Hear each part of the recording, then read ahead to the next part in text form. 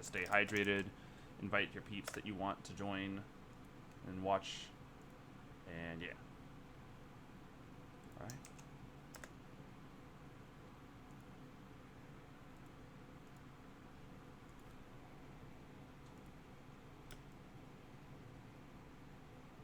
There we go. That's a better look.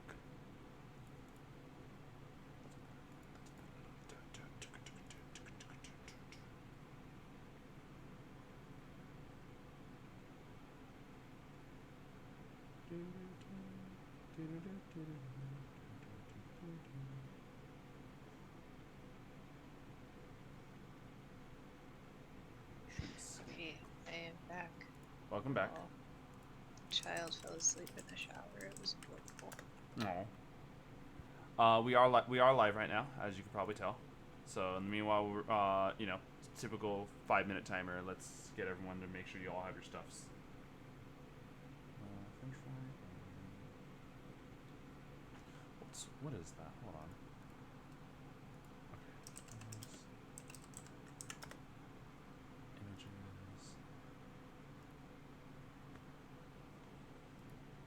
Yeah, we'll do that.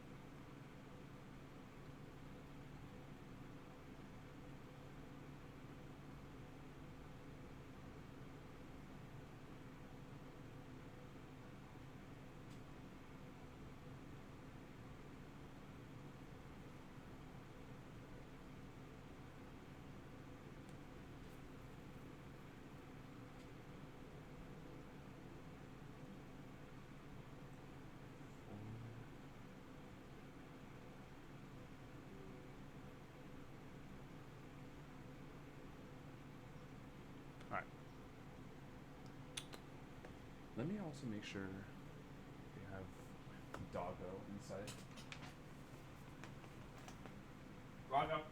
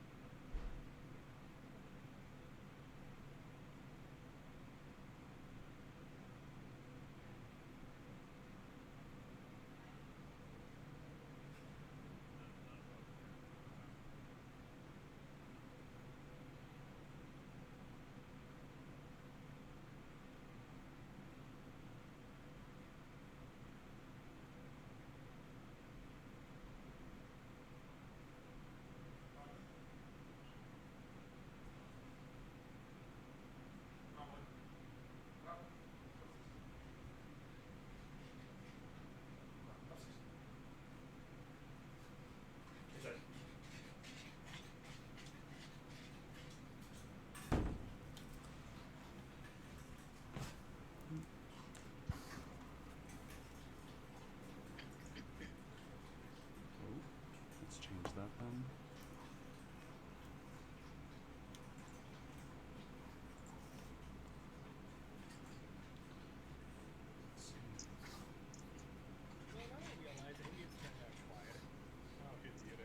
Yeah. Let's see. Where is alright there's 622 3413. Wow, I was like about to say a bunch of numbers that I probably should not be saying on stream.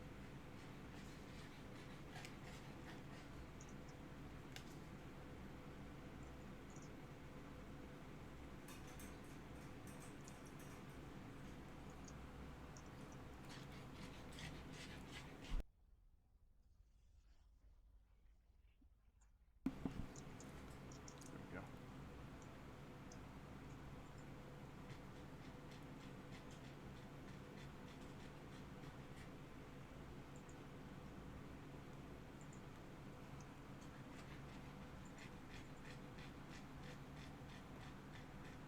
Alright, looks like Rogue is also on his way, so we have that.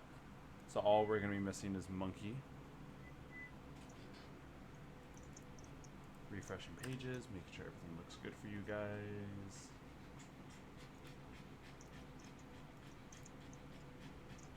Nice, nice.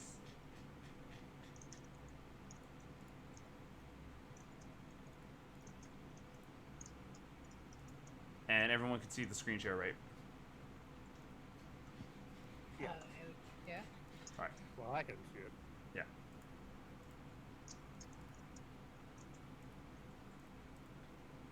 Well, if that's the case, let's see.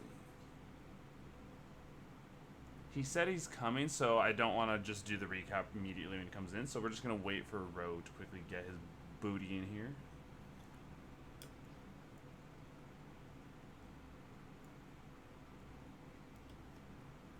I'm trying to remember as well. Amy, how many sessions have you missed out so I can know at least where to catch you up from? Was it I just... think I only missed one. Okay, perfect then. So, wow, I'm like all forgetting, like a lot of stuff happened last session. So, it's going to be a bit of a catch up. But it's going to be fine.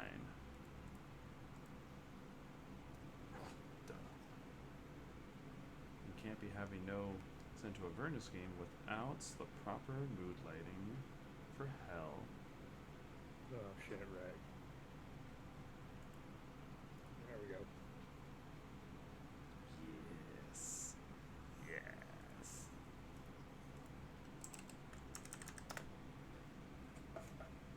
Forget my mood lighting has to match your mood lighting.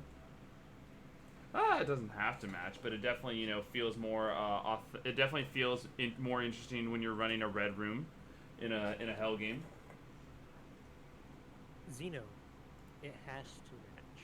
It has to. Okay. Fair enough. Fair enough. Yeah. There's no alternative. I could go real nuts with it though, considering I have all my RGB shit on my desk, and turn all of them to red too.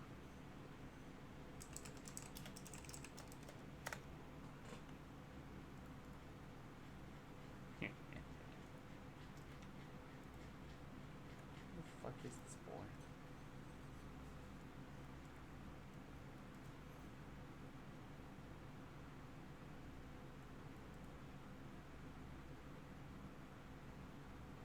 You know, when he said he was coming, I didn't realize he was coming to one of our houses. Right here. If that's the case, it is a little bit long, so hopefully he comes in during the recap. But let us get a move on. Wow. You son of a bitch. It's okay. All right. So, welcome everyone back to the Saturday night D&D game, where last we left off in Descent into Avernus, after defeating one warlord. They had made their way to the sword from the fallen angel, from the fallen titan, who turns out has been transformed into a spine devil.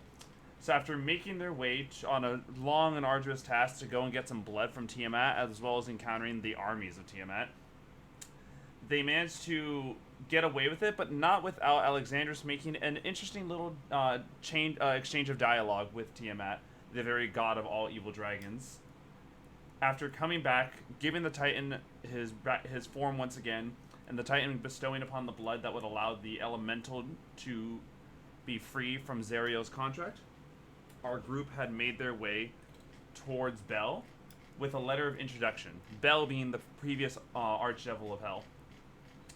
When arriving in Bel's domain, he had instructed them that in order for him to give them the location of the Sword of Zerio, he will need them to gather 9 adamantium rods that were stolen from him from spies of Zerio.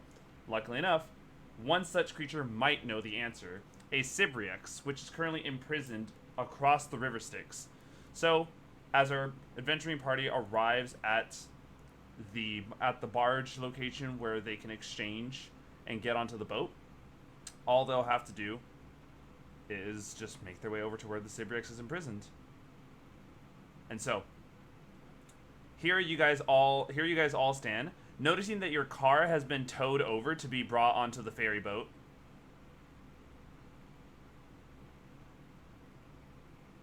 It's very thoughtful. Ellie, we have the ferry boat. Now we're gonna be. Wait, it's a ferry boat or a ferry boat? Like a ferry, like something that even like a boat that a car can get on. I know. It's like a ferry boat. Mm-mm. No. It's like, That would not be a hell thing. Yeah, listen. Fairy. So, Yeah. what do you guys want to do?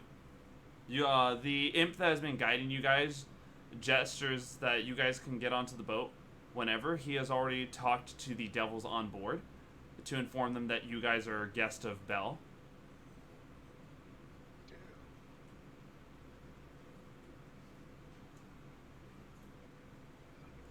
So, let's get on the boat. Are we sure there's nothing else to do here? You guys can go take a dip in the river Styx if you guys want. You want to take a dip in lava? No, the river Styx isn't lava. It's just a river of blood. You want to take a dip in the blood? You know, a little blood for the blood god?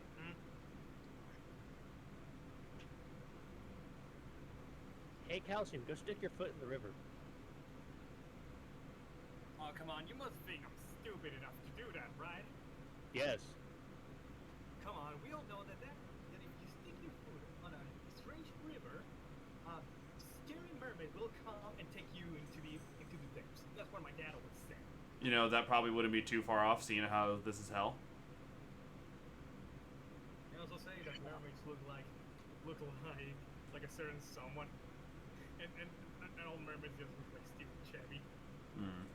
Well, if you guys want, there's also what looks like about 12 Maragon devils, a bone devil, and the entire barge is being patrolled by bearded devils. If you guys want to approach and talk to any of them. For those of you who are unfamiliar, the Maragon is that kind of gold-plated devil that you guys had seen before when you guys were at the cathedral. Let me go ahead and pull it back up.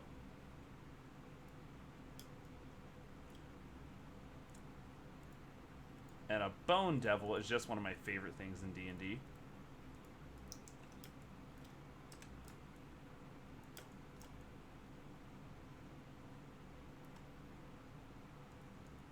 So, is the alien from Alien? It's just without the skin?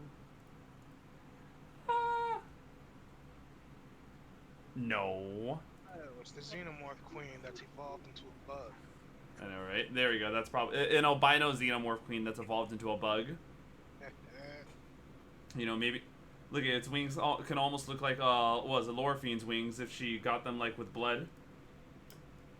You want the wings, Lorphine? I'll cut them off. Well, it's not Or if I cutting can off. keep them. Deep fried xenomorph wings.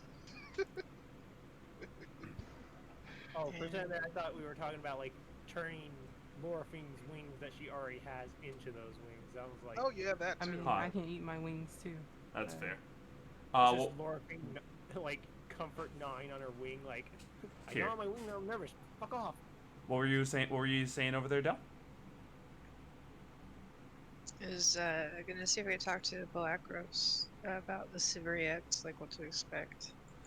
Balakros kind of inches over closer and says, I can tell you this right now.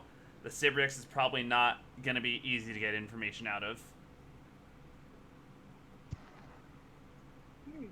We've been, Okay, we've I been, knew there would be a catch, but like, how hard do you think this could be? this is a demon that we and Bell's forces have actually managed to capture, but it's extremely quiet.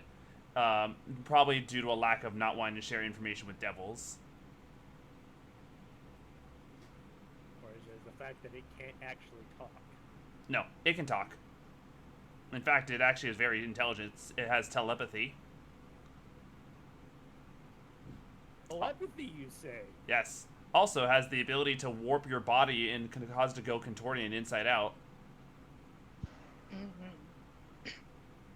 Because out of game, these things are pretty freaking awesome. I got curious last week. Skittles, would you like the helm I have that allows you to do telepathy?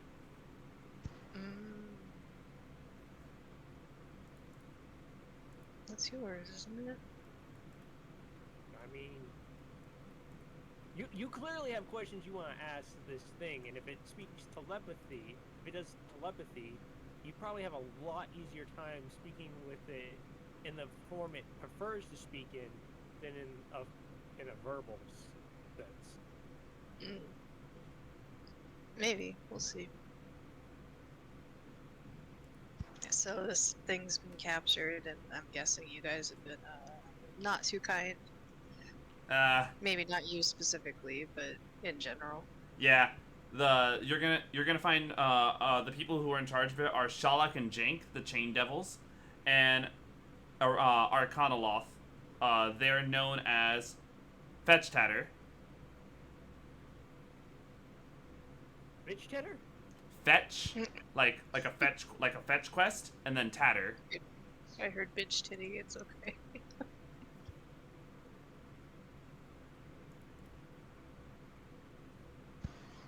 Very cool. Very. Rich cheddar, got it. Amazing, cool. It's wonderful, marvelous. Yeah. Shellac, jank. Anything else you guys have questions about before you make your way over there? How are you doing? It's Move hell. on. And so, you guys hop onto the barge and begin the journey across the River Styx.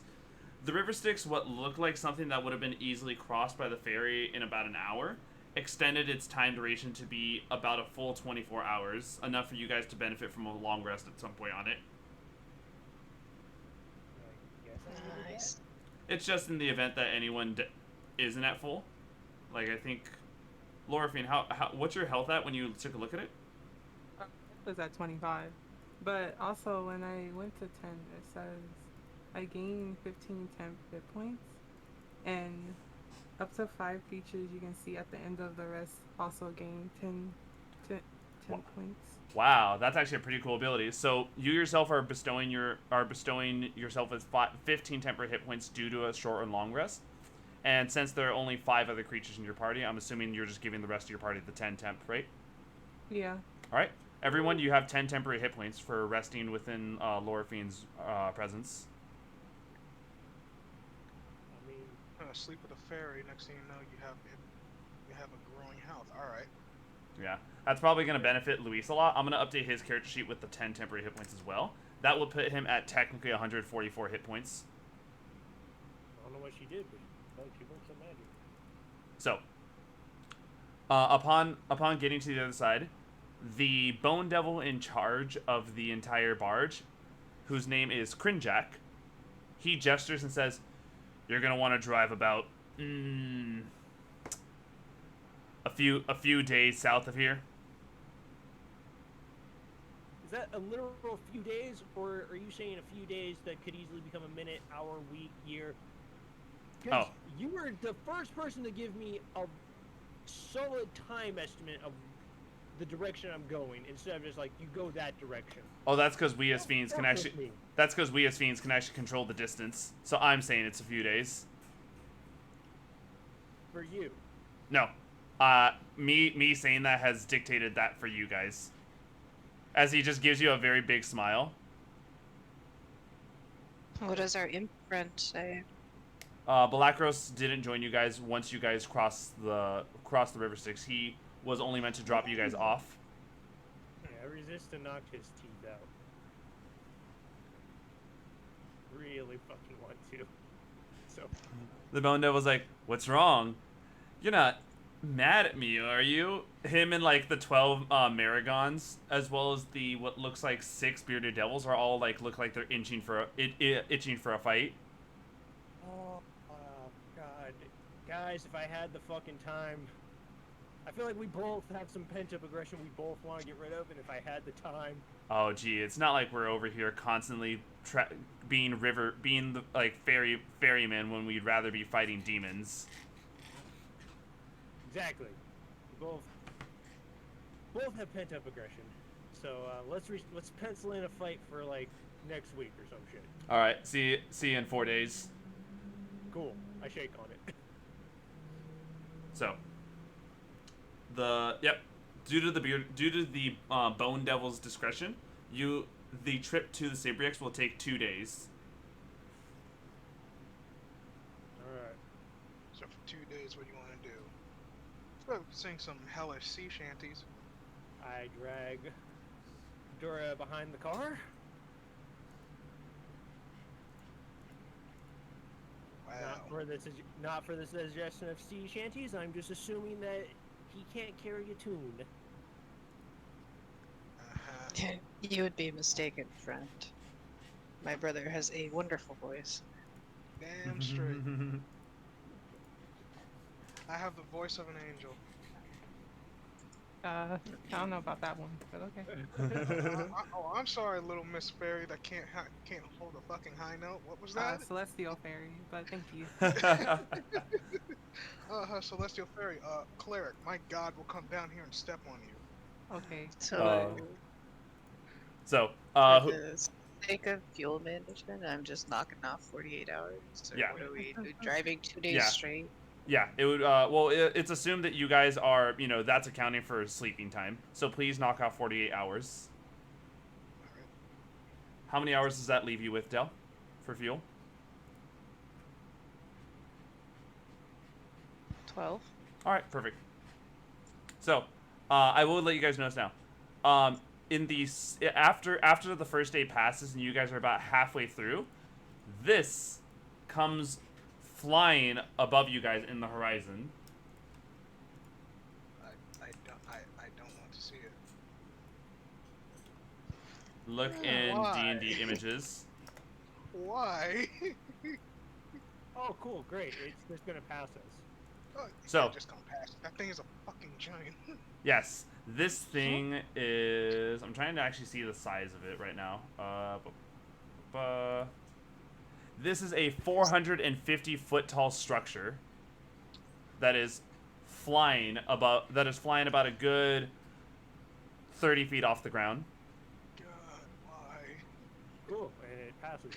Because that is not what we're here to fuck with. Mm-mm. Especially because you guys can just look up and you see what looks like plenty of devils encircling that, and at the very top of it, you actually hold on. I'll need to see a perception check to see how well you guys can peer who's at the very tip of it.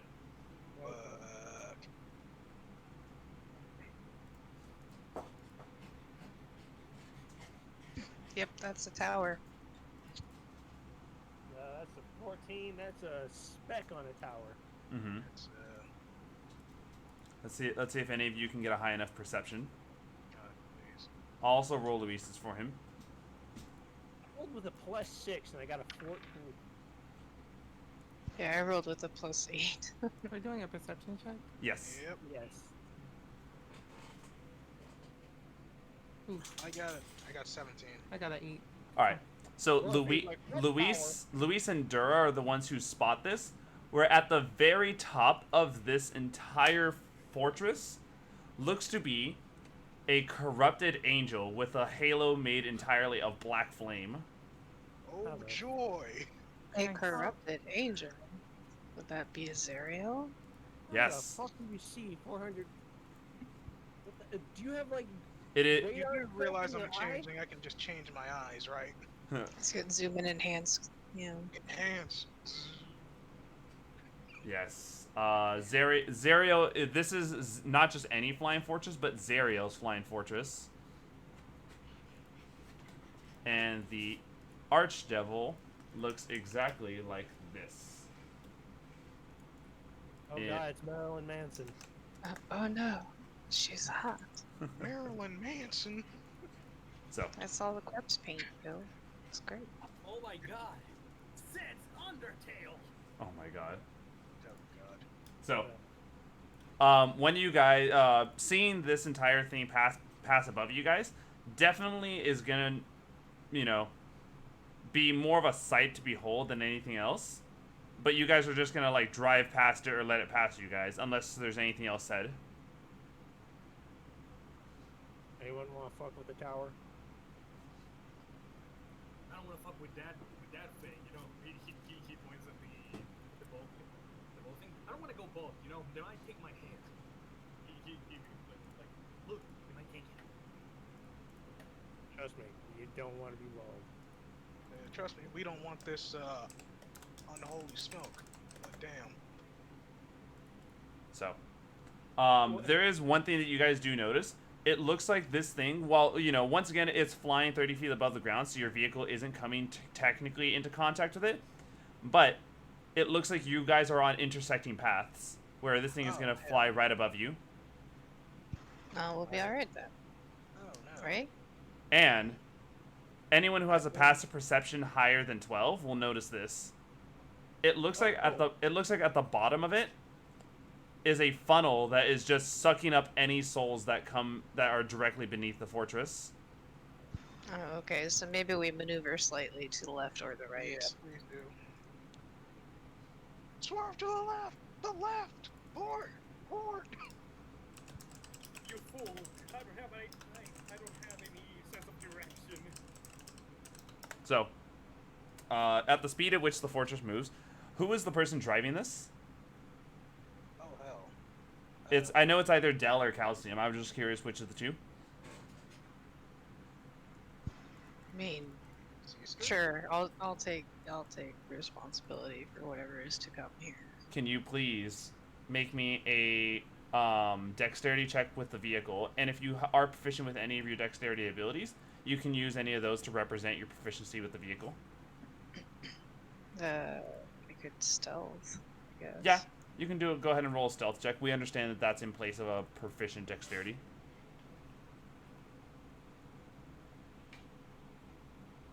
So just roll a d20 and add my modifier? What is it?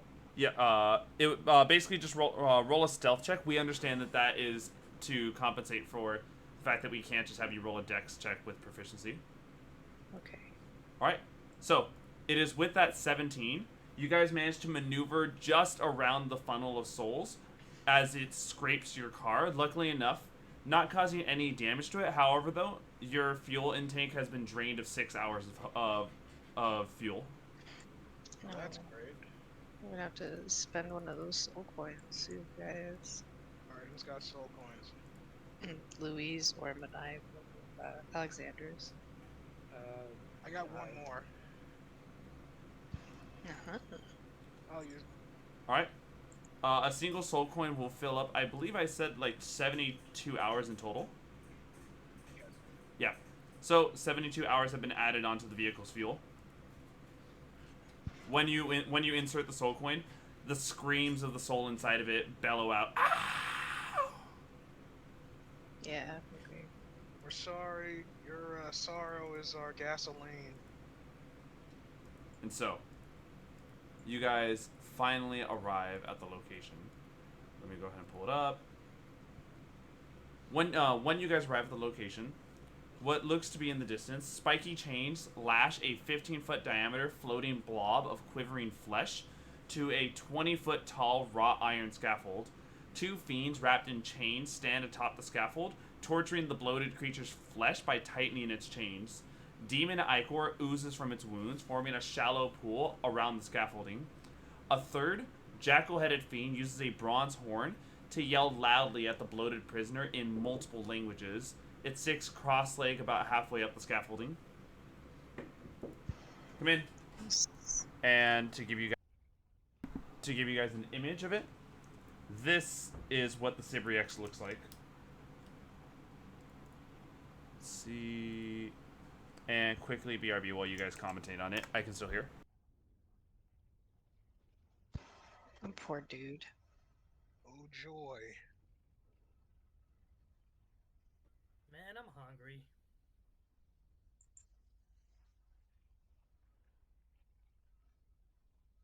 Yeah, I wouldn't, they're literally torturing this thing, so... I can't tell if that's saliva or pus or a mixture of both.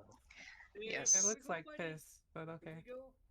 Oh, yeah, you guys are definitely not wrong on all accounts. Sibriexes are basically like floating zits.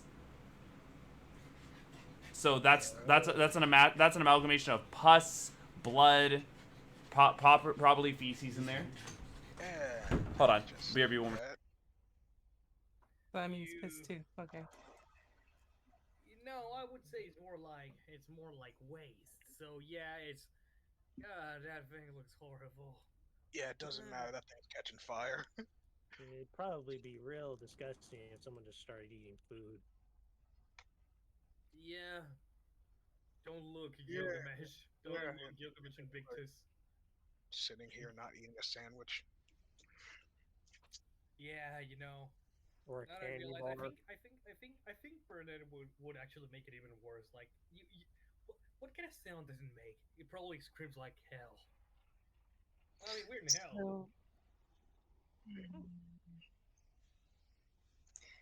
you guys feel like killing these fools and releasing this poor thing? Or should we be friendly to the fools All right, and then there we go. try to make the thing? Sorry about that, guys. I was quickly getting my food for my brother. I was still here though. So, as you guys approach, who of you? Oh, it'd be the drivers. Yeah. So, Dell, as soon as you get within 120 feet of this thing, because you know your car would be much closer to that, you would have heard a voice in your head. This voice. Let's see. Please, release me from these chains. Yeah, I want to, buddy, but I don't know.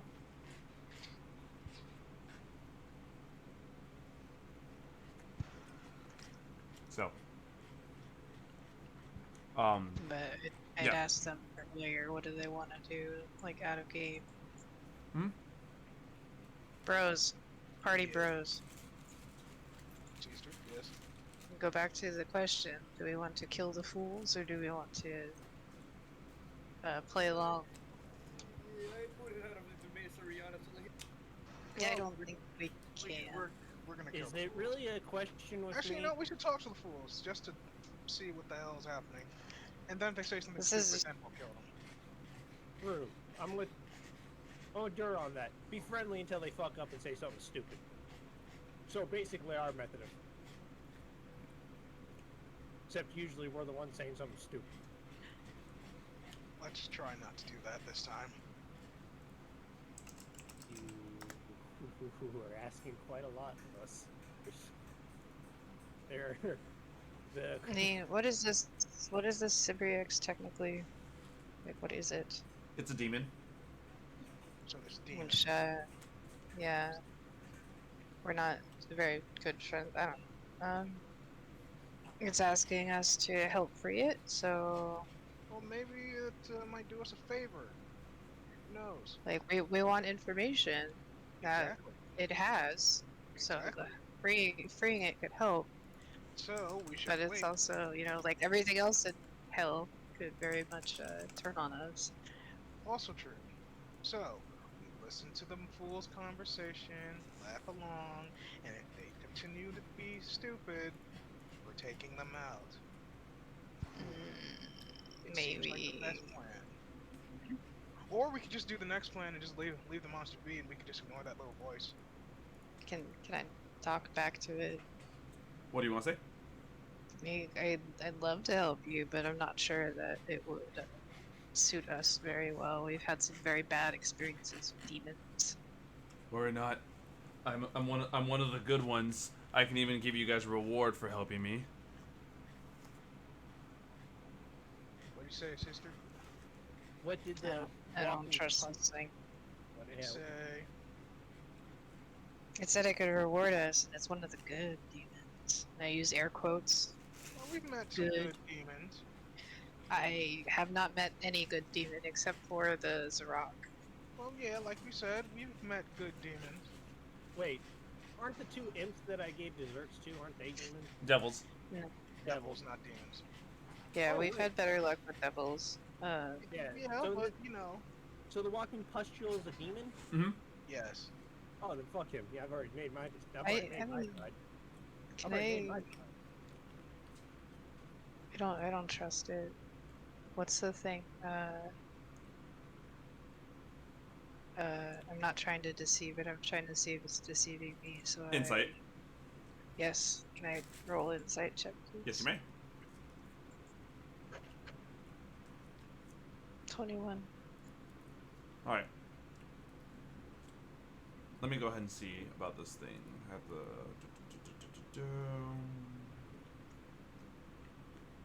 Alright. You get the feeling that the reward it's offering, it probably is guaranteeing you a reward, but not the kind you expect.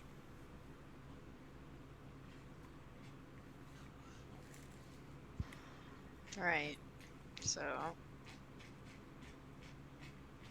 it's about what I figured. Oh no, I tell the voice, hey, so we'll help you, but we want you to, give us a little taste of this reward. Maybe tell me what it is, or give me something that I could work with to, show that you're not a piece of shit, that we should just let them torture for the rest of forever. I won't try. Come closer and I'll tell you more. I don't trust people I can't see, let alone people that won't even make themselves known. Wow, he's metaphorically and quite literally a piece of shit. Also, I just now noticed where its nose would have been is literally like just a bunch of mucus pouring out of it. Lovely. Alright. Well, we'll be inside in a few minutes. Let us go ahead and talk to these fools. And I'll tell the party, hey guys, we're gonna try to do a bamboozle here, so just play cool, alright? Don't do anything really ridiculously stupid yet. Keep the foolish to a minimum, and then we'll leave. And Why then... are you guys talking about that, and I feel like you guys are looking at me? We're looking at everybody. So. Well, Jerry, you better get in the mirror because you got to look at yourself too. Yeah, I know. Especially. With the car getting closer, it's much easier to make out what the Arcanoloth, the jackal-faced fiend, is shouting through that horn. It seems to be shouting in a very in a very condescending tone in multiple languages. Tell me everything you know about. Clearly, like, trying to get the Sibriex to talk. Show me what you got. Upon seeing your guys' arrival, the Arcanoloth looks over and shouts with the horn. Who are you people? Who are you people? Who are y'all? No, we've been sent by Bell. Ah, I see. So you're here to help. You're here to help us out with the Sibriex. We get to torture it. I was way too happy about that. Yeah. Actually, no. That's probably a good thing. He looks over at the two chain devils. The two chain devils kind of like clutching their chains tightly to the chest, like, no, I want to torture this fucking thing. It's my turn to torture it. Jeez. Mom said it's my turn to torture the demon. Don't worry, you got demons at home. Wait, what does that mean? Mom, what does that mean?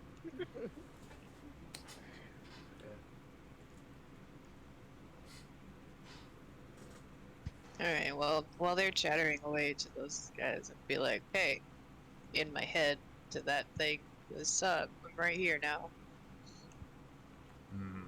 Yes. Now, in order to have been within talking distance of the chain devils, as well as the Arcanoloth, you guys would have need to be within about a good 60 feet of it, of the Sibriex alone. Yeah. The Sibriex then is going to go ahead and say... Question. Demons don't like the touch of silver. Touch of silver? Silver. Demons and... Typically demons and devils. Let me see about this. Silver. Oh, it's more devils than demons. Look, I just needed to say the word properly. It's fine. The Sibriex then, speaking into your mind, wonderful. Now you will release me from these chains before I spare you guys of my warping. Why haven't you done that to these assholes? They're immune. Oh, hold on. He can't talk to you. You're not speaking telepathically to him? No, I would have asked the same thing. It's like, well, if you can do so much, why haven't you? They're immune to my warping. But you mortals aren't. Now release me from these chains, or else I'll warp you all. I mean, I'd love to help you. Okay, I would absolutely love to help you, but we're under a couple of different things here, so I need you to help me to help you to help me to help you. Got it? What do I look like, a devil? I don't make deals. You just listen to what I say. Nah. Not the way to go about this. That is not the way to go about this, my dude. You are talking to the wrong people. Yeah. There's So, only one of us here that is a submissive bitch. I need. Let's see. Outside of Dell, because Dell is definitely going to be one of its targets, I need the rest of you to roll d20s. The two lowest ones are the ones who get picked on by this. On what? I'm immune to a bunch of stuff, though. This I is. hate my life. I hate my life. I hate my life. This is a unique thing that you need to succeed to be immune to. And I rolled What? 17. Straight up 17. Okay, I love So, this. So what far, are we rolling? the four of them are rolling to see which of the two of them, along with you, are going to be picked on by the warping. Oh, do I have to roll for the warping? Yes. Yeah. You and Dura, what did you roll? I rolled a 17. Okay. Is this warping Ju- a spell? Well, just roll it. I'm asking to roll a d20 just so I know which two I'm picking on. The That's two, probably gonna be- the two lowest rolls are the ones who get picked on. That's most likely me and Laura. And that's right. All right. So I need Calcium, Lorphine, and Dell to all make me a Constitution saving throw. I hate my life. I rolled a 21. Okay. 6. So, let's see. So, Lorphine, because you rolled high enough, you're now immune to the Sibriax warp. Ooh. However, though, Thank Dell and Calcium, you guys are now both poisoned. Are any of you immune to being poisoned at the moment? Yeah. Yes, I am. Let's see. Immune to... Makes you immune to disease and poison. So, while yes, poison damage, not the poisoned condition, Calcium. I have both Yes. immunity. Because it needs to be it needs to specify that it's the poisoned condition, not poison damage. So, Nice try, buddy. Calcium. You are poisoned, along with also having 1 point of exhaustion. Well, okay, I almost changed my stance. Okay. No, where do I put the condition? Oh yeah, exhausted. I put it. And can you also roll me a D100? Me? Yes, you. I hate my life. I'm gonna roll fucking low. I'm trying to see if I got anything to help you here, buddy. 66. All right. Oh, 69. You guys, Calcium, this is an excruciating process that's going to be happening every 6 seconds. But you all can hear a kind of crunching and squishing sound coming from Calcium's eyes, almost as though they're beginning to bloat and swell. Is this a hurt? What is this? Oh my god. This is literally his body getting warped by the Sibriax. Really, Christ. I have the restoration spells, and I'm sure our pally here has something too. Oh my goodness. Figure you guys can hear and not see it because he's wearing sunglasses. No, well, that's what I'm saying. Your eyes are getting bloated, sir. The sunglasses are getting pushed off of your face because of how bloated your eyes are getting. They're Eyes are starting to come out of your cartoon head. thing. Yeah, they're doing the cartoon. I And- don't think that looks like a cartoon. No, it's like this. Like knowing the way the Sibriax looks, like imagine the way it looks, but it's doing that to his eyes. Yeah. I was just using the cartoon thing as a reference because that's usually how. Fair enough. Okay. Like, Yeah. Fair enough. He's like, he's just floating and like he's not screaming. He's dying internally, but he's like, you guys can hear it, but I'm screaming inside. Yeah. I mean, I've got removed curse, but I don't think this is a curse. This is not a curse. This is Yeah. so. I'll let you guys know this now. This is a unique thing to him. To the Sibriax. Can you guys do what would be your methods of trying to deal with this? Alexandris, Dell, and I think Lorphine would actually wait. The four of you are like supports in some way, shape, or form. What would be Yeah. any of your guys' call of action to this warping?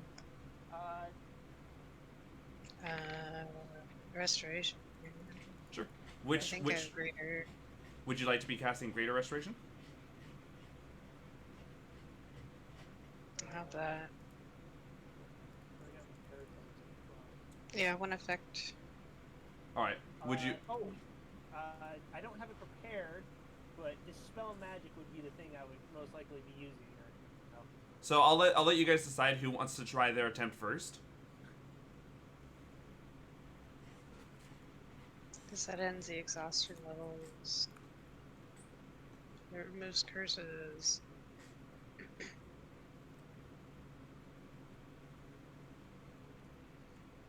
I guess it doesn't remove the poison condition.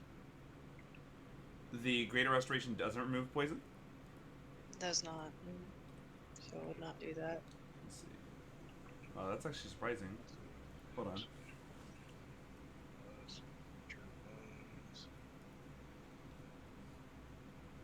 All of Is, Magic users immediately went to our books. We're like, well, what can we do? One effect that charmed or petrified the target. One curse, including target's attunement to a cursed magic item. Any reduction to one's target ability scores. One effect reducing target's hit point maximum. Do any? I guess at this point you guys are like, because what you guys know that the poison and exhaustion condition are on him. So what would be? Do you guys have any way of dealing with either of those two conditions? Dell, it sounds like the Greater Restoration does get rid of the exhaustion, right? But Yeah, not the but poison. poison. Yeah. I gotta have something to do with poison. Easy, just remove his eyes. He's a What- fucking monk. What about you, Lorphine? Do you have anything to do with the poisoned? I have absolutely nothing on this. Yeah, I am literally nothing but poison shit. And since this is a magic effect, wouldn't this? I mean, will protection from good and evil do anything? Read it to me so we can see about that. Until the spell ends, one willing creature you touch is protected against certain types of creatures.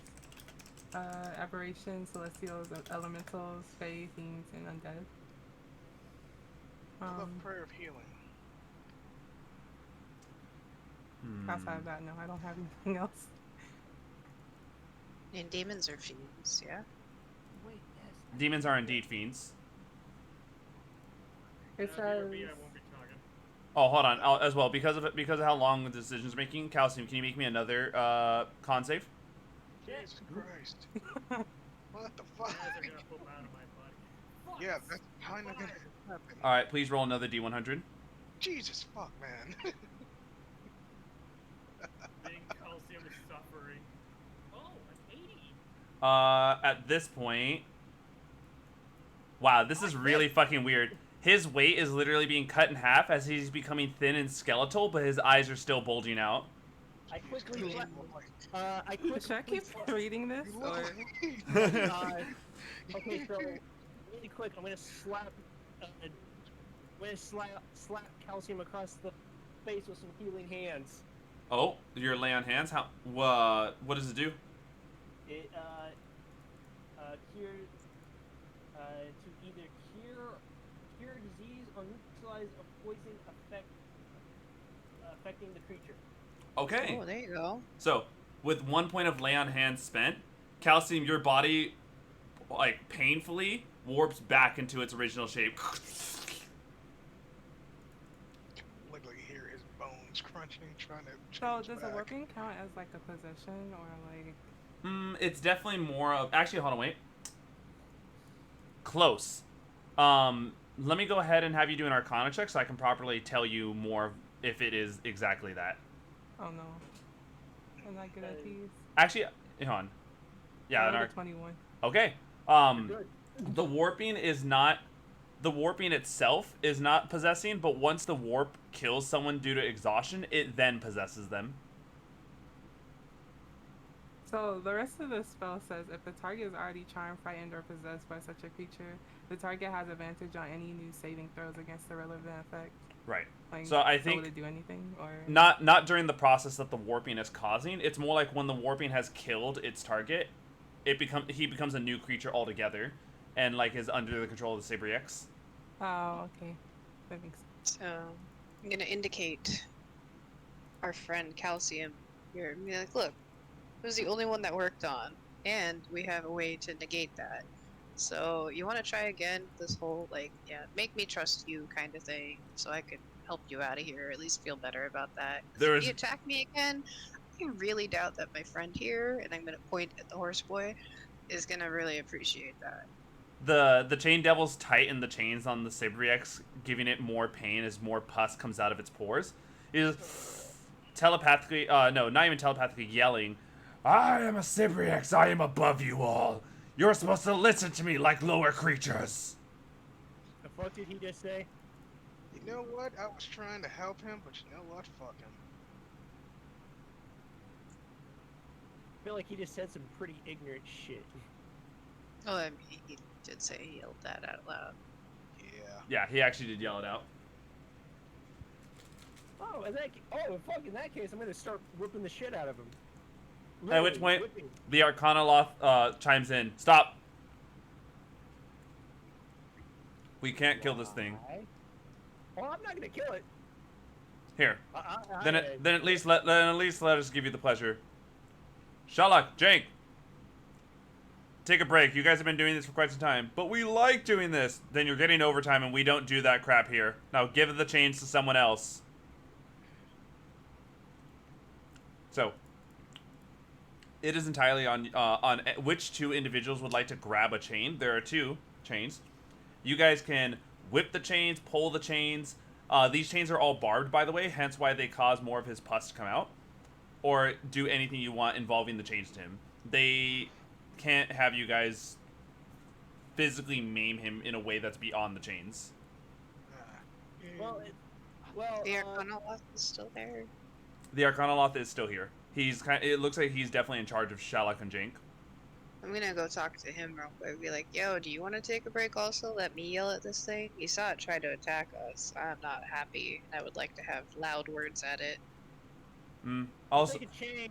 I'll supervise, but you're more than welcome to use the horn as you wish. Hey, if you guys can actually get this thing to talk, I'll even throw in 2 soul coins in it. Yeah. Wow.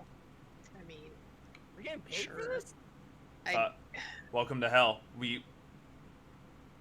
We're lawful creatures. You think we just work for free? You know, it wouldn't surprise me. yeah, I probably don't need the megaphone anyways. All right. This is Somebody else wants to yell at it. Do I have enough strength to use both chains? I'm gonna make it that the main way they had the scaffolding, it was like there was one on the left side of the Sabrix and one on the right. Okay. I'll take the right chain.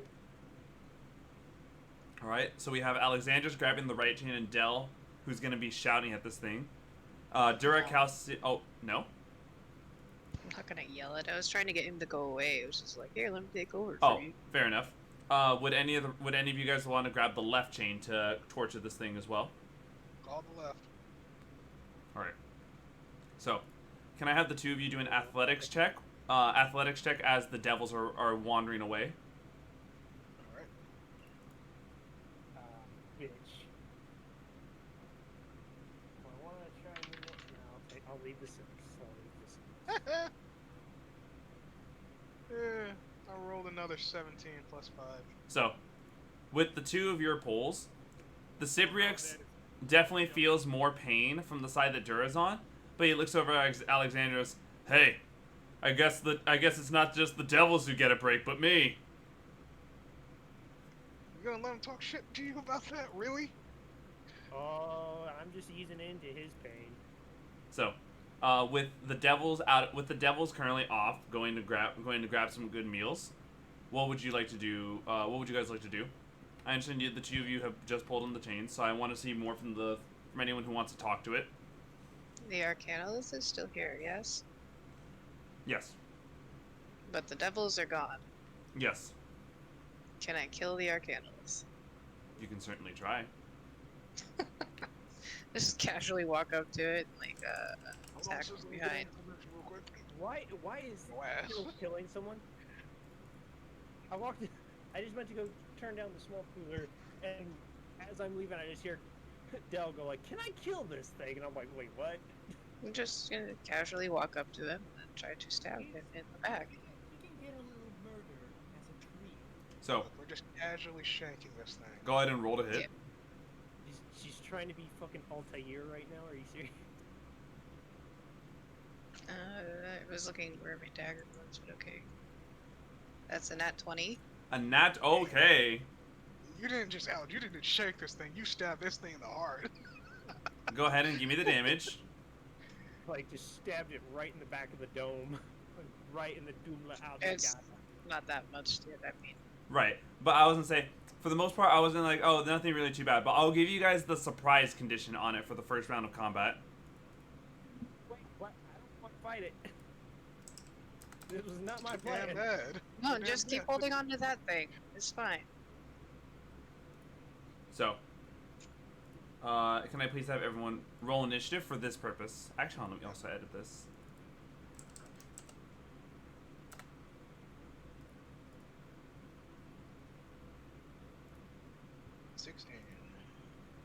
At least it's just one thing. Let's go. And not 3. So I got a 17 on Dell, a 16 on Dura, another 16 on Alexandris. I need the initiative from Lorphine and Calcium. Give me 1 second. Yeah. Yeah, you got cured of the warping. Slap the Oh, healing. I love 3s. Okay, I rolled a 7. I rolled 9. Thank No. you. Okay, me and Alex gonna have to roll. Wait, Alex, you wanna go first? Yeah, you it's actually Dell who got a 17 though. And Oh. the two 16s, you guys can decide on a round by round basis who wants to act first. But first, Dell. You stand Yeah. right next to the Arcanolith, with the Sibriex about a good 30 feet away from you. And for everyone wondering, we know that Alexandris and Dura are about 15 feet away from the Sibriex. Hold on. Water. Where the fuck is water?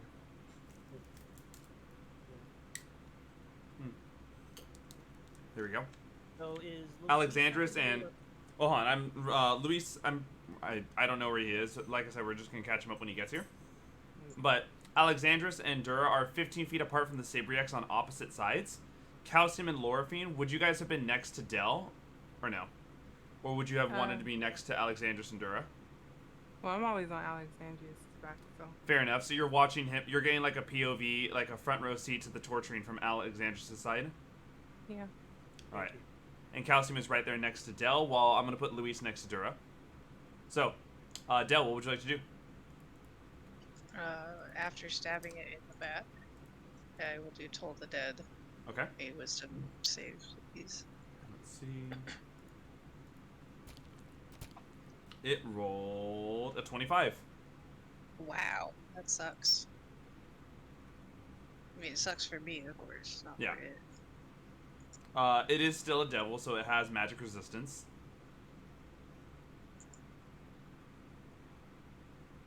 And I can't do anything else right now. Okay. All right. For the purposes of, once again, he is not here, what would you guys like Luis to be doing right now? Smash. no. Let's save that before. Let's be honest. Okay, here. I want to ask you guys this realistically. What do you think Luis would do in this situation? He Smash. most definitely grow big and smash the damn thing. Yeah. All right. Luis. I mean- What's up? I was gonna say, Lorphine, he's your brother. He'd most likely smash, right? You mean get big and smash? Yeah, like, Yeah. Hold on. In his words, kill? Yeah. Nope. Chill. Big, Chill. big, So- chungus. Growing large, Luis. Was that? I could have sworn I thought someone like actually did his voice nearly perfectly right there. Okay. Growing large, Luis then strikes at this thing with 2 attacks. The Arcanolith. Rolling a 25 for his first attack. And a 26 for his second attack. Doing a grand total of...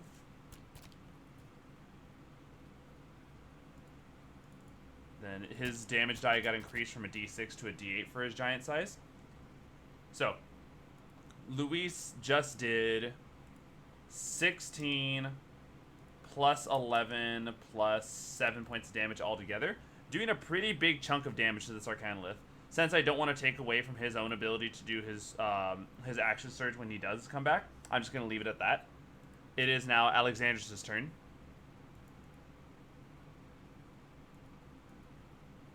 I'm gonna wave whip this motherfucker with the chain I'm holding. All right. You can go ahead and roll 3d8s of damage. You don't have to roll to hit.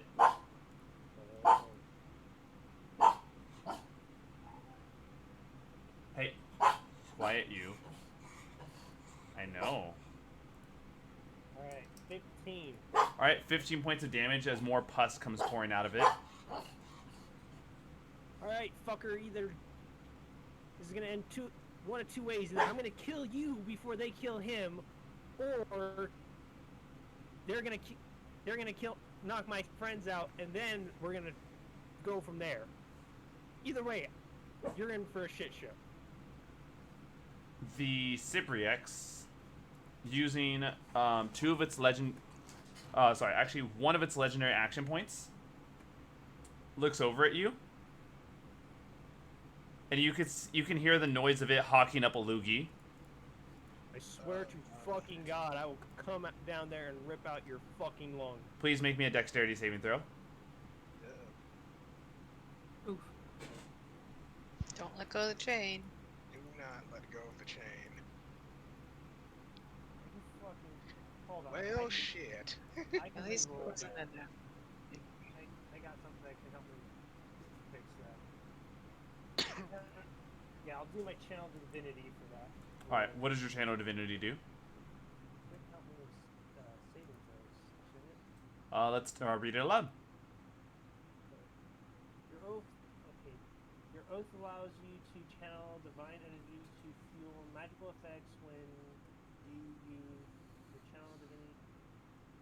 Which I'm going to use. You must then finish a short, long rest. Yeah, I see. Hold on. So yeah, if you click beneath that, it should tell you what the names of the two channel divinities are, which are Conquering Presence and Guided Strike.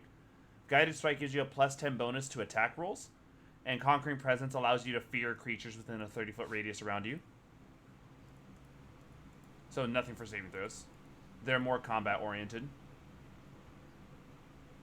So, the damage from it squirting a huge ball of pus and mucus at you is 40 points of damage to you. I'm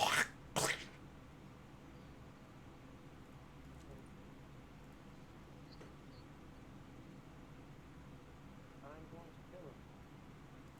I'm going to fucking kill him. I think we need information, so maybe just bonk him until he passes out, please. Yeah. You should have thought of that before you went and attacked the dude that was helping us get information out of him. Remember, if you guys I do, did think about that. remember if you guys do kill the Cybriex, there goes your information on the adamantian rods. And if we tried to release it, we would have been attacked by 3 things. So now that 2 of them are gone, we only have 1 thing to deal with. So And let's then deal we with can that release the thing and get information. I'm sorry, I didn't realize I had to explain myself. So, Nobody else seems to, and they just do stuff, so let's go. is that it for your turn, Alex? Any more options? Sure.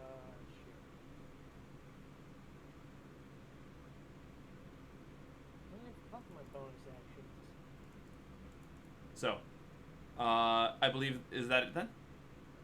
Yeah, that's it. Alright, Dura, it is your turn. Yep. But you said this thing has a magic resistance? The Arcanolith does have magical resistance, so it means it has advantage on saving throws against spells and magical effects. But if you are aiming a spell at it, that's a different story. Oh, cool. Hello, Mr. Pus Monster. Here's a guiding bolt in your face. Oh, you're aiming at the Cybriex. Oh, wait, Cybriex? So the Cybriex is what you need answers out of. The Arcanolith is what Dell's fighting, so you guys can properly release this thing and get answers out of it. Okay, then I'm gonna shoot at the other guy, not Mr. Pussball over here. Alright. The Arcanolith... Oh, here, let me actually give you guys an actual image of what an arcanolith looks like. There you go. Right there, as well as in D&D images. Oh, it's a fox scholar. Gotcha. It's a jackal. It's a jackal. Oh, Yeah. jackal. Yeah. Alright. Oh, then, Mr. Jackal, you're gonna take a face full guiding bolt. Let's see. Level 2. Alright, let's see if it hits. Let's hope to God it hits.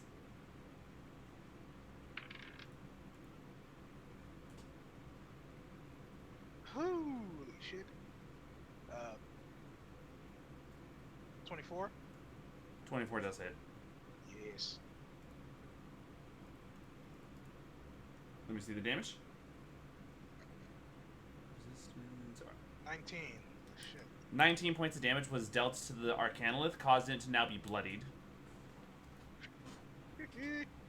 Right. Is that it for your turn, or any bonus actions? I'm guessing this is magic users. The faster we take it down, the better. Yes. Spiritual weapon. Alright. Oh, hold on. You did just use a spell slot. Oh, wait, it's my bonus action, though. Even then, spiritual weapon normally is fine to be in tangent with other spells if you cast it the turn prior. But you can still only use one spell slot a turn. Alright, then, no. Alright. Calcium, it is your turn. Okay, you know what? I know I'm gonna finish, so punching people. I'm gonna try punching someone. Punch the fox. Or jackal. Yes, you got it mixed up, too. Yeah, okay. Who's the biggest jerk here? Who's the one? That's a nat 20, bro. That's a nat Like, 20. yeah, I'm gonna fail. Haha, rolls a nat 20. God damn. Beat the shit out of the jackal. Do it. Sheesh. Alright, give me the damage, Calcium. I'm gonna teach this jackal a lesson. We hunt jackals in Africa, like Liquid Snake said. Nice. There you go. 9 points of damage from your first punch. Second punch. 16. That is a miss. And then, do you have any bonus actions you'd like to use? Yes. Enough strike. And that's a 30. Oh, fuck's sake. That is also a miss. And so, with your bonus actions and actions used up, it is now Lorfiend's turn. Okay. The Arcanolith stands about a good 30 feet away from you. And the Cypriox looks like he's laughing at Alexandros, who took the full brunt of the mucus ball for you. Yeesh. Like, I want you to imagine, like, And- Alexandros, if he were to turn around, he'd be looking like beat up Knuckles, but instead of, like, beat up, it's just mucus and pus all over. You. I'm not happy. Okay. I'm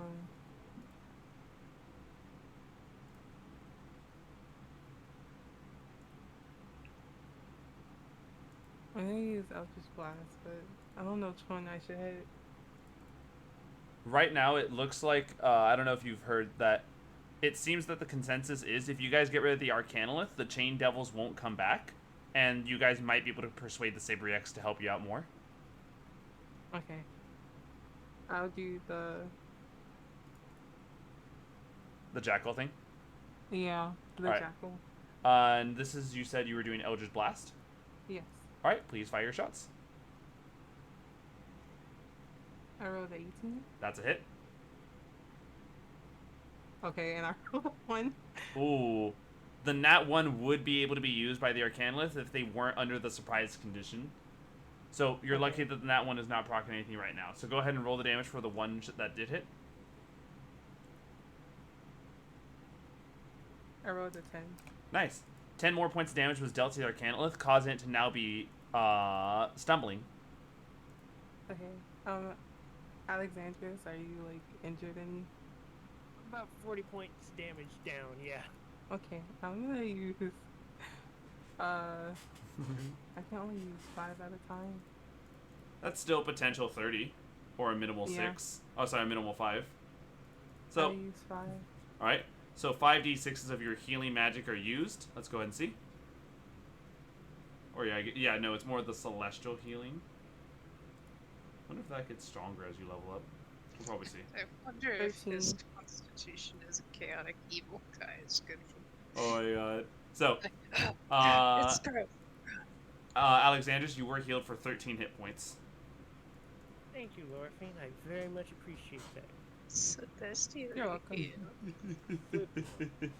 So, it's actually the Sibriex's turn. The Sibriex looks like it would, like, you know how like most things would like try to pull away and break free from chains? The Sibriex has too soft of a body to pull, as the body just gives in whenever the chains are pulled.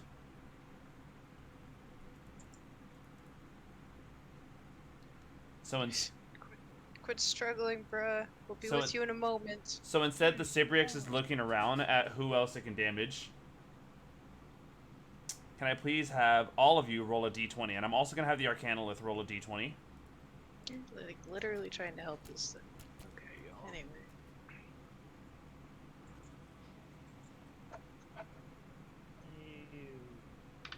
Wow. Wow. Hey. 18. There's a tie, though. Yeah. The only way Calcium takes this is if he rolls a nat 1. Calcium, please roll a d20. Don't jinx it. I know. Go on. Come on. 15. Okay. I need Alexandros and Dell to do a tiebreaker roll. Just a flat d20. Damn. I hope I get it, honestly, dude, because I can withstand it. So do I need to roll a d20? Yeah, it's just a tiebreaker between you and Dell. So Dell rolled Roll an 8. higher than me. Please. Roll higher than. All right. There you go. Dell, make a dexterity saving throw.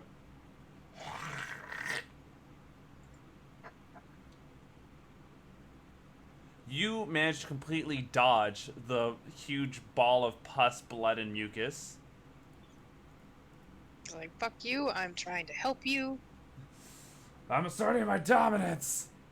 We'll assert dominance all over your fucking face, bro. Just give me a minute.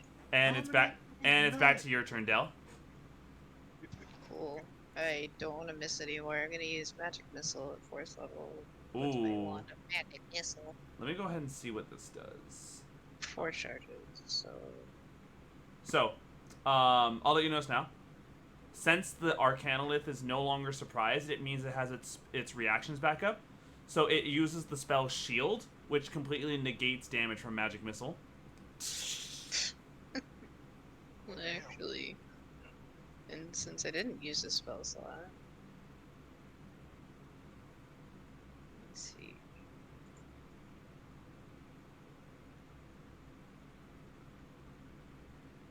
No, I can't do that. Anyway,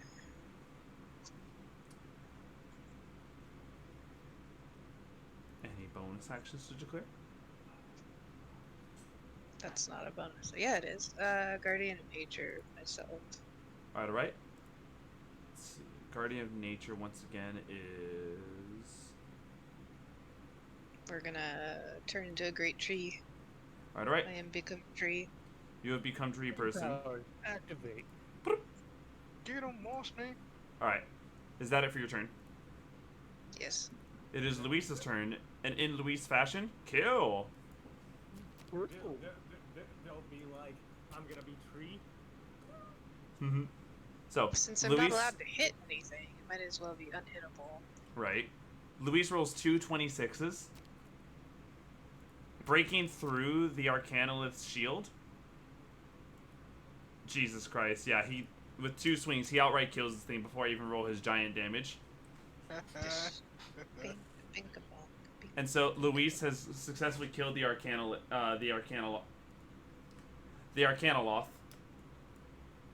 Words, things. Hey.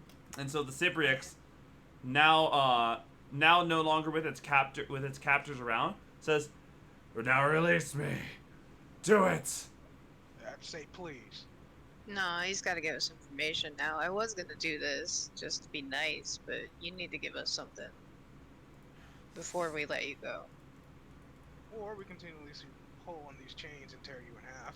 I can easily We need to- spit at you. We need to find the Sword of Zariel, or no, where the 9 adamantine rods are located. I don't know nothing about no sword of Zariel, but I know about these. I know about the rods you're talking about. Yeah, you seem like a dude who's taken a rod or two. Takes one to know one. Bitch, I'm still able to kill you. And so am I. I mean, evidence to the fact shows that no, that is not correct. So let us continue this. You say you know where the rods are. We need to know that, and then we'll let you go. How do I know you're not gonna just betray me and lie to me? How do we know you aren't? This is a two-way street, dumbass. Then again, Hey, are we in just hell, like so- risk, life and limb to try to release you, and you're sitting here hawking loogies at us, and I haven't, actually killed you yet. So Please make a persuasion check, Del.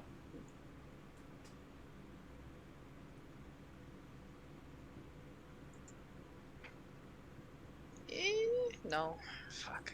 So, anyone else can attempt to try the persuasion, but it looks like the Sibriex is not budging for Del. I'll try a persuasion check. Then what do you say to it to try to persuade it? Look. Alright, look, man. I'm gonna tell you this up straight. We're just trying to act all bad and tough because we do realize how bad and evil you are. By the way, just to let you know, as you're saying all this, the Sibriex is mocking you by mimicking its mouth movements to yours. Which one? Don't give in to the hate.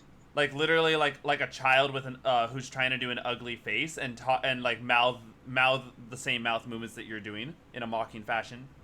I'm asking which mouth because he's got like 4. That one, the one that's right there with the teeth. 4, the one I can't see. So I'm gonna ignore it. Okay, continue. Yeah. So, we just need the information of where these rods are, and we will let you go and let you be your benevolent self and let you go wreak havoc on the assholes who have been torturing the hell out of you. Like the break room's right over there, right? So, you may also go ahead and attempt a persuasion check, Alexandris. Yeah, fuck you goddamn piece of shit dice. The Sibriex says, "Why don't you try that when you're covered in my mucus? Get over here, boy. I'll give you all the information you want. Just step in the ichor,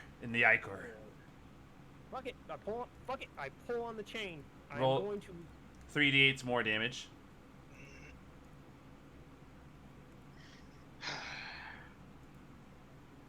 This demon is being more trouble than it is. 14. Followed by another dexterity saving throw. Oh my god.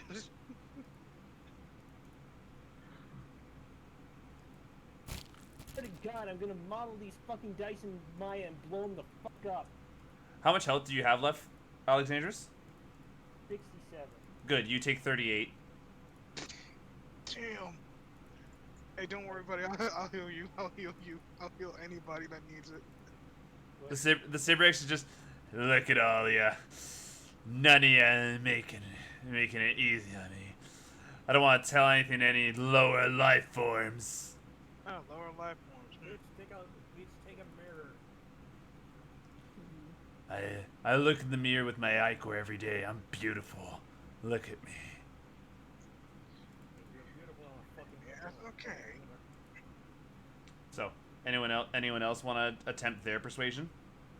So far, Alexandris and Del are having no luck. Can I help somebody? You can. Whoever wants to try to do a persuasion check next will be given advantage from Del helping them. Okay, I'll do it. Okay. Alexandris, you. That's what I was saying. Del and you are able to offer help, but not attempt to roll yourselves anymore.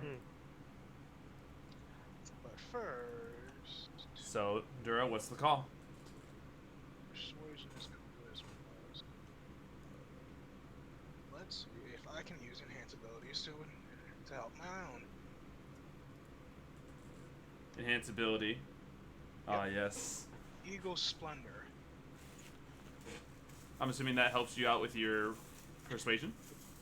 The target has advantage on charisma checks. So, So you already had advantage. yeah, you already had advantage because Dell's helping you. Oh yeah. All right.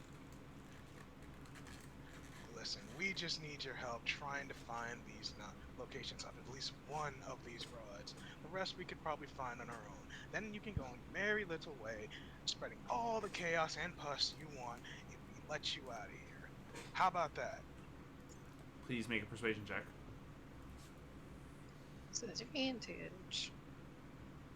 With advantage, yes. What the hell is Luis's intimidation? Because I know he's got a high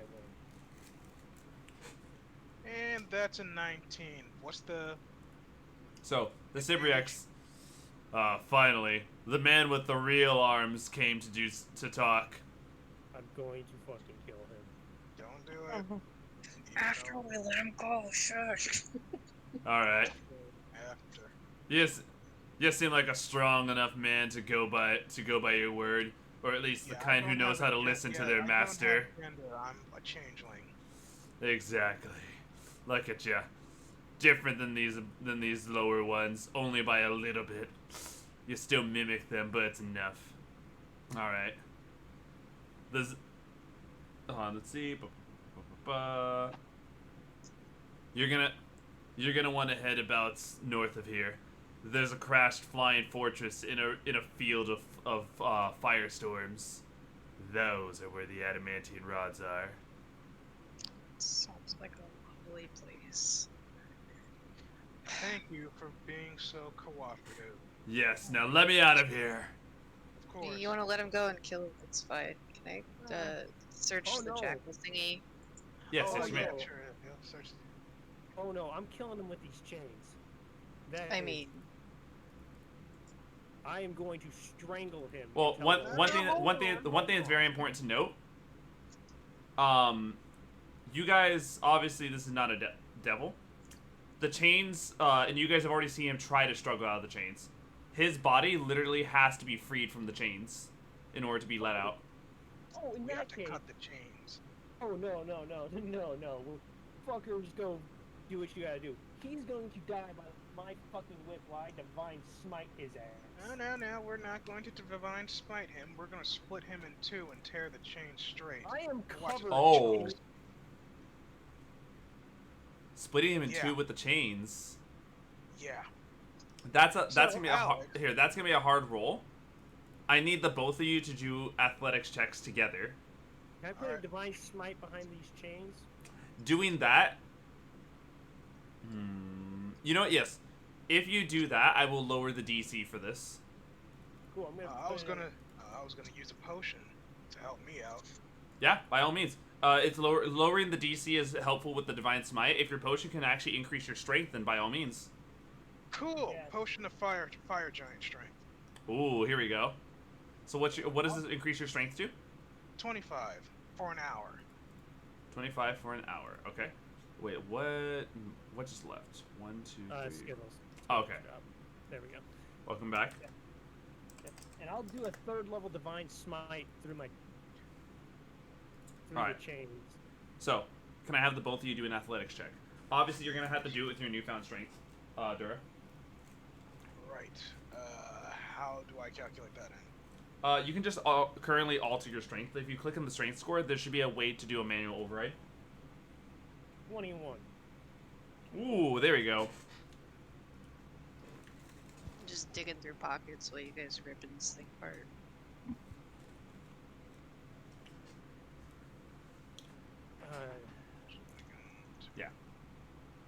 So you want to click on the strength score, and then from there it should give you an option to customize it. And then once you customize it, your athletics ability check should change, and then you'll click on it then. Score. Yeah, override score. Alright, so 25. Alright. All right, and pull. Ooh, shit. That's +7 too. God damn. Jesus Christ, my athletics. Yeah, you literally grew big heaping muscles. We're talking. You just pulled a Popeye with the potion. This guy is so dead. What'd you roll? I rolled a 14 plus 11. So 25 and 21, with the power of the divine smite, you can see the chains are now wreathed in a celestial light as they start cutting into him, no longer allowing pus to go through, as though it's soldering. Like, what? Oh, sorry. What's the word when you, as though it's cauterizing the very wound as it's going through? Yup. Oh, so you thought you were gonna be let go? No. Can the See, two of you're you still please human. roll 6d8s? And Maniacal, what is your divine smite at this point now? You said it was third level or second level, yes? Third level. I want So let's see. third level. 2 bumped. Let's see. Actually, let me check something. Alexandris, features and traits. I want this Divine. motherfucker to fucking suffer. Yes. Oh, here we go. So 2 d8s at first level, 3 at second, and 4 at third, but an extra d8.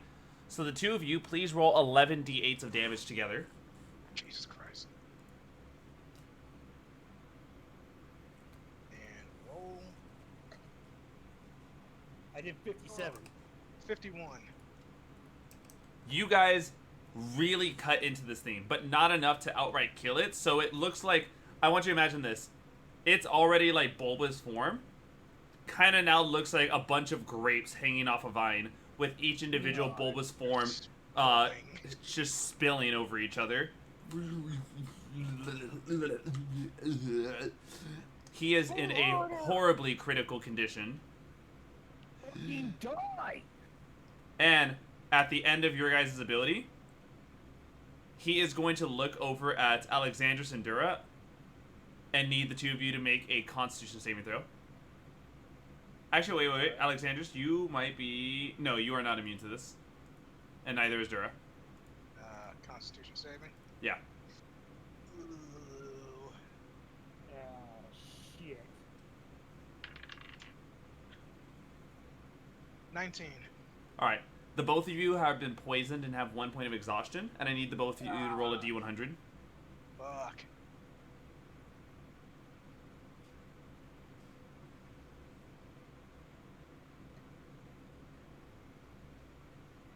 69. Nice.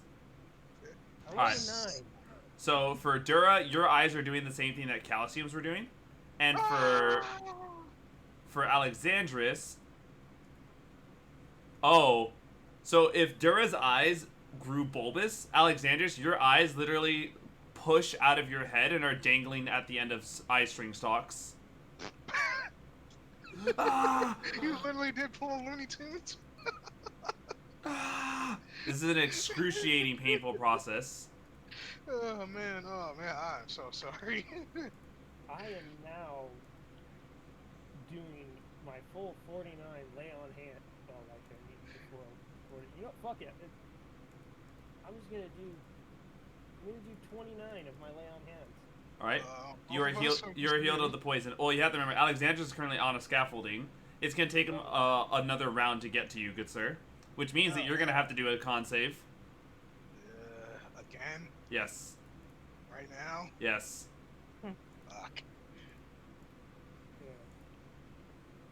So Alexandros, it takes your whole turn to just undo the fucking horrible eye stalk thing as your eyeballs go rolling back into your head. 22. Fuck the chains. I'm going down there to divine smite his ass with my goddamn whip. Okay. I am pissed now. I am So Dura, downright fucking angry. in order for you to now go back to normal, you need to succeed this 3 times in a row. You have 1 out of 3 successes. Go ahead and roll to hit the Cibriex, Alexandros, with advantage. First, I need to take Lorphine off my back. I don't need her in the splash damage. In the splash zone. Just with Yeah. all the pus and shit. Oh, so I can drown in it? I mean, Yeah. Yes, drown in the pus. He wants you off of him so you don't get in it. I mean, that works too. She wanted to take a swim in it. No, I don't. This is the only thing I don't want to eat. Yeah, there's a reason why I said I'm gonna take you off my back while I go divine retribute this motherfucker. So, Alright. while he's doing that, Dura, I need you to go again. Alright. Let's roll to hit him with the That's a whip. 20. That is a fail. Fuck. Please roll a d100 again. Ah, Jesus Christ.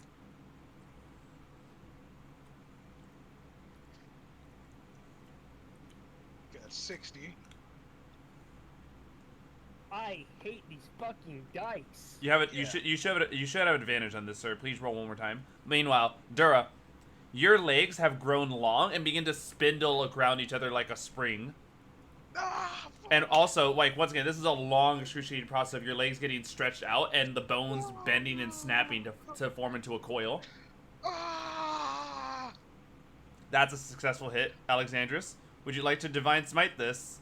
please, Oh, you damn well. And I'm kill gonna the use my, fucker. I'm gonna use my last 3rd level slot to put a good divine smite on this asshole. So initial damage is 6, and I roll how many d8? If you're doing another third, it's 5d8s.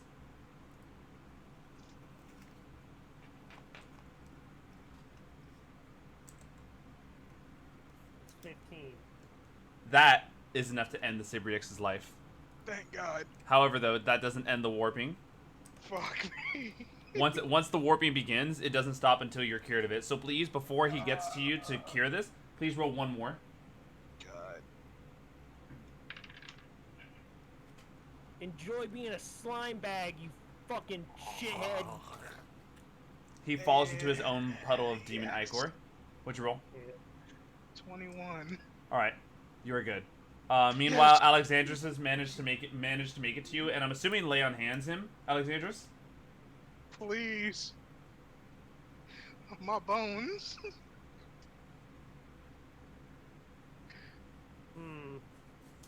It seems you'd be in quite a predicament here. Dude, not now. Dude, it was funny before, not right now. Not, this is painful. This is no joke. No laughing matters. All right. I don't know if you guys can see what I'm doing to the map to like add in like our little like reminders of what's happened there. Yeah. Oh my God, my fucking eyes. As I go to do lay on hands, I take a nice big scoop of pus into my hand. You sick. Oh, you've taken a nice scoop of pus. Oh no. You Now touched the this pus. gets even worse. Dude, why? Hold on. Here we go. This is where it gets really good. Oh man. Let's see. Oh, I need you to do me a D100, sir. Alexanders. Ah, you had to touch it. Well, why is touching it with my hand different from it touching my body? It's Oh the well, same no. thing. Because not so you went to go scoop up some of the pus, right? Off of me. You know? Oh, you scooped it off of you. My bad. I thought you were going to like its body and scooping it up. Oh, No. I'm scooping it off my body and offering my hand to him to grab it so he Okay. can lay on it. Oh my Okay, God. you're good then. Yes. I was just about to say, why the hell would you reach in for pus? So- Why would I need it if it's on me? Fair enough. So, We'll help your homie. Sure. As I scoop pus off of my chest and offer my hand. your hand is filled, like literally the kind of way when two kids spit, except this is just a pus loogie that he just first firmly grasps your hands and gives you a lay on hands. That's gross. But thank you though. Oh yeah, I'm covered in it, asshat. Oh, so am I, Big. douchebag. What the fuck? So, meanwhile, Get anything out of this check? yes, He said he had soul coins, so just checking. He was probably lying.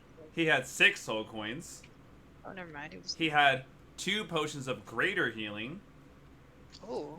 and he had rings of he had a ring of X-ray vision. Shit. That's actually a cool ring. You know what? I'll stop straight up. I will apologize to you, Dell. Killing this fucker was a good move. Also, who do you want to carry those soul coins, me or Dura? I'm gonna hand them to my brother, Thank you. covered in How- mucus. Brother. How many can you carry on you at a time? Dura, you can only carry as many as your Constitution modifier. He is an evil. Oh, +3. wait. Is he evil? He's evil Wait. alignment, yeah. Oh, Yes, he is. So he can carry as many as he wants, just like Alexandrus. Yeah. Hand him over. Wait, how many? 6. Ooh. Yeah, no, you have to add all of those individually. This is a ring of X-ray vision. I get to go peeping now, like a creep. Yes. I know, right? I actually don't know what this item does other than what its namesake is. Let's see. Like look through the hole of the ring, and suddenly I can see through people's clothes. They're like, To use solid objects within the radius appear transparent and don't prevent light from passing through them. The vision can penetrate 1 foot of stone, an inch of common metal, or up to 3 feet of wood or dirt. Thicker substances block the vision, as does a thin sheet of lead. all right, Okay. And that's pretty cool. basically, it's like a once per use. It's a once per day type of thing. Otherwise, you roll a Constitution saving throw and get a point of exhaustion to use it more than once a day. Just add it to my inventory. Yeah, it also does require attunement. Let me see. Let's see. Wait, I think I have a spell to clean us, Dura. Yeah, I think so What too. is the spell? Go hug your other team members, starting with the one who's the smallest can easily get covered by it. Yes.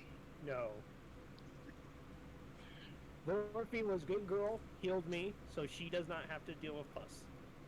You. Incoming plus ball. Okay, I killed Dora. Is that what happened? So, you guys do have the information from the Sibriux. Going north of here will take you to a field that is in a constant storm of fire. Nice. That sounds quite scenic and lovely. Right. All right. Well, hopefully this thing was right. Or at least, You something. know, it paid the price for lying if it did. Yes, that.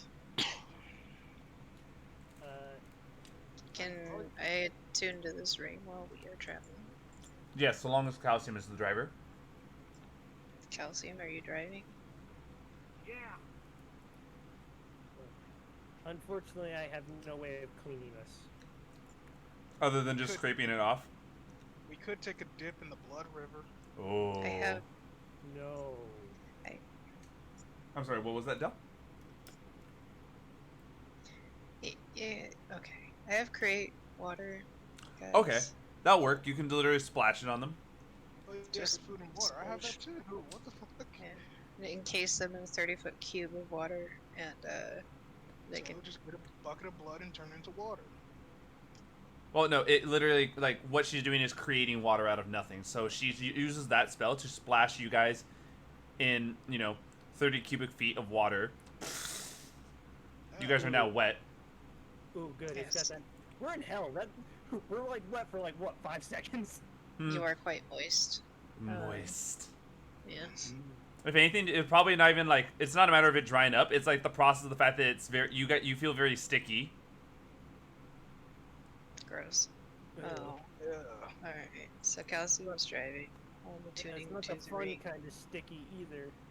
So, Calcium is driving. So, this is going to be a full day of firestorm driving. Calcium, are you ready for this? Fire what now? Firestorm. Basically, to reach the wrecked flying fortress, you guys must cross a hot, windswept plain racked by magical firestorms.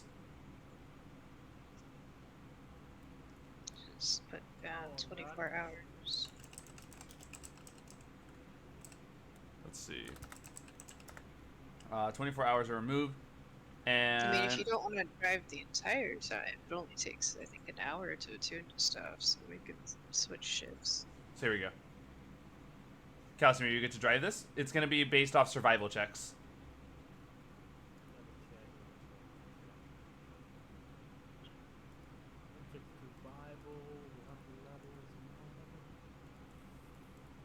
I forgot a +8. What 3? Yeah, I'm gonna do it. What can go wrong? So I'll at least make it that there are 3 in total needed. Calcium, you can do the first one, see how you do. and if you don't feel confident in it, you can pass it over to your fellow co-driver, okay? Okay. So, can I please have you do one survival check first? We're going to do these one at a time. There's only 3 needed. 22. You managed to drive pretty well through one of the 3 firestorms. Well, fuck it. Do you feel like testing your luck again? 18. All right. Do you guys remember The Wizard of Oz? Which one? Yes. Wait, which version? Yeah, that's why I said which one. Either or. You guys know how the tornado kind of just picks up the house? Yeah. It's a hot air balloon in the other one. Okay. Well, the car looks like it's beginning to take off, but luckily enough, it is heavy enough that it doesn't go flying. However, though, the fire that does get into you guys, into the vehicle, I need you all to do a dexterity saving throw to avoid as much of the fire as you can. Help the fire. Oh. It's we're it's half cover with windows. I mean, that's what I'm saying. You guys are trying to avoid the fire that like bleeds into the vehicle because you guys are literally in a fire tornado. Oh, that's Yeah. great. I got a 19. wow. Oh no, sister. I got a I have 13. nothing in between today. It's either amazing or shit. Yes. Let's see. That's 20. I got a 19. All right. Oh, 18 plus 2. So Alexandrius passes. You said you got I heard a 22 from Dura. No, I got 20. Okay, you pass. Calcium, you are high enough in monk levels that you technically will still take half of the damage from this, because even if you failed. So, I'm about to roll the damage. Alexandrius, Can Calcium. Oh, can what do you I want to do? manifest wings as a What- reaction? Will your manifest this wings shit? increase your saving throw? No, it'll help me survive the freaking damage. Fair enough. Let me go ahead and see Never mind. why does it not do that. It just You bumps up manifest- AC. Oh, I see it. Okay. So, Calcium, Alexandrus, and Dura, you all take half of this. Lorphine, Dell, you two will take the full brunt of this. Wait, I thought a 19 is really Well, that's why you're a monk, so you still take half of it. So, 36 points of damage is dealt to Lorphine and Dell, and 18 points of damage is dealt to the other 3. You said 36, right? 36. Okay. I'm also rolling for Luis's, and Luis also takes 36. Luckily enough, you guys do have 10 hit points to help deal with that.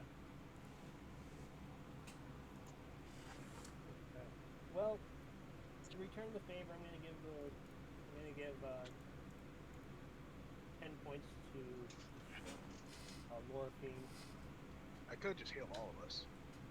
And you Since it took a whole day to get here, we could take a long rest too.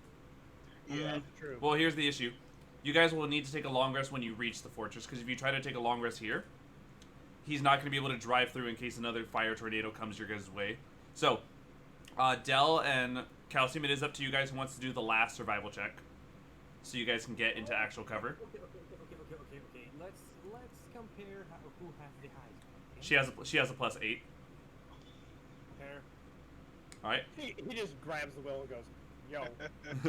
I don't know why. I thought you literally meant like he broke the wheel off and is like, here you go. He's a rubber beat. He's under the calcium. Calcium is just like. He just goes like. He shouldn't have done that. Oh. Okay. I need you all to do another deck save. Fuck.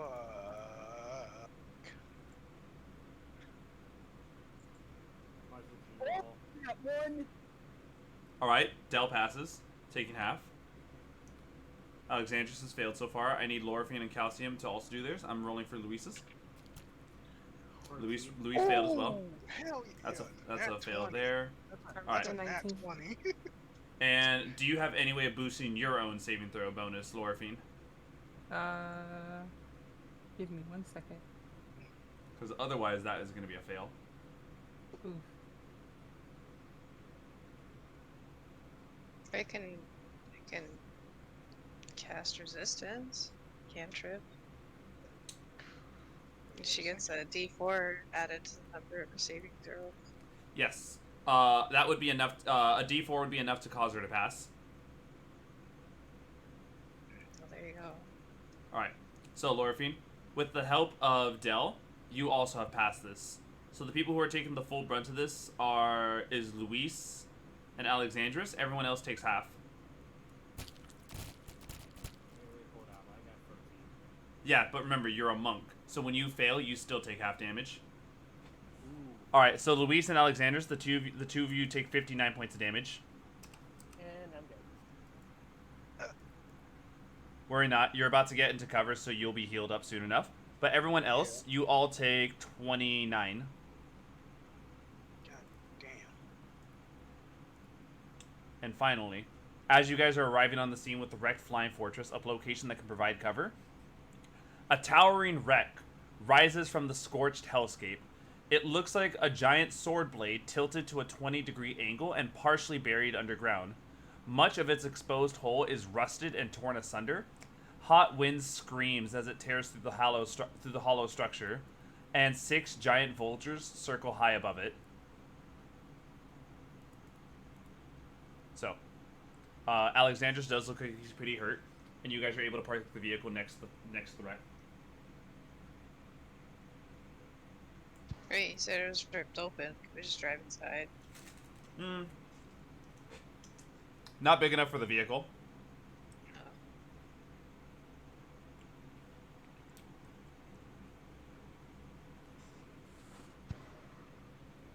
Okay. Let's go heal, rest, something. You can all benefit from a long rest at the base of this thing. In case you guys are wondering, go ahead and benefit from a long rest. You guys are aware about how these structures are formed. They're usually 450 feet tall. This fortress is so deep into the ground, it only stands 100 feet tall. Oh, sorry, 150 feet tall. So, who did this one belong to? who knows? And my exhaustion is gone. Yes. Oh, there's like the temp points too, so Yes. I'll forget that. Oh yeah, the temp. Thank you. Man, the only thing that the did beat me is Well, it's not. It's more like a rest reset. A really good one at that too. And so, with you all fully benefit from a long rest, you guys look upon the hellish landscape with all the fire tornadoes out there, and look back at the wrecked fortress that you are parked next to. My God. This place needs a makeover. That's an understatement. Who said Can that? I cast the Find Familiar spell? Sure. Wait. Okay. I have the perfect thing for what because we're looking for an object, right? Yes. Well, you're looking for 9 of them. Well, I have just the spell for this.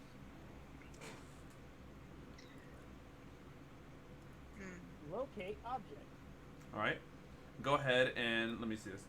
Describe or name an object that is familiar to you. Yeah, I'm familiar with these. So describe it. Describe Just describe it exactly, and then I'll be able to help you out with that.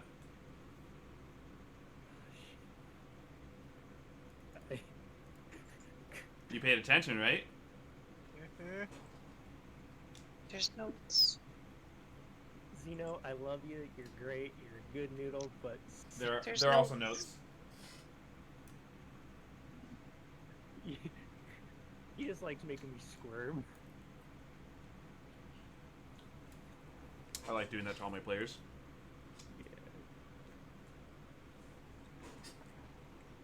Oh, yeah.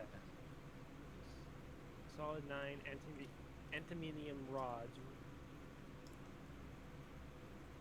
Ah, yes. I picked the perfect guy to describe this for us. I'm kidding, I love you.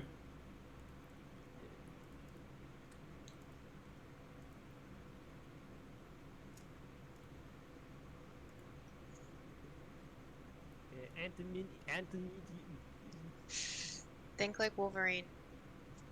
I can't say it when it's fucking Wolverine. Adamantine. Yeah, the problem is dyslexia doesn't allow me to say the word. That's okay. Yeah. But he said they were. Oh, shit, how large did he say they were? They're fairly large. 9 medium rods.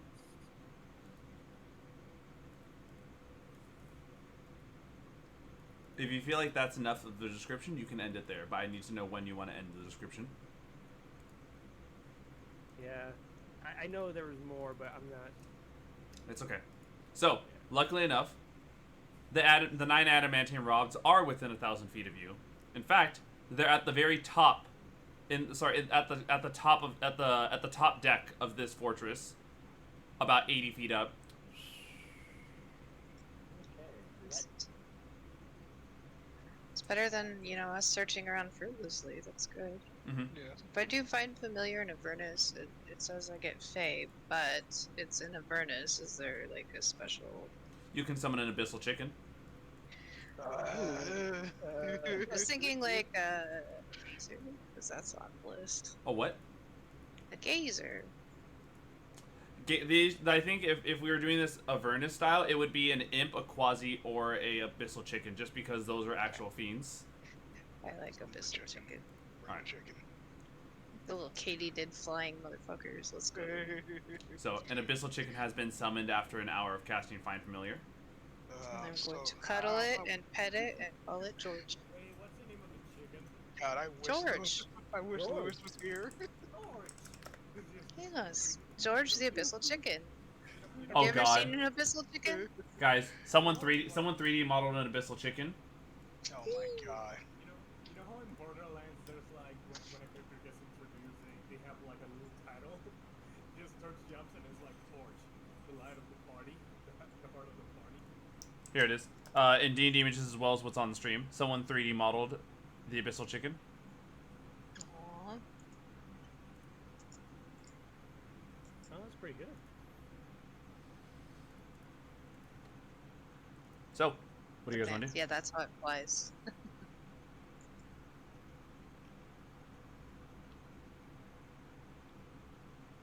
Well, I guess we're going up the tower. So how do you guys want to do this? Do you guys want to scale it, or do you guys want to climb it from within? I'm guessing it's pretty damaged within. What do you think?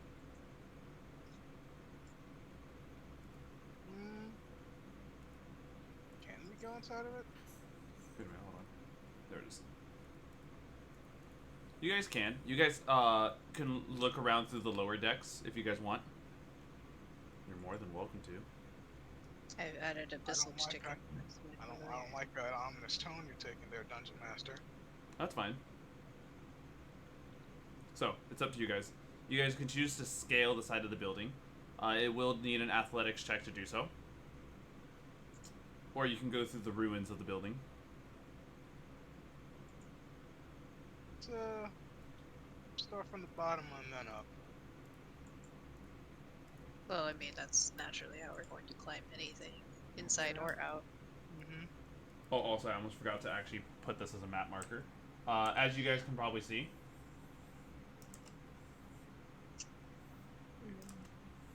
Good inside, yeah. so when you guys go inside and are seeing that there are plenty of stairs that allow you to go up floor to floor, you hear something icky crawling your way. Don't like icky. Already dealt with icky. I want to deal with them again. Sorry, my internet kind of glitched out for a second. We hear what? You hear something slimy and icky crawling your guys' way. I mean, icky to who? That is what is in front of you guys, about 15 feet in front of you. It's so cool! Oh, hell no. It is a large creature. How did it make it shell? Someone had to make Does that it shell. appear... Does it appear friendly besides, like the dead bodies on its back? Which obviously it uses because there's not really a source of other good calcium sufficient things It around looks here. extremely hungry. Well, sorry, correction. They look extremely hungry. Oh, there's more than one? You guys see 2 behind you, 1 in front of you, and 2 on the walls to your left and to your right. You're not keeping them as pets. Can I feed it? Actually, I'm sorry to say, but you're gonna have to roll initiative instead. Can I throw good berries at it? I wish that these things ate those. Alright. Damn it. You know what? While I still have my potion still active, I'm going to whack the shit out of all of them. We gotta roll initiative. I'm changing my dice because I'm sick and tired of this. Yeah, I know. I feel the same way, and I just got a low ball. Fuck. Alright, let's see. Got 9. Dell with 5, Alexander's with 10, Dura with 9, you said? 9. Alright, and I rolled need... a 20. Thank you so much, and I need calciums.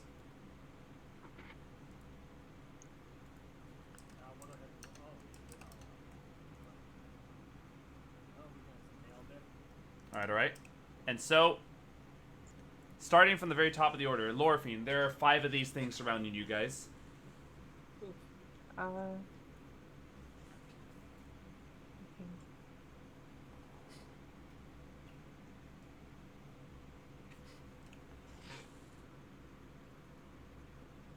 If you are wondering as well, 2 are blocking your guys' way down, and 1 is blocking your guys' way up, which is the direction you guys are trying to go to. The ones on your left and your right are only on the wall, so they're like slowly making their way down towards y'all. Okay, Question. so. Oh, I I mean, was you can n- go ahead. I was just gonna see, do we have to kill all of them to get to where we want to go, or is this like one of those situations where we can kill one, get past the rest, and just deal with them later? These things are extremely slow. They're snails. Perfect. So we just need to clear the way, and get the fuck out. We don't need to fight all of these things. Yeah, all you need to do is clear the first one. That's all you need to do. Yes, that's. Yeah, I didn't like the sound of that. Exactly. So, Exactly. The ominous tone. Real nice. Let's just go for the up one. Yeah. Just focus fire on the one, and then we'll deal with the others later when we come back down. Or Yes. okay. I'll do Eldritch Blast Okay. on the top 2, where we're going. There's only one that's actually directly in your way. The 2 that I said that were up top are like on the walls to your left and your right. Oh, okay. Yeah. So- So go ahead and aim and fire. I rolled a 24, Hit. and then I rolled a 16. Hit. Okay. Please give me the damage. I got a 12 for the first one, Okay. and then a 10 for the second one. You caused this thing to be nearly dead. Okay. good job. Good job. It is Luis's turn. Would you guys like Luis to run up and kill? I I feel don't like that. think getting close to it probably a bad idea. Does Luis also? I think he might have something for this as well. He has an ability through the Hill Rune, which is for a minute. He has resistance to bludgeoning, piercing, and slashing damage for a minute. If you guys would want him to do that when he gets big.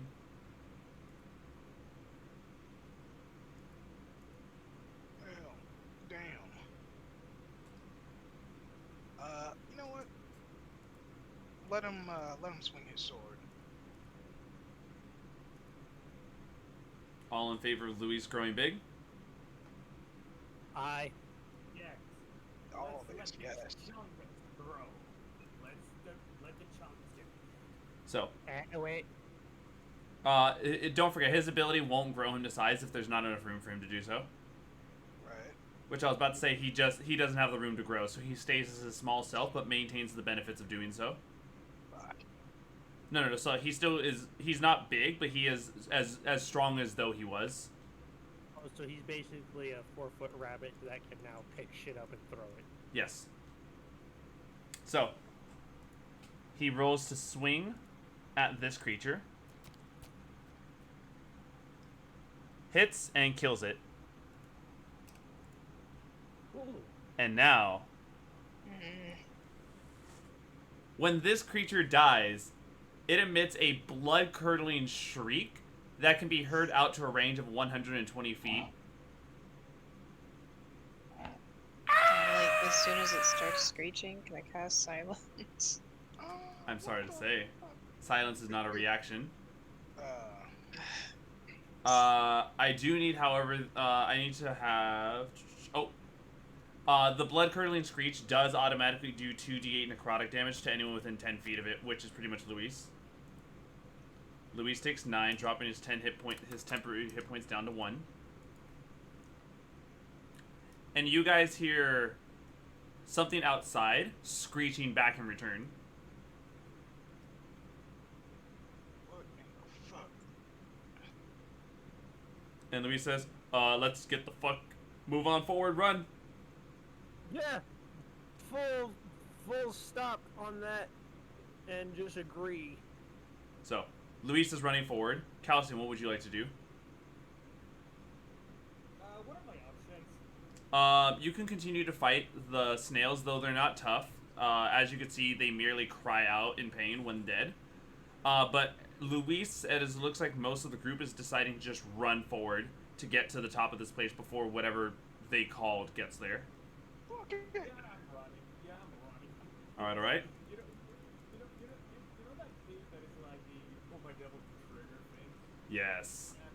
Yeah, he's just walking like that. Nice, nice. Alexandris. Oh, I'm moving. Alright, alright. Hold on, thing. We getting the fuck out. With Lorfiend still on your back, you run forward, and Del. What? What would you like to do? You're the last player to go before the round changes. Maybe we're going, right? Yeah. So, you guys managed to get to what appears to be a high enough floor of this place, but not the command deck where the locate object is. It looks like locate object is pointing out that there is a hatch that will allow you to climb to the command deck. However, though, appearing through holes in the wall are 6 vulture-like demons. Aw. They kind of look like Squidward with wings. Oh, that's the Brock, the philosopher dude we talked to, was one of those. Oh yeah, I remember him. He was a chill dude.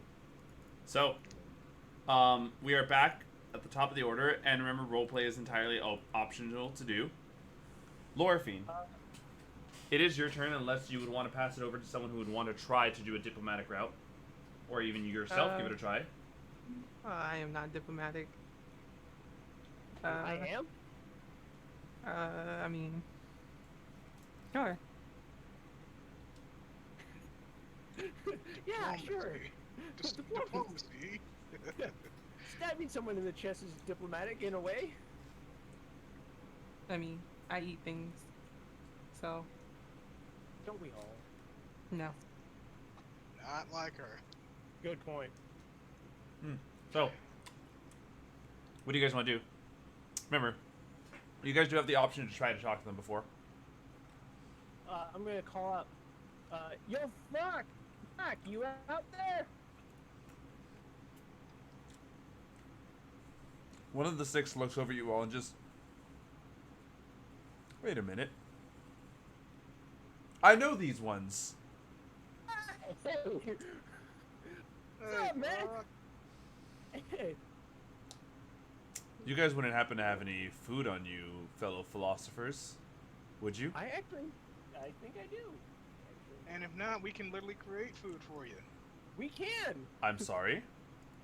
Yes, we can make food. We can just make it out of the air. What you Yeah, want? me and Dura both can do that. Like a gleeful look crosses their faces. Just yes, food. Now we're starving. Okay. Well, to start you off, I'll throw out 10 of my I'll throw out 10 of my rations for him, just so. I was gonna say the create food doesn't take too long if you want to just do that as well. Yeah, that's what I was gonna do. I was just Yeah. gonna. Yeah, I was just gonna prep. Well, the thing is, I don't have to prep, Okay. so that's why I'm doing the 10. That's why I'm doing the 10 rations. I'm doing the 10 rations. So Dura, All right. Dura, what is the feast you prepare before them? Well, it is a nice spread. A nice looking spread of meats and bread and the finest of wines. What would be your Thanksgiving meal, out of curiosity? Let's say about big old fucking giant turkey and roast beef. It's a nice little side of meatloaf, beans, mashed potatoes, Pumpkin cornbread, gravy, pumpkin pie. Yes, of course, you gotta have pie. Can't forget the pies. You provide an entire Thanksgiving meal for them. How's this for food? They immediately attack the food, pouncing on it, just going nuts at it. Oh, you freaking monster! No, I'm just kidding. Hey, Hey, you leave them alone. They're hungry. And they just go nuts at it while you guys are free to go around them. Well, enjoy the food. Hope you like it. Yeah. Bye. Yeah. Hey, Flock, if you got any more philosophies, hit me up, man. Food first. All right, man. Food. Oh, yes. Good point. Yes. I look over at Dura. I can't believe we ran into that guy twice. Yeah. Almost like fate. Right? you could talk to the philosophy about the philosophize about that with him later. So What somehow, do I know you're- somehow, with the power of arm strength, Alexandros manages to climb up the ladder of the shaft. Oh gosh, I'm Since sure there's since you know, someone- right? There's like, was it Luis just like picks him up and tosses him into the shaft. That's also fun. He gets stuck Winnie the Pooh style. Oh, bother. So There is no fat on my horse rump. no, but you are a big creature to get through a hatch. Yes, I will admit that. So you guys, let me just grab this room. Close. Where the hell Of course, is when this? I ain't got no booty, I got no jiggle. Oh, here it is. All right. So.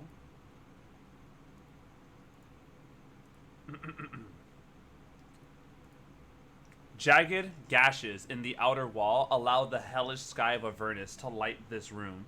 An open hatch on the floor leads down to the lower decks that you guys came from, and a metal console is plugged into the wall. Well, any of us arcane engineers? Does it have words on it? Nope. It looks like it has switches on the console, 4 of them to be exact. Okay, the importance of not pushing buttons. Yes. Let's see if there's any way out of this area without having to push a button. There's a door right above you guys. Okay, go through the door. So, I heard Dell speak up first, as I'm going to go ahead and have her go into the room. Sparks rain down from torn holes in the ceiling, falling onto a pair of rectangular machines that had been torn from the walls. The machines now stand in the middle of their room, their loose wires sticking out like bad hairdos. Oh man, split ends. Cool.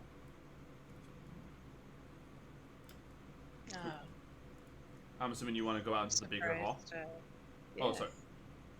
What'd you say? Surprised this place hasn't been picked clean. I mean, it looks like it has, but there's still like Oh, good chunks of stuff. I did forget to mention. One thing that, as you guys recall, this entire building is slanted. While you guys are wandering through the building, it is considered difficult terrain. Meaning your guys' movement speed is cut in half while going through this building. Okay. Trying to avoid it. It looks like the way you guys came is where the building is slanting towards. Whereas the way you guys are heading, so let's see this. The right side of this map is where the building leans down, and the left side is where the building leans up. I don't have any difficulty moving through the terrain. Alright. Meanwhile, in this room, sparks rain down from gashes in the ceiling of what used to be the bridge, much of which is open to the sky. This room has been picked clean, though rows of stripped-down consoles and a few dangling chains remain. Well, it's non-magical difficult terrain, right? It is non-magical. Okay, yeah, I have no problem. When you guys Lands. walk out into this large open area, you can hear the sound of the sound of several infernal war machines approaching. Okay, we got rid of all the other bad guys, right? I mean, Right. quote-unquote bad guys, so the only people who have them are Maggie and the Smiler. Tyler. So hopefully it's them, right? Right. Would you guys like to go in? Would you guys like to walk out into the ledge and see who's approaching? You know what? I would definitely. Because maybe we'll get lucky and it's the guys that are here to get our get the metal rods, which would be odd because we haven't. So, arriving are 2 Devil's Rides and a Tormentor. Okay. Oh, that Nice. used to be my ride. With the two Yeah. Devil Rides and the Tormentor coming to park, figures begin to walk out of it. From the 2 Devil's Rides are 2 Kenkus, They are friends. Chukka and Clunk. Oh, thank God. Oh, thank shit. And Thank You like God. wave. pouring out Bye. of the Tormentor are 3 Redcaps and 6 Madcaps. Oh, cannon fodder. Maybe, yeah, don't kill these guys since they're outside of their home area. They might be needed for something. They look around when Chukka and Clonk look up and sees you guys waving. Chukka waves hello. Are the imps with them? Hmm? Are the imps with them? The imp no, Oh, I know, I miss the imps. I know you do. We just wave and then keep looking around. And what looks like the last person coming out of the Tormentor finally flies their way out as it's Barnabas, the Flame Skull. Yo. Yay! I remember that side quest where we had to kill a bunch of those red caps to get his tooth back. Barnabas notices you guys up there. He begins to mouth words to the others that you guys can't make out because he's too far down below in the firestorms, as he himself flies up. Shh, Barnabas. Hello, what are you all doing out here? Well, we're here to recover some rods. They wouldn't happen to be iron, would they? No. Not iron. Okay, we were looking for iron rods. We're here to collect scrap. Oh, yeah. Okay. Yeah, you're gonna do it. Watch the slugs below. Slugs? Yeah. What did Like, these they have- what did these slugs look like exactly? They have a bunch of bones and skeletons on their backs. Ah, you ran into bone whelks. Cool. Awesome. There's also some rocks, but they're our friends, I guess. Oh yeah, Oh. they're chill. Oh, okay. I But will. we didn't go down, so we don't know what's down. Okay. We're just here to pick off some of the iron and stuff. Try to get some salvageable materials for the stuff back at home. Fair enough, man. We won't be in your way. Feel free to explore as you wish. And he goes Awesome. flying back down. Nice to know they're here. I'm a Yeah. little pleased. I feel better that we didn't make enemies of them. So Oh yeah, if you guys did, it would have been much worse. So, Well, they were like the chillest group of people we've met so far. So why would we make enemies with? I know, right? as you guys can see, the deck is yours to explore. You guys can split up if you guys want. Okay, where's my locate object pointing me? Your locate object seems to be pointing to that door that was across the way, from where you guys entered the deck from. let's go. Yeah, I'm gonna start heading towards that. All right. I'm guessing it's like just like my hands glowing, and every time I move, it's like. So Yeah. you guys go there, and with what I'm assuming to be Alexander's leading, because he has the locate object. Once you enter this room, crouched on a pile of humanoid bones in the far lowest corner of this room is a hunched gnoll that looks unnerved. It gnaws on a bone while cackling maniacally to itself. Near its nest is another iron door. Lying on the floor near you are a pair of glass, bell-shaped horns attached to some loose wires. They look like they were removed from a pair of tall, slender metal machines standing against the wall opposite you. And your locate object is pointing to the doors past the knoll. Ah, He looks pretty. question. Throw a Where- ration at it. Really quick question. Where's the Oliphant and Lunar Shade? Yo, well, the unicorn's been in your vehicle. Lulu the Hollyphant is always floating around you guys. It's best to assume that. Also, to give you guys an idea of the way this knoll looks, because some of you, I don't know how many of you actually know the Undurfed. Unnerved. I want you guys Underfed? wow. Am I the one who has a hard time reading words? Hey. Look, I'm tired. So, I want you guys to imagine Ed the hyena from Lion King. Like, its tongue hanging out, its eyes don't look like they look in the same direction. Okay, so And it does look hungry. I give Yeah, it it- a ration.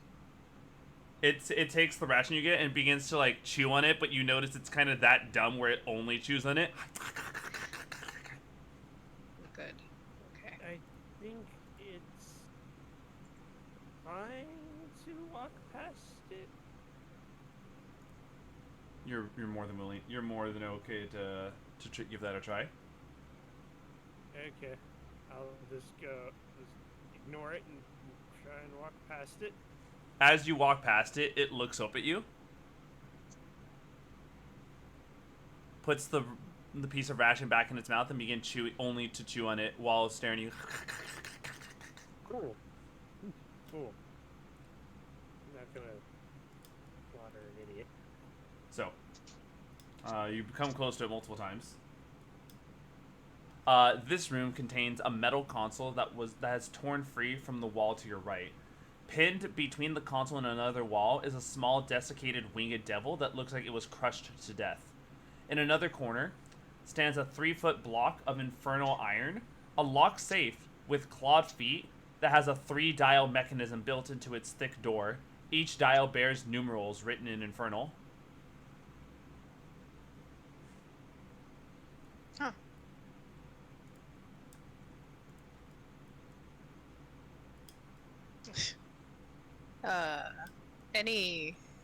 Any luck that the combination is a classic hell number? You know what? I can read the infernal numbers. Why not? I'll do 666 on each dial. See what the fuck happens. Oh, I can also read infernal. You know what's hilarious? That's actually the password. Fuck. Wow, good I job, am- D&D writers. I'm very upset. So- I'm not. The inside of the safe are 9 adamantium rods, each one weighing Oh. 3 pounds, and engraved with runes that spell out the words "Solar Insidator Lock." Cool. I trumped. Oh, sorry. Let me actually, hon. INSIDIATOR. I think I We've said that heard right. that before. You guys have. Uh, Put- this was back in Baldur's Gate. Look at this. The adventure calls back to Baldur's Gate. It's all important. Of course. Oh my God, there's Thomas or whatever his fucking name is. Thavas Creek, I believe, is who you were trying to refer to? Yeah, it's something I'm looking at. I have it on the notepad. Okay. What was in his contract? Yes. Would you, do you know what exactly it is then? It is the companion. Yes. The giant ball of the giant black ball that shoots lightning off in the skies above Eltriel is the solar incendiator.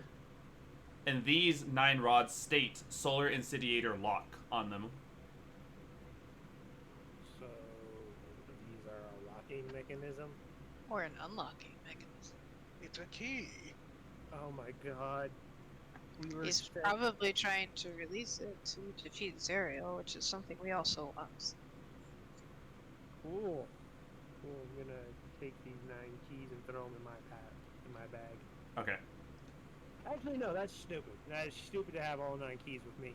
I give 1 to each, and then I keep the other 4. Or Yeah. let's see. No, because there's 1, 2, 3, 4, and then Lorphine on your back.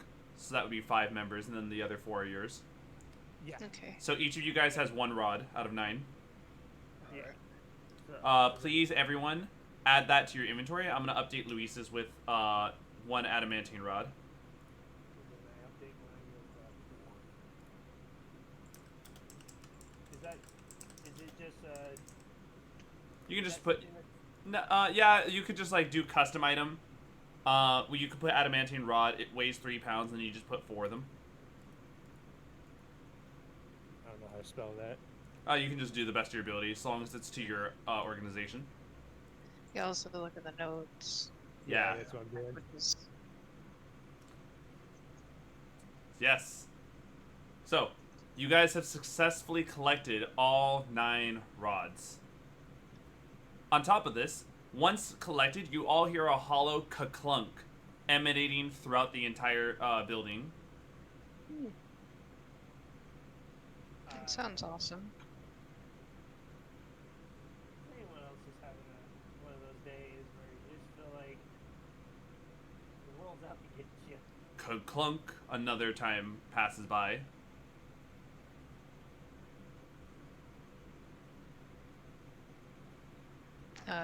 We go find out what's making that noise. Yes. Please do you can do me a perception check if you want to try to discern where it's coming from. Clunk, it passes by again. Perception. 18. 12. Also 18. What the fuck? Oh wait, no, 19. Sorry. Clunk. 19, you said? Yeah. So, Dell and Dura, you guys hear the sound coming from this open room. Clunk again. I will go in there. Go ahead and... When heading in there, this room contains 2 rusty iron crates in one corner and an iron bell-shaped contraption bolted to the floor in the opposite corner. The bell is 9 feet tall and painted black, with several dents and dings in it. Every so often, the bell emits a loud ka-clunk sound.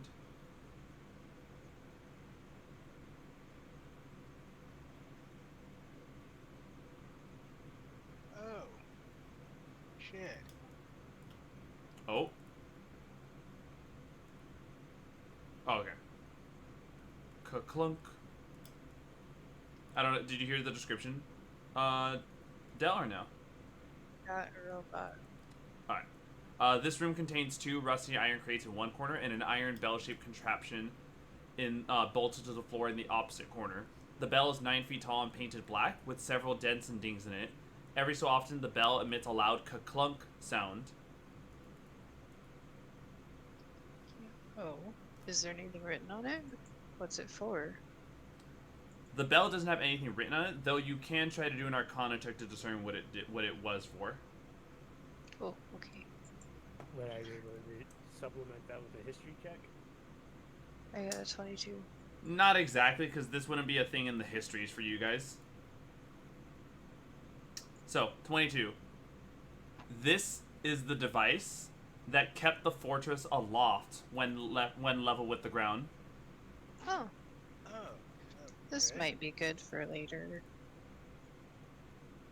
Right now, because of the way the structure of the building is, there's no way for this building to functionally fly anymore. But you guys now know what keeps these types of fortresses level. Ah, good to know. Good to... Clunk. That's it. Cool. Now we know. And no That one's would ever be done. probably good for later, so I'll write So, that down as soon as my what do you Discord th- stops bugging. So, question, guys. What do you think would happen to us if we were, say, in a functional version of one of these ships, and we That'd be kind of. damaged that? I feel like we would become giant floating target.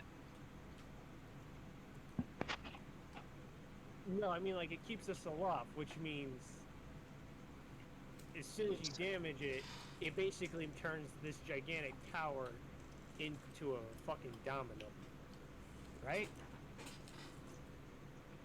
Sure. Yes, I'm sorry, I'm robotic again, but what I understand is you were trying to say if we damaged this big black bell in some way on the working one, it would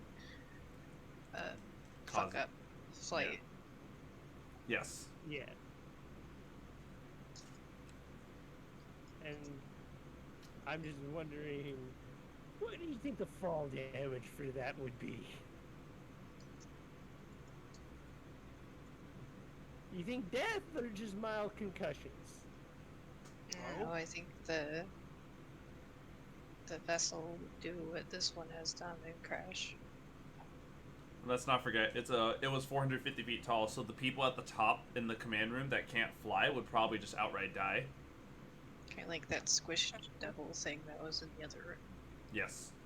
I feel like they experience a few moments of 0G and then... And then, you know, all of the fucking, like machinery in the room would go toppling all over. Yeah. As you slam into the ground.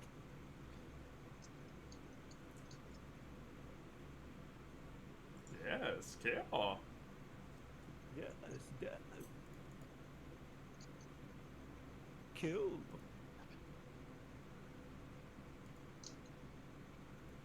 So, you guys do have what you came for. It's up to you guys if you guys want to keep exploring the rest of this place. I think we're good. I don't know. What do you guys think? I'm good. We got what we came for. This ain't no fallout. This ain't no. Are we scavengers? Is there any chance that there's gonna be anything good for us in here? If anything, probably it would be mainly learning more about how the machinery works here. Probably. Because this is obviously like the core thing that keeps the ship a lot like floating and flying.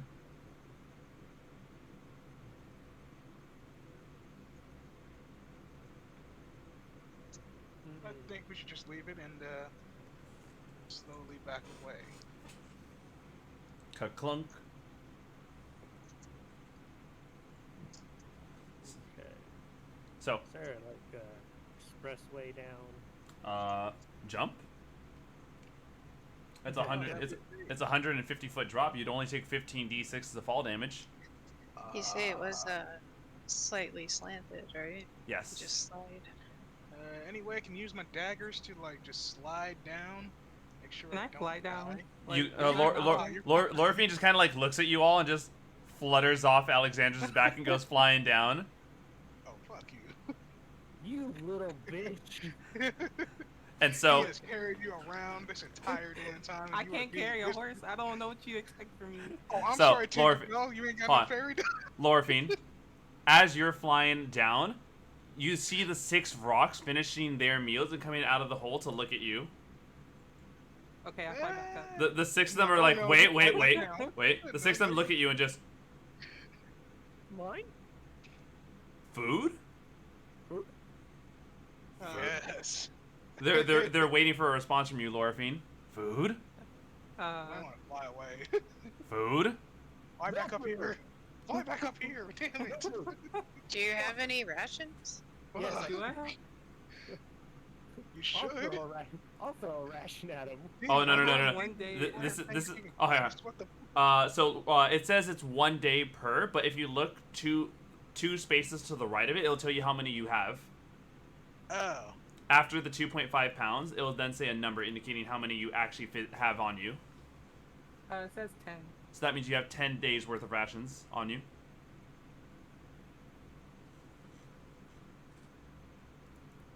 Can I give them like 2 days worth? I guess. Just give them it all. Just give Just them give all. them Me and There's 6 of them, so give them 6 days worth. yeah. Okay. Give them 6 days worth. You give them all 6 days worth as they just go tearing through it, allowing you to fly past them going down. Meanwhile, for the rest of you, how would you guys like to get down from here? Christ. I thought she was I going guess to bring just them walk up down here. the stairs. Yep. Hey, question. You want to go how, through the snails? Hold on. Quick question. I mean- how big are those frogs? Rocks are large creatures. As Like- I said, they've been carried down. Yeah, are they large enough to carry me? Yes. I called down to them like, hey yo, you guys want more food? Vote, make vote, more. vote, vote, vote, vote, vote, vote, Yeah, vote. I'm the one that gave you that for the FBs. Come here, come get some. Come on. They go flying up to see the 6 of them go flying up to meet the other 5 of you. Food, Yeah. food. Yes, food, but you have to carry us down, and then you get food. You get big food. The philosophical one just looks at you. We're not children. Okay, then how about I give you a big old feast that'll last you 2 lifetimes? Will that work? No, How about you no. just don't talk to us in a condescending way? Yeah, Fine, I'm Christ. sorry. I'm sorry about him. Can you please help us get down so we don't have to go through the whole rigmarole of climbing down? He look. But my friend is- The lead rock looks to the others. See, gentlemen, we can be persuasive. All right, and so they grab each of you like one by one and one per. Except Alexandros gets 2 of them to carry him, and you all go flying down. At the base of this, you guys are Lorphine is already down here, but you can see that Chukka and Clonk are kind of just chilling here, looking through the bags of scrap that the Red Caps and Mad Caps have been bringing. I grab Lorphine and spank her for leaving her party. I Bad would fairy. allow this, but Bad not. fairy. You don't split the party. You could. I mean, it's Ju- not my fault. You guys can't fly. Just grow wings. Oh, Like, I'm sorry. Do you want to lose your wings, Tinkerbell? She doesn't need the wings to don't- fly. We've already established this. Yeah, her wings are like well, they are a part of her. She has magical flight. Yeah, Oh yeah, they're, that's right. they're kind of more cosmetic, but still, bad fairy. So, Chukka and Klon kind of look over at you at the 6 of you and just kind of like do the dog tilt and like the fuck. How you guys doing? They both just shrug. They both just shrug, indicating that they've been fine. Good. Anyway, the food that we promised. Yes. You cast create food and water again, creating enough food for them all to be happily sustained. Hello, big boy. My big stinky dog. So, Hey, thanks again, guys. the rocks go flying up with their newfound food. Meanwhile, Barnabas looks over you guys. Did you make deals with demons? Yeah, it was a simple one. They help us down. We gave them food. Deal done. Huh. There's a first for everything, I guess. I mean, I made a deal with your 2 imps, and I got that taken care of. But they're devils. You know what? I'm trying to argue hell logic here. Barnabas says, so what is all your plans now?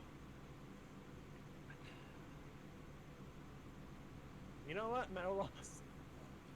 You guys have the 9 adamantine rods. It's up to you guys what you want to do with them. Let's see. I'm trying to kill. I'm gonna assume he can't hear me. No. This is a location that has demons, and even then, there are no devils around at all. So Belle can't hear a thing you're saying. Cool. Because I'm trying to kill this guy. Part of my deal with the dragon god. Tiamat. Tiamat. It's part of my deal with Tiamat, and so I gotta figure out how I'm gonna kill him. And I really don't feel like giving him some type of thing that I feel like is gonna make him more powerful than I need him to be right now. So what I need to do is figure out what these things do, and then turn this object that he's trying to use against him. What do the rest of you think? Should go ask Belle.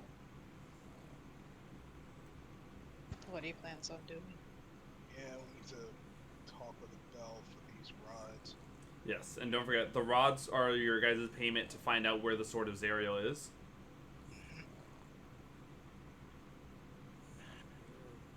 So there's another way to find out where that sword is. I mean, there's a whole nother path, literally. We just chose this one. So, since we chose this one, we have to walk it. Barnabas is just, what are you all looking for? The sword of Zariel. Bleeding Citadel. Bleeding Oh. Citadel. Hold on. Why the Halo music kick in? I don't know. Hey, I like it. It's just not quite. Right, Just a normal talk. see. Like it kicked in right in the moment. I was like, oh man, Barbell's even saying that. Yeah, it's just suddenly boss music starts playing. You're like, what? Ah, no! Trying to see. No, we ain't ready. Now playing. Oh, I see what happened. I have to re-proc the Avernus music. Or the ambiance again. But, Barnabas just says, Bleeding Citadel. I think I know what you're talking about, though I've never been to the place myself. Go. Barnabel? Yeah, Barnabas. Barnabas?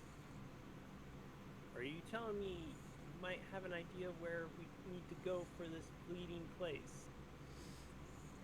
I have a guess. A guess is more than what we had to go on. And information does not hurt. It is up to us if we decide to follow it. We also have Lulu, who has, in the past, been like, oh yeah, that's where that is. Mhm. Every time it's been exposited at us. Maybe if something were to jog her memory about it, you guys could just go there. I mean, maybe we could also go back to Bell and talk to him to give him these things or see what's next. I just really don't want to give him these rods. Now that you're aware of what they could potentially do. Yeah, it's like, Yes, but if he does most of the work for you, well, the thing is, he is the work. It's up to you guys. Lulu just kind of like chiming in. What is it, my best friends? Anyways, your guess, my friend, my flying skull friend. There's a location that's in here in hell known as the Scab. The scab. Yeah.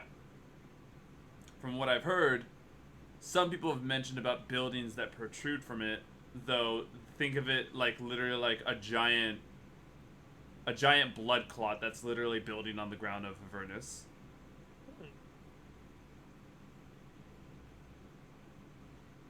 Any threatening things there? The place itself. It is a constantly ever-growing blood clot.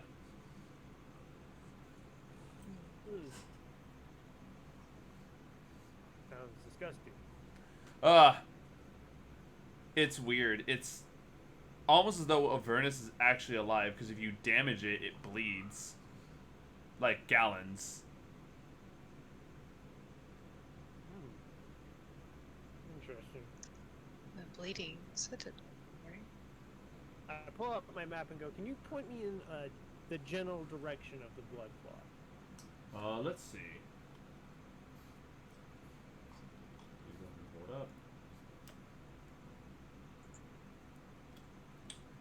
Let's see. Let me see if I can find it over here.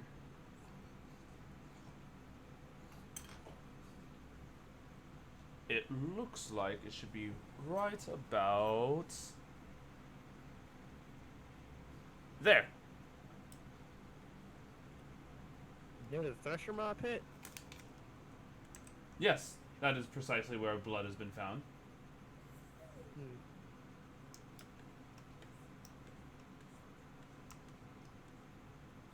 Man, we have really been going all over this. We've got all sorts of. I like to imagine that Alexander has been drawing all these lines, like everyone on their maps have been drawing these lines. Like where we've been, where we're going, where we're possibly going. Yeah. So you guys have two paths, what it looks like ahead of you. You could bring the rods to Bell and get a more precise location of where it is, because it sounds like he actually knows where it is.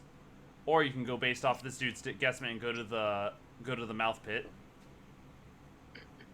We've gone through all this rigmarole. I mean, we could just do a quick riverboat ride to it, and if it doesn't pan out, we can just.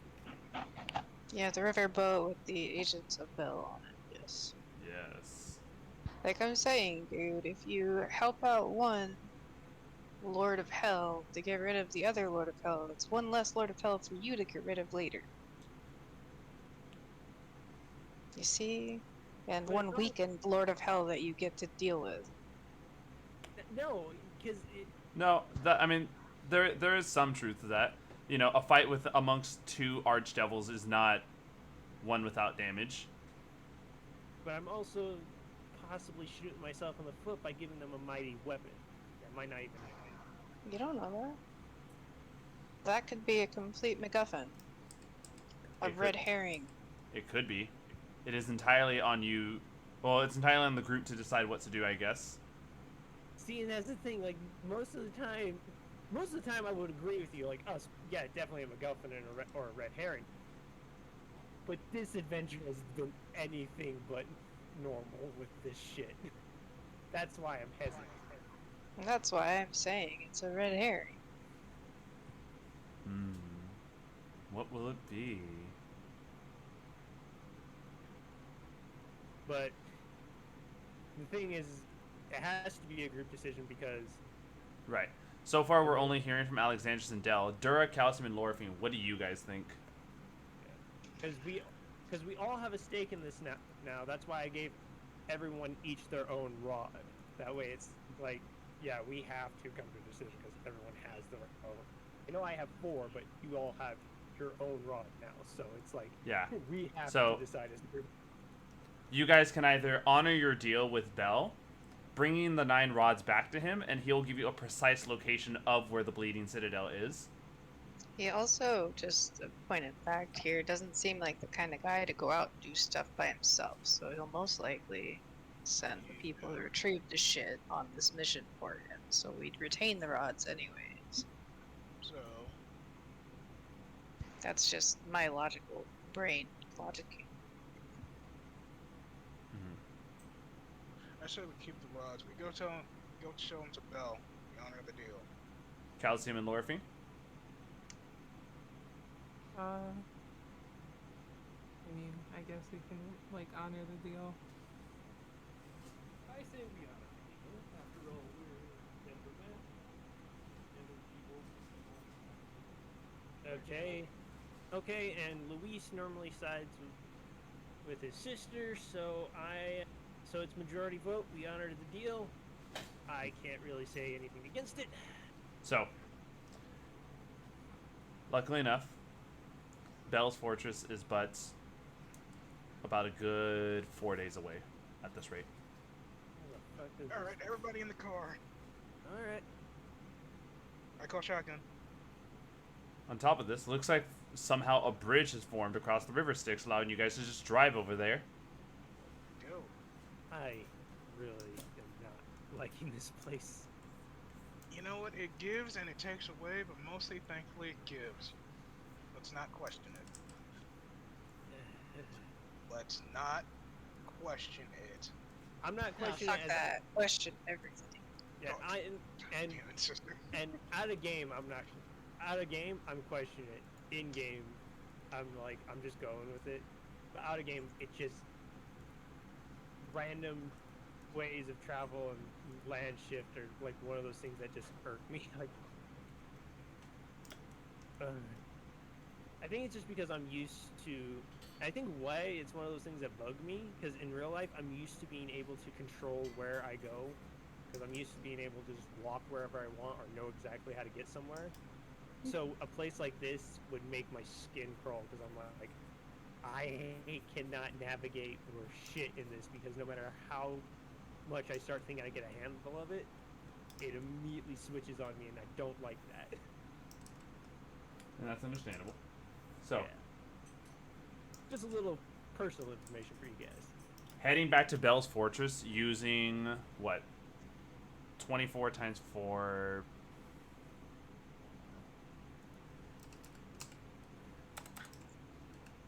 Using 96 hours of fuel. Okay, so that's one more soul coin. Yeah. Who's giving up the soul coin this time? I mean, I picked up 6 and gave them to Dura, so Yep. So she's that. wait, is the thing still on a single charge or? Oh, that's what I'm Okay, saying. so we had 54, so we're gonna use all of that. That would And bring then- it from 94 to 40 hours needed. So a single soul Alright. coin will bring it to 72, and then 72 minus 40 is 32 hours left. Alright, so Thank I you. only got like one more charge left. Well, that's what I'm saying. It consumes. No, when you put a soul coin in, it consumes all charges to make 72 hours worth of fuel. So there are 32 hours left on this current soul coin, Yes. Yep. which means we have 5 soul coins that I gave to you, brother, Yep. Yeah. and 32 hours in our demon grinder. And so, No, you gave me 6, not 5. I'm just saying, subtract 1. yeah. Oh, right. So, arriving at Bell's Forge, the 2 horn devils that greeted you guys before see you all, recognize your vehicle, and escort you directly into the forge. I thank you kindly. We're Have here. a blessed day. The 2 of them just give you this like cringed look. And they look over it, and you guys look over at Bell, who overheard what you said, and he's giving you like the fuck face. Ignore my sister. She it's just the haha. That's all it is. Just the haha. Just the funnies. That's it. So what are you all doing back? Have a hard time finding the rods? Can't get the Sybrix to tell you what it needed to tell? You know what? Yeah, you're probably right. We couldn't find those little adamantine rods hidden away in a locked up tower. Oh wait. What up, Bucknut? Look at this. What's this in my hand? Hmm? One individual rod that's probably not going to impress him. We found them. We found them all. And so Bell looks at you all, and his face goes from, the fuck face to disappointment.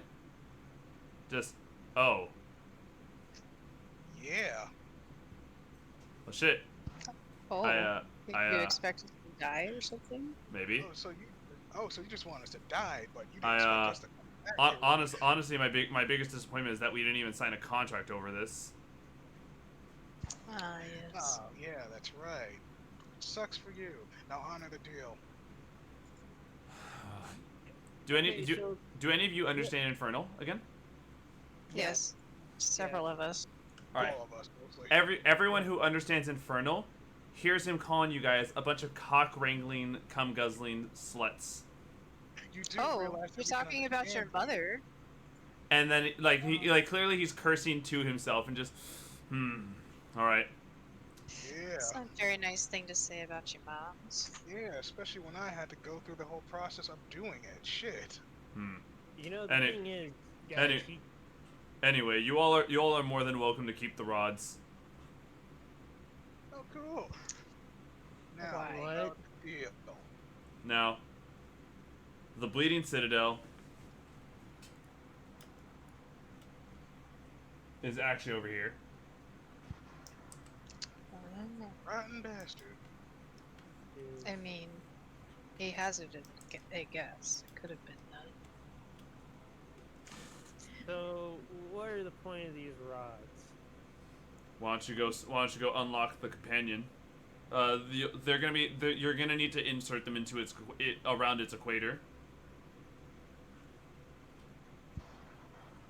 Okay. Can you tell us more about the companion?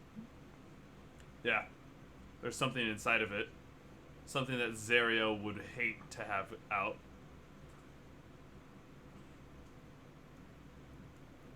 Okay.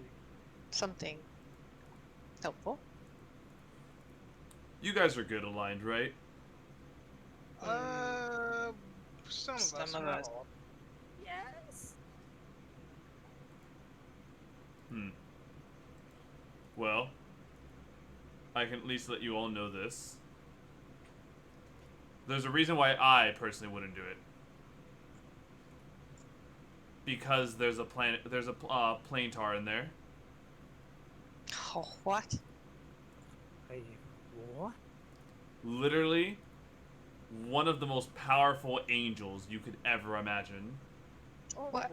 so Oh. you mean someone that would kill, say, if they were evil aligned and made Awful a deal evil. with? Something that has an innate ability to detect the evil and good in people. Ah, Right. well. And Alright, most likely so. would- Now, granted, if you all caused it to escape, I'm pretty sure it would look the other way for any deeds that you've done. We haven't done anything that bad. So we're heading back to El Trail. You're gonna need to go get that sword before anything. Zariel's not gonna take kindly to you guys trying to get the plane tar out of there.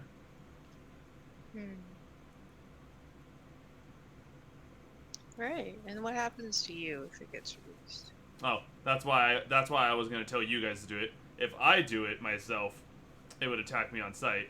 So I would need other people to do it. Oh. Right, but like, Oh, it's look.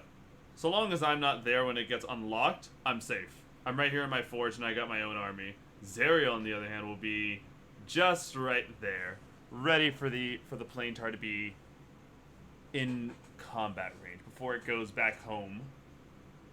how do you figure? The plane tar is smart enough to know it can't literally take on all of hell itself. Most celestial beings want to go back home unless they get corrupted like Zariel. Zariel used to be a stronger angel than what that thing was. Real quick, Lulu, any of this ringing bells? More and more of Lulu's looking more and more contemplated as the news keeps getting back to her. Until finally something just clicks in her. And a golden radiant light shines off her and Belle's like, "Duh! Someone shut off the fucking flashlight!" Hey, Hey. that's my friend you're talking about. Don't you talk about the fan like that, you bullshit. I don't know, guys. I'm kind of in agreement, and I'm standing right in front of the thing. Lulu's full memories and powers have been restored to her, with you guys coming back to restore the deal with Belle. You did the thing. I'm so proud of her. Lulu now has all of her primary abilities again. Her once per day each, such as banishment, heal, raise the dead, and shape change and teleport. So does she finally understand that I'm evil? And Does she teleport, is that just a self thing, or can she help us? she can use this to teleport? just teleport you guys to the Bleeding Citadel. Yes. Okay. And she just kind of like with all of her memories, she's like, "I'm back." And she just looks over to Alexandris. Judging intensifies.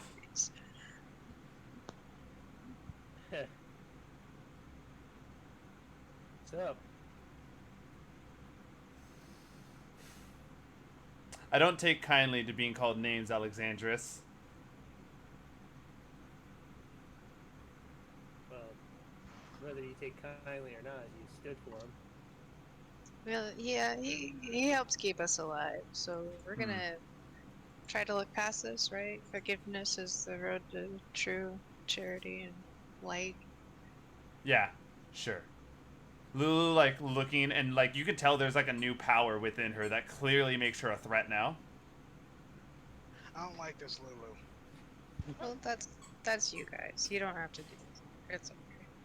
And so, I, for one, am happy she is empowered. See, I told you she was one of those judgments. so, Lulu then just says, "Alright, are you all ready to finally finish this? Let's head over to the Bleeding Citadel and go get this sword." Oh, yeah. Will you tell us about the sword while we go? Sure. Story time. Yes. The sword is an extremely, extremely powerful artifact. It is Zerio's own. It is Zerio's own weapon, and it has the power to hopefully redeem Zerio. When Zerio was defeated by the creatures, she had me and our companion go and strike the sword into the ground to at least maintain some place of holy power in here in Avernus. That sword is probably still doing its job. However, though, because the sword was out of Zerio's grasp, Zerio was easier to corrupt that way. If this sword were to come back into Zerio's hands, there's a chance that Zerio would regain their divinity and be stripped free of their corruption and be stripped free of their archdom. Wow. So we don't have to kill. We can just try to save her. Yes, but I have to tell you, it has been a long time. There's a chance that it won't succeed. Hey, with you there too, it should help, right? Hopefully, worst case scenario, the sword empowers Zerio further. Can it though? She has to be. Basically, think about it like corrupt, this: it's literally a battle of which side wins. If the corruption in Zerio is too strong, the sword will become corrupt as well. Oh. If the divine power in the sword is stronger, Zerio will become good again. It really is we won't know until we get to it, and I'm pretty sure our actions will really help with this because it's holy in nature. Is there anything else that could help her retain or regain her goodness? We are doing the best we can. That sword is the only way to restore Zeriel to their former glory. Alright, but everything helps. So... Me being there, any good aligned people that are there, any people that wish to overcome their evil ways. She clearly is darting her eyes over to Alexandris. Oh, great. Why were we the party that was selected for this shit? Alright. we are definitely not the party meant for this, are we? No. Well, we're just gonna have to get over there in the first place. Are you all ready? Sure. Ready for what? Can we get back our car to Maggie? I mean, that seems nice. Do we just Yeah, we're gonna go think back. really hard and see if the imps will show up and take it? Oh, wait, give your car back to Maggie. This is you guys pried this car off of a dead warlord. Oh. Right. Well, I don't want to give it to Belle. Belle's just that's understandable. But at the same time, fuck you. He's like, I get Fuck you too. He's like, I get Bless you, darling. But I get you. You're lucky that Holofent's here. Oh yeah? Shoot. Give him the southern bless. There you go. And so, Lulu says, Bless your heart. back to Maggie's, yes? Yes. Giving her a car, and then we're going somewhere else. So Lulu uses her once per day ability to teleport you all, along with the car, to Mad Maggie's. Where Nice. there, all the red caps are ah, fuck! And they're just oh, it's you guys. Cool. We're gonna Yeah. take a rest here. I'm gonna go slaughter some red caps. You see the red caps have now formed a platoon, protect themselves, and have now their own area and bunker to hide in. Oh, well, that's... Huh. A challenge. So, you're all free to do as you wish while in Fort Knucklebone.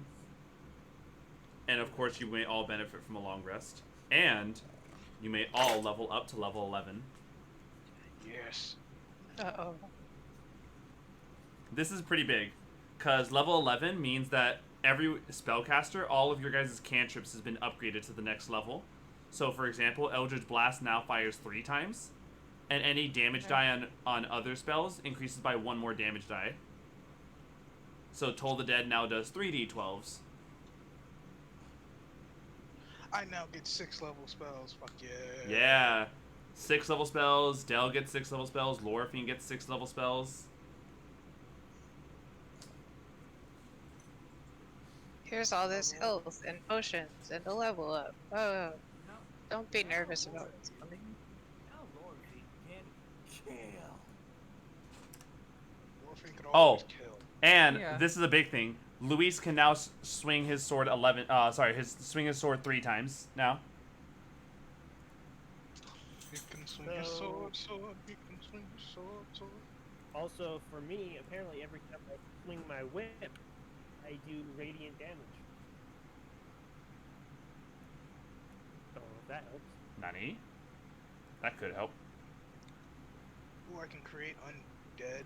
Oh, sorry. Improved Divine Strike. Whenever you hit a creature, your strikes carry an extra 1d8, which means that now when you smite, there's always an extra 1d8 at base because you just have you have smite built into you now. Oh, cool. So it's like every hit, or just when I use divine? Every hit. It explains how. Sorry. Yeah. Yeah. All of your melee weapon strikes carry divine power with them, meaning that all of your hits now deal an extra 1d8, and then you can improve upon that with smite as well. Oh, cool. Like this is like level 11 is a pretty big milestone for every class. I just got the. Yeah, not really. Your 6 level spells are nice though. 6 level spells are nice, especially because your time with Lulu is gonna let you know. She explains there's a reason why you guys need you guys are only as strong as you are now, and it's very important because where you guys are going, creatures that are on Lulu's level and above are immune to 5th level spells and below typically, in some cases. Like Lulu herself can just choose to not have 5th level spells affect her. So we made sure to get cosmic value out of the car, right? The Mad Maggie kind of like is coming over with tea. What?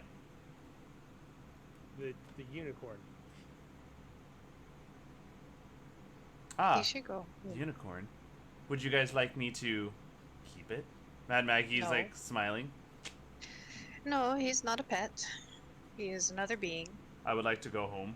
I believe that the Bleeding Citadel is not a place for someone as weak of a celestial as I am. Sure, weak. Okay. Lulu But yeah, go home, said please. every bit of good would help. You're good. Yes, but I am not fit to go there. Is this because I never call you by your actual name? You know, that doesn't help either. Well, Moon Color, I'm very sorry. You got it right. Mooncolor just begins crying. There's no need to cry. So, I'm gonna die. You probably will. But we appreciate you staying to help. So, Actually talk this. the next day after your guys' long rest, here it comes. You guys ready to go to the Bleeding Citadel? yep. Yes, please. And with this, Lulu cast teleport.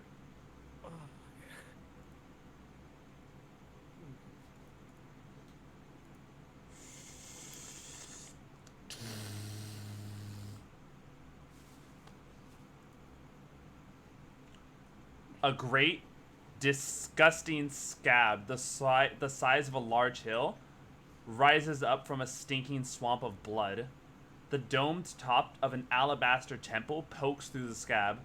Many black iron chains of Avernus converge on the building, attaching within the grotesque mound. This is the Bleeding Citadel. Oh. We here. Not really bleeding, more festering. Well, yes. So that you guys know, the scab is about 300 feet high. Eesh. Gross. The lower 100 feet of the scab is hard as rock, but anything above that is newer, softer ground covered in weeping wounds. This part of the scab has a spongy consistency. Literally, I want you guys, like, I can't describe it any better than what it is already called. It's literally like you guys are walking on a scab where the inner part, or, you know, the higher part of the scab is squishier. Who lives in a palace under hell? Scab bobs. No, it's more like Sword of Zariel. no, It's so you said the scabby scab and is- squishy. The Yeah. sponge. Yeah. So, Lulu points out that the scab is overgrown. The actual entrance of it. You guys are gonna have to scale the scab and go through it, go through its innards to find the entrance. Okay. Ugh. Well, start slicing. Luckily enough, Lulu points out something. It's weird. I don't remember that being there. As she points that there's already a huge 20-foot wide, 20-foot radius hole at the top of the scab. Sorry, near the top of the scab. That's a foreboding sign. Good. Something has already begun its way into the Bleeding Citadel. Perfect. It's already done all the work for us. Let's go. Yeah, it's time to. What the hell?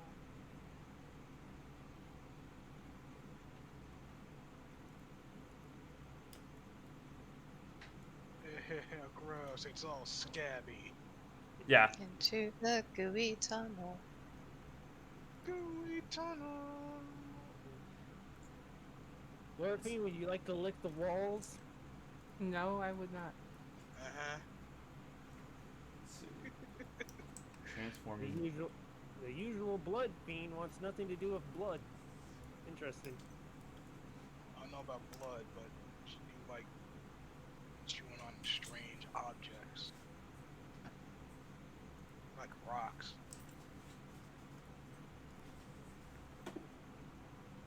Yeah. Our house in the I'd middle imagine of our she- house. Well, she likes to chew on things like metal and rock. I'd imagine I'd look back. Oh, there, she's chewing on one of those antimaterian rods. Would you be chewing on the adamantine rods, Lorphine? Probably, yeah. Oh my god. Wait, isn't those rods kind of bigger than her? The rods are as big as her. So it just kind of looks like a baby just holding it, So- teething on the tip. This is gonna be a strange map for you guys. This map is not a top-down view. This map is a portrait view. Oh. Oh, so we're going. Oh, so yeah, we're going down. Okay, So that's disorienting. the entrance is described as this. A circular gaping wound near the top of the scab forms a tunnel that descends into pitch darkness.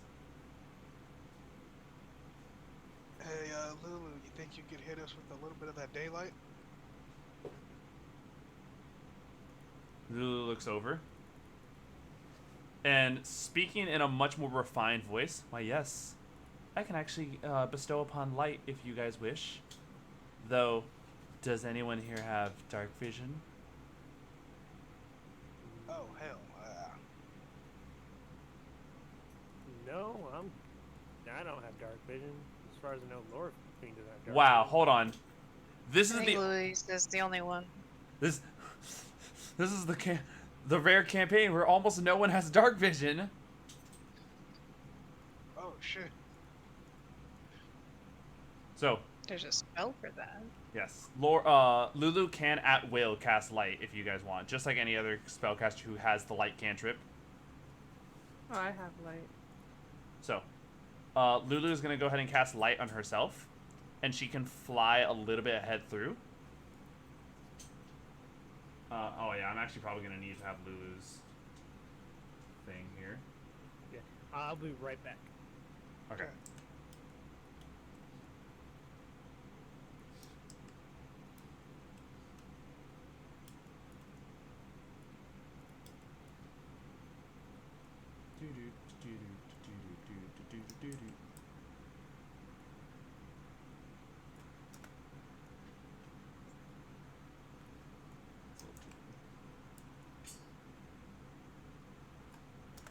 Better.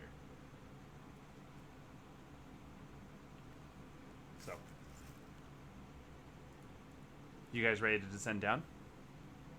We're waiting for maniacal. Alright. I'm gonna go ahead and put Lulu up ahead just a little bit. Each square represents 10 feet, and obviously this is like, this is still gonna be one of those weird situations because of the way the map is.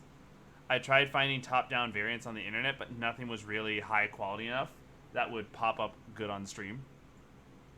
So this is what we gotta work with.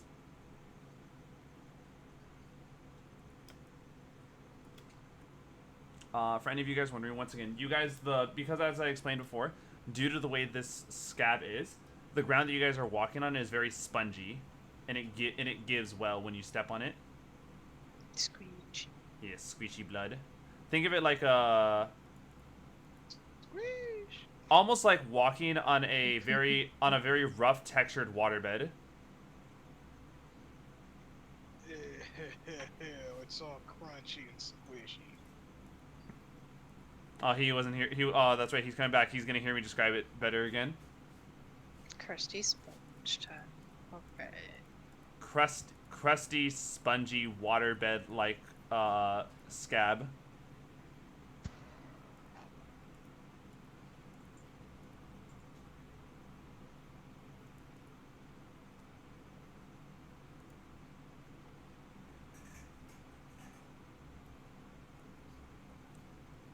Oh, hold on.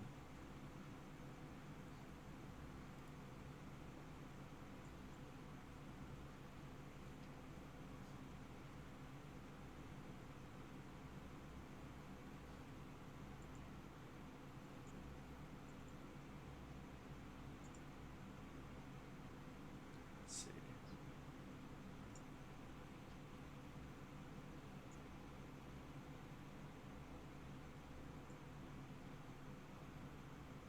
Bruh. Bruh, where's Maniacal?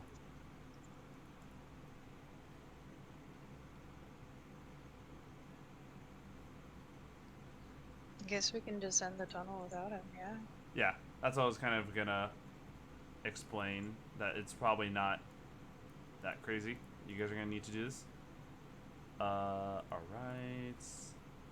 Alright. Close. Alright, so descending further and further down into the scab.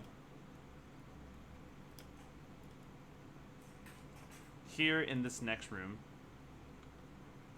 in this next area, the scab on one side of this narrow passage is... Oh, here it is. Hey, Maniacal. Hit me with it. Walking through this place reminds you of walking on a very rough textured waterbed filled with blood.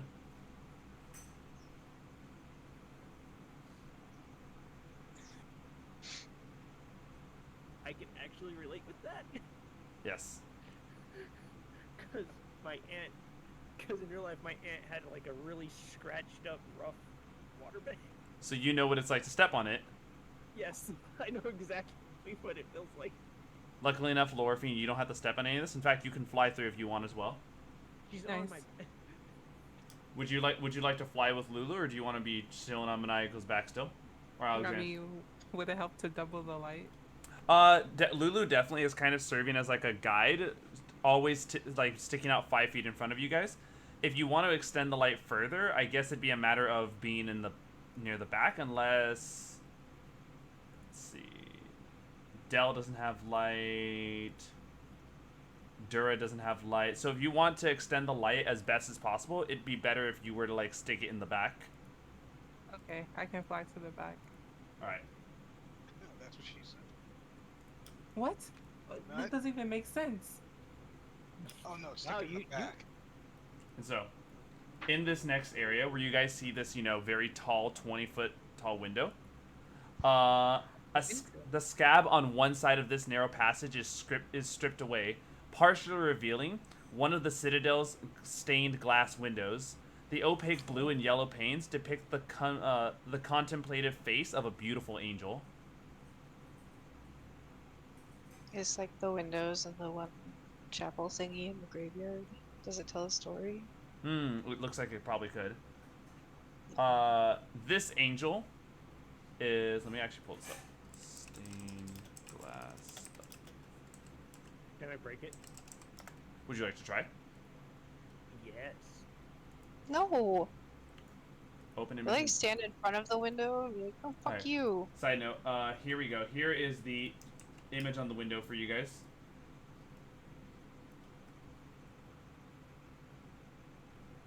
Cannot break it. Probably gonna bunk me. It's too pretty. Don't do that. So, You'd like hug the window pane, be like, fucking don't touch it. so I'll lay on. you are more than welcome to try to break the window. Yeah, I don't think I'm actually gonna break it because she says try. Actually, wait, hold on, sorry.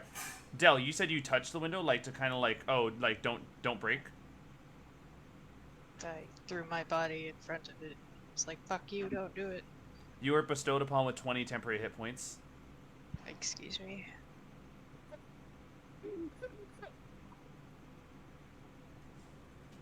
Yeah, I say what?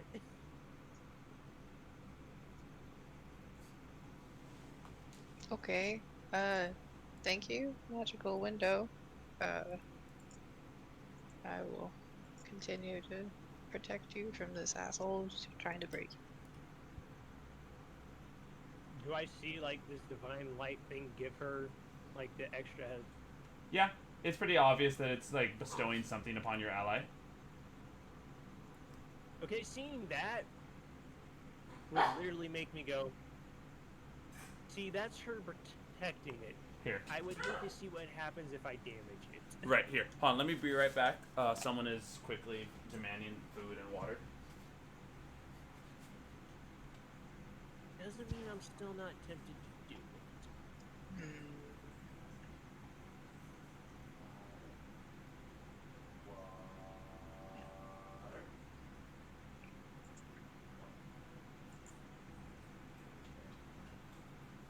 Also, I'm afraid to. Oh just no, the big touch boy it. was just thirsty. Side note, hold on. What the fuck is... Bless. I'm gonna deal with this after. Alright. So, what did anyone else want to interact with the window? You know what? I don't want to break it anymore, but now I'm curious if I want to touch it. Sure. You touch it and nothing happens. Now I break the fucker. When you swing your weapon against the window, your weapon bounces off of it, causing not even a scratch to the window. Oh, it's a good baby window. Yeah.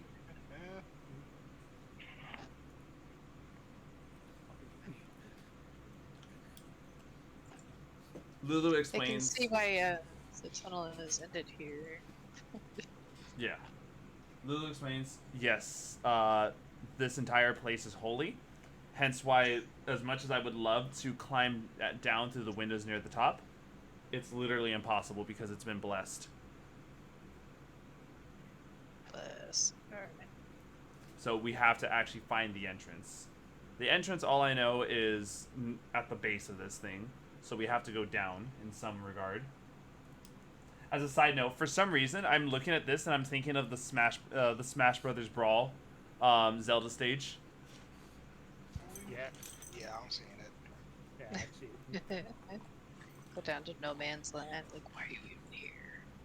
Funny enough, I was playing Skyward Sword before we started. So, what's the call? Which route do you guys want to take? Lulu, which way? All I know is down. Down it is.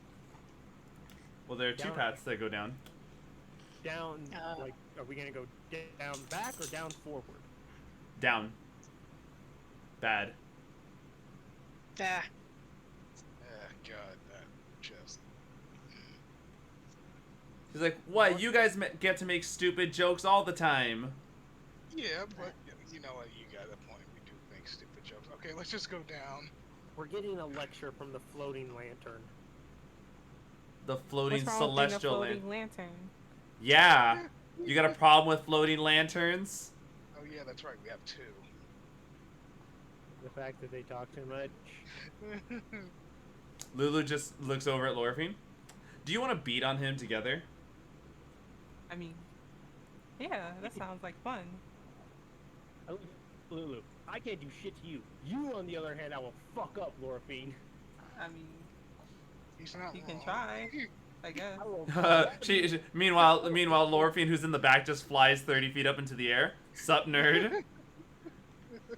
I swear to God, I will grab you by your little throat, Lorphine, between my thumb and index finger and squeeze until you pass the fuck out. She's not even on your back. That's the best part. She's in the back of the group.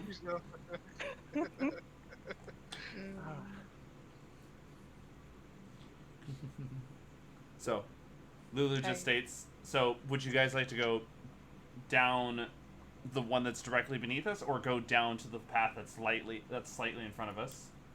Down into the east. So this way. All right. Lulu flies flies at the gap. Now you guys just need to jump it without taking fall damage. Okay, let's give it a try. So who wants to give this jump an attempt first? Who Sorry, dares? you did a robot. What? Who wants to attempt to jump the gap first? I'll fucking do it. Let's go. All right, please make an athletics check. Be careful, sister. My +0 athletics. Let's do this. Oh no. 14. Oh no. 14. Whee! Barely, like literally grabbing onto the ledge right there, but you do take a d6 of fall damage. Oof. Oh. You take 2 So points of I- falling damage. Oh no. Oh no, you have 18 temporary hit points left, and then you climb your way over there. Forgot you got those. Yes, and don't forget, you all should have 10. And Lorphine has 15. Yeah. Yeah, that's right. Okay. She do it, I'm gonna do it too. All right, athletics check. Let's go. I believe in you, brother. I'm going, sister. If Luke can do, we can too. That's actually better. Holy shit. What'd you get? I got 23. Yep. Yay! Oh, don't forget, that temporary boost only lasted for an hour when you had it, so that boost is gone by now. Yeah, I know. I already switched it back. All right, so you're good. You land right on the other side, not taking any fall damage. Wow. You next, Clip Clop. This majestic horse body is going to fly through the air. We should probably get out of the way. Yeah. But you guys just step to the left or to the right. We're forgetting that this is like a side view. All right, Maniacal, you may do your athletics check.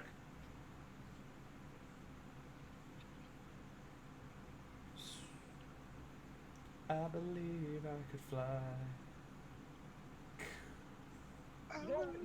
No, I'm not fucking.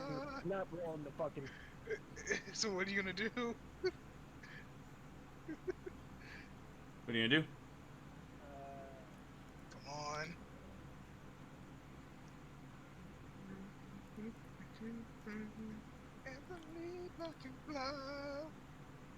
Flies in the air. Yes, that didn't work out. It was like, One's got horse legs. he has to go to the glue factory. You know. I know, we gotta put him down. Oh no. Oh, Oh my god. You're like, so can you stand? Oh, yeah, I can stand. I'm sorry, man, we got you down. Are you That's sure right. you don't want to roll on the That- website? And that's when I stabbed her in the shin repeatedly. wait, what did you roll? I don't see where you rolled. I rolled a 13 because I rolled a 10. On Clip this- clop, clippity clop. You got the same thing as Dels, within the same bracket, so you're only taking a d6 of fall damage. Yeah, watch that. You take 5. Yep, of course. You were majestic, but till that last bit. All right. I guess we're waiting on. I'm just. Oh hell, what about Lou? Lulu flew Yeah, across. the fucking rabbit and fairy are just gonna have the hardest time with the fucking gap. Yeah, jumping. Rabbit. Yeah. Mm, He literally gets a boost to his jumping, so he's fine. yeah. Very Nick. good fly, How's- so let's go. Nick, you ready to jump this gap? Oh yeah. Oh, you mean the monk that does fucking backflips? I'm a little salty. It's okay. You may. If you wanna look at this way, you jumped so high that your human body was too tall and you smacked your Oh, head into fuck. the gap ceiling. He literally, when he's about to jump, he trips over a very rough part of the fleshy scab. Fuck's sake. So we gotta go get him. Hold on. He takes 3d6 of fall damage, Oh my. taking 12 points of fall damage. Meanwhile, We threw a rope down to him and pull him up. Or we could just go down there with him. No. Hold on. I feel like me. This See, like, I have acrobatics, rope. fair enough. Though the 17 is good enough for him to slightly run up the wall and jump onto this ledge, and then Like Assassin's Creed's it up. yeah. Parkour. Meanwhile, all we're waiting for is Lorphine. Oh no! However, will she jump this gap? Can I fly over? Yes, you may. Flutter, flutter, flutter, flutter, flutter. There's like all fancy acrobatic type shit. Like, Yeah, I do acrobatics in the sky as I You- fly over. yeah, you're doing like. What are we talking like Matrix style, where you're doing like slow motion spins in the air? I was more so going like Olympic gymnastics in the air. Even better, Why are when you you getting stick the so landing, you stick the landing on on Alexandris.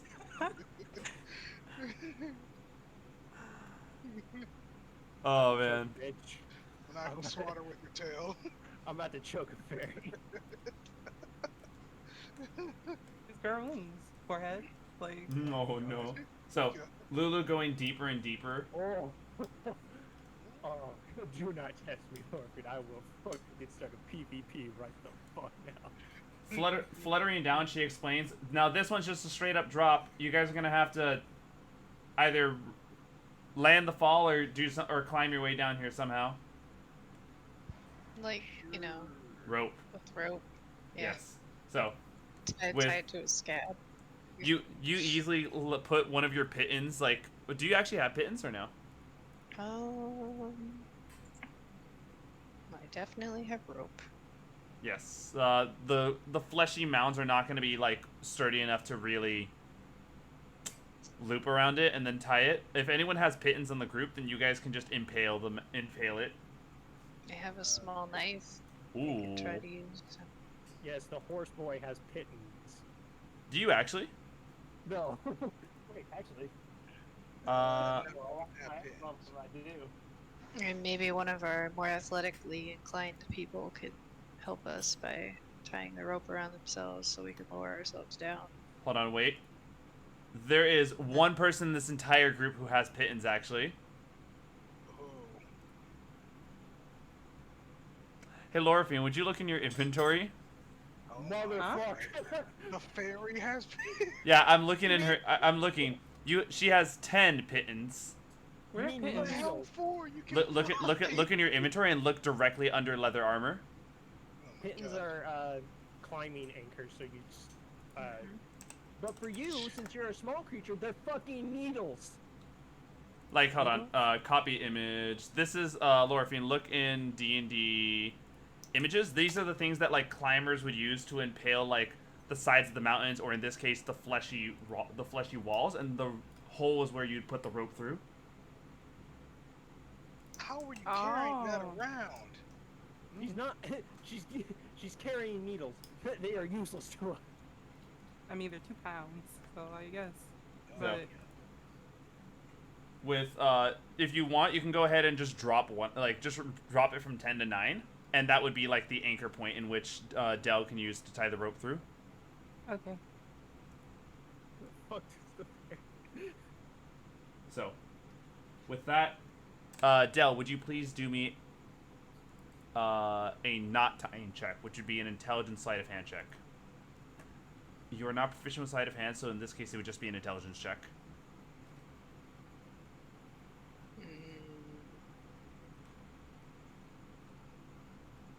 So just roll a d20 and add intelligence modifier. You can also click on the modifier for intelligence and it'll roll it Oh, with them. Yeah. I forgot you could click on those. Yeah. Alright, 17. Alright, pretty decent knot. You managed to be the first to climb your way down, and it seems like the rope can support pretty well. Yo. Followed by Bretter, Backflipper, and you guys are looking over as one by one. 4 of you make your way down. The fairy flies her way down, and now you guys need a way to figure out how to let Horseboy scale down this rope. If he loops the rope around himself, he can easily, what's the word, belay down. Yeah, he can belay down Reach. using the walls of the flesh vessel. You can also just rope burn yourself a little bit. Land on Dura. Would you like to? Fuck it. Yeah. Dura, you notice he takes a jump and is about to land on you. Please make a dexterity saving throw.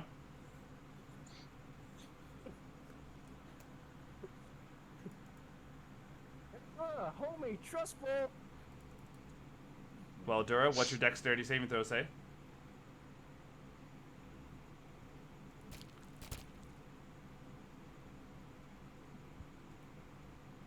Dura. Brother. Oh, sorry, was it 16 good? 16. Let me go ahead and pull this up. 16 is good enough. So instead of splitting the fall damage in half, Alexandros, you take the full brunt, taking 9 points of falling damage. Not the smartest move, man. You're an asshole. No, it's not me being an asshole. It's just you're an idiot. Lulu kind of looking in both directions. Which way should we go? Coin flip. To the right. Take it back now? Keep going east. So you guys want to keep going this way, yeah? I do, but I'm not all of us. What do the rest of you guys think? I don't really both of these paths kind of give me the same type of pull towards the entrance. To the right, to the right, to the Let me right. take the one where I'm not gonna take more fall damage. We'll see. I think We should right, take we're the going one in where we need to generally. fly, you know? Right. You. Well, technically, you fly through this whole area. Yeah. Can I choke the fairy? No. Can I make an attempt to grab her and just Not if she's squeeze a constant. little? Not if she's constantly flying above you. Oh, hold on. Let me go ahead and We go right. yes. So Yeah, I feel like we're gonna keep coming into situations where we have to rope or fall down someplace. So- 'cause we're going in a generally down direction. it's at this We're point basically- the scab is beginning to transition from soft and spongy to become hard as rock. Great. Alright. So, 10, before you guys head down, 10 small snarling demons covered in matted gray fur and bite. 10 snarling demons covered in matted gray fur claw and bite a hole into the hard, scabby floor. A demon made of shadow flies over the smaller fiends, screaming at them in abyssal.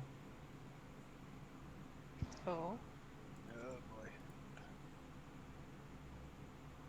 I know one of us knows Abyssal. Yeah. Yep. Yes. On top of this, Lulu is... Upon feeling this presence, you can actually see her visibly shudder. Lulu, you right there, friend. Something big's down here. Yeah. You don't say. No, like you, What's like small? like a horrible presence. What right there that we're seeing is not it. Something bigger. You think they're trying to dig something up that they shouldn't? I don't know. The guy who knows Abyssal, what's he saying? Sorry. Who once again speaks Abyssal? Me. Let's see. Okay, so we got Dura. Alright, and... Oh, and Luis would understand this as well. Alright. So Dura and Release. sorry, Dura and Luis, you can hear the shadowy demon scream at these dretches in Abyssal, telling them to dig faster to get Krotekowek out of there.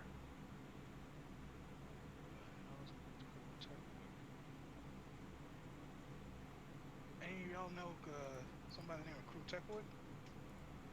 Lulu just I feel like it could be Arcana history. this would definitely be an Arcana check, and Lulu is going to provide advantage on this for anyone who's trying to roll to know what Krotekowek is. And rolling for Arcana. Yeah. Well, 18. First time rolling low. So, I got 11. Del, you, with Lulu's help, the two of you realize that Krotekowek is a very strong demon. What you guys are, let me go ahead and copy image. This image comes to your mind when you think of Krotekowek. Oh, no, not that. That's a fucking Pitten. That's a fitting. I know. Oh, What? big scary tool. I It guess. probably still is a big scary tool. Oh, Oh, hell no. that's interesting. Oh, And hell no. That's you say these things are trying to dig it up? that's not the only thing. Hold on. That's not just the thing that comes to your mind. Krotekowek is kind of an omen because he's the personal pet of Yanogu, the demon lord of slaughter. Yanogu, I know, but that's like my own personal knowledge. Yeah. This comes into your mind as well when you understand Krotekowek. So, if Krotekowek's here, Yanogu is here as well. Oh, that's fantastic. Not, but Yeah. You can go ahead and relay the information as you wish. I know you know Yanogu. You know Yanogu. so you know what a hyena is, right? Yeah. Think about that, except like the god of things called gnolls. The gnolls look like hyenas. Yanogu looks like a freaking weird abomination that's half hyena, half like alien queen, xenomorph. They're pretty fucking crazy. It is incredibly chaotic and mean and lives for suffering. If you'd like, now because of what you've told them, I can allow all of you to also do an Arcana check with a low DC to give you a visual understanding of what Yanogu looks like. Yeah, Yeah. you're all allowed to. You're all more than welcome to. Yeah, it's It's really fucking cool. I got an 18. Or an 11. all right. 11 will get it. 18 will get it.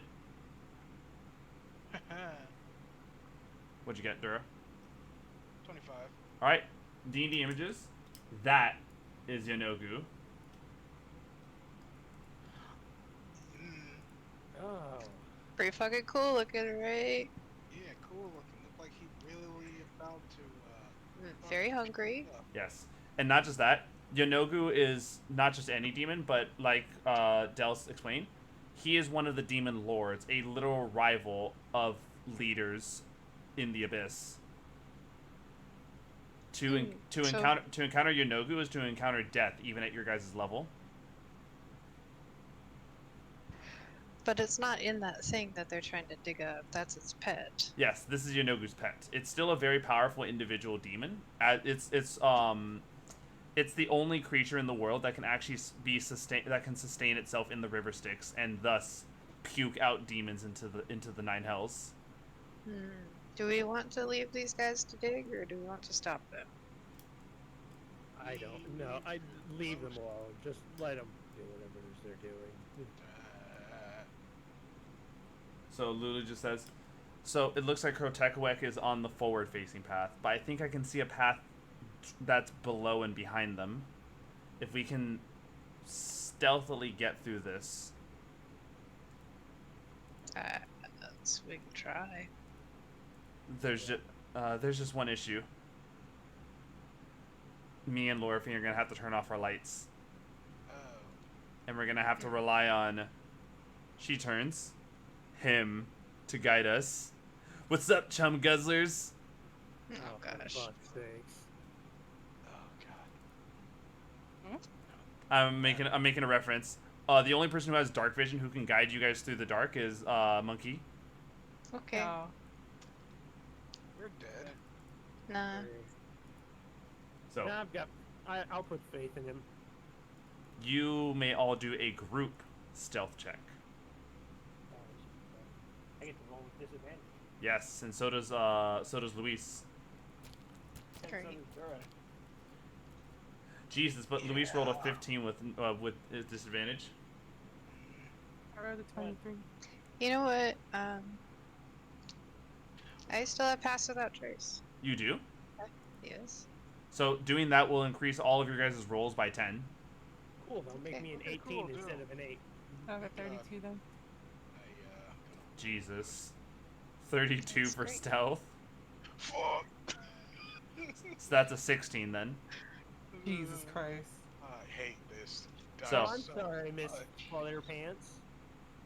Well, you know, it's not my fault I can't fly. I don't know what else to tell you. So, let me go ahead and see what the passive perception of these creatures are. So that's one. And this right here is what's going to determine it.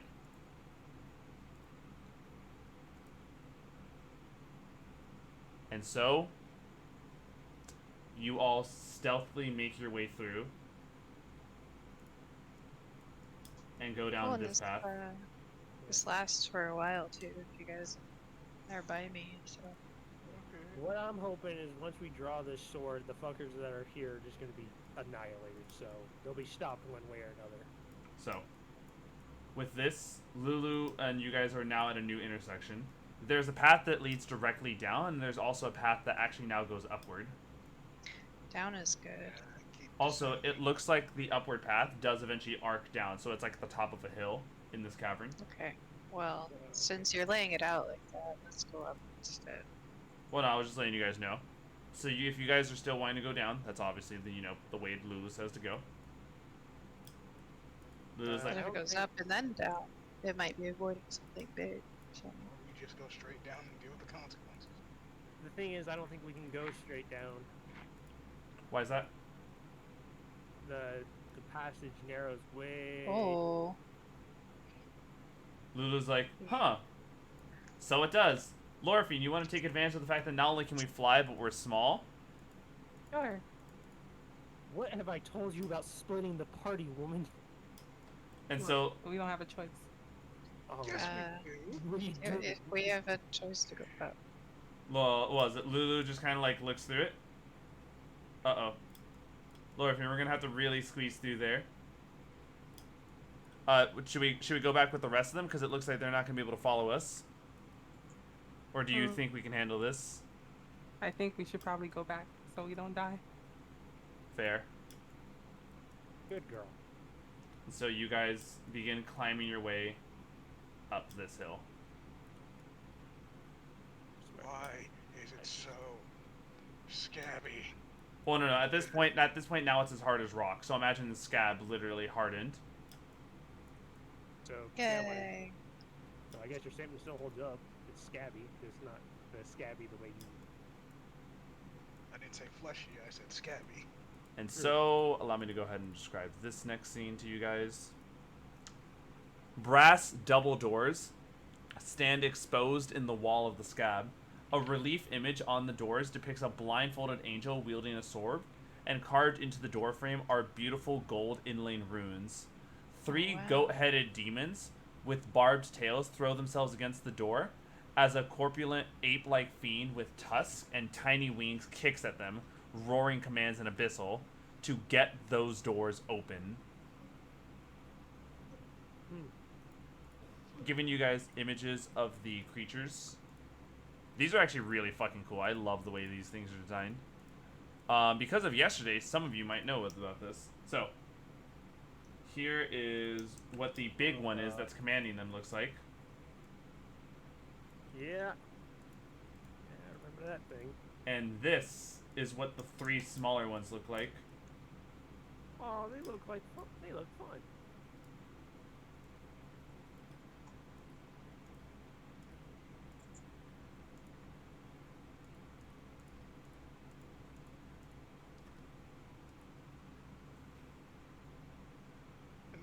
up against an angel. Well, they're not necessarily going up against an angel. They're just trying to break the door down. Hmm.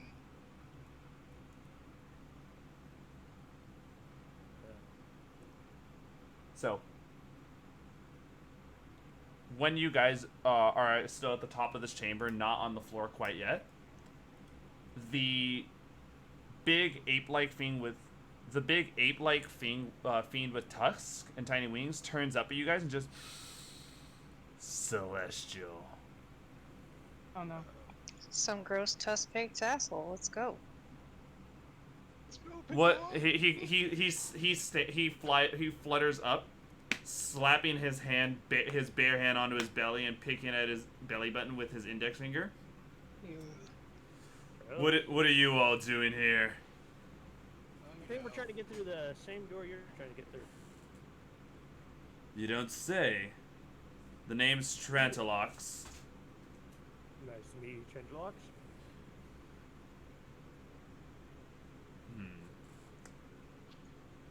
I know we've just met, but I think this would be an interesting thing. Would you guys care to try to open these doors? Lulu, how would you like to open these doors?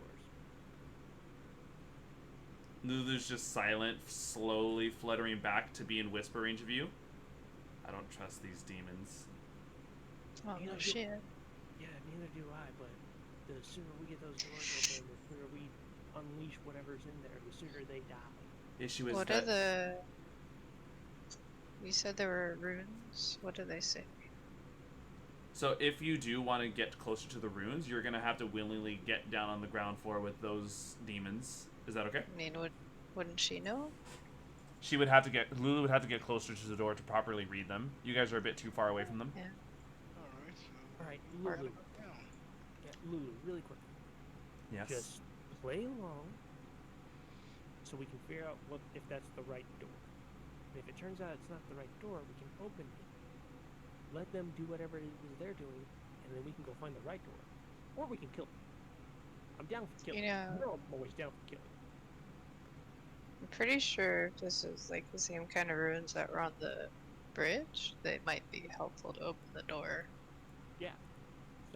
So let's just play along, get down to the door, because they'll let us willingly go to the door. And then we have home field advantage once we get there. You know what Okay. I'm saying? Okay. Look, I know you don't trust me right now, because me and you, totally different alliance. But right now, we have the same end goal. She just looks over, Alexandris. I never said I don't trust you. I always believe that you have the good. I always believe everyone has good in them. Well, Oh, I'm not that's saying a I don't, but I'm just saying I prefer the evil side. Look, I trust you regardless of whatever it is because you guys have never seemed to harm me. You guys have never seemed to do anything that would go against what I want. Well, not physically. So I trust you if you wish to go against the demon, but understand this. Breaking a trust with a celestial is a very big thing. And it's not just a matter of your soul is damned forever in hell. It means much bigger things.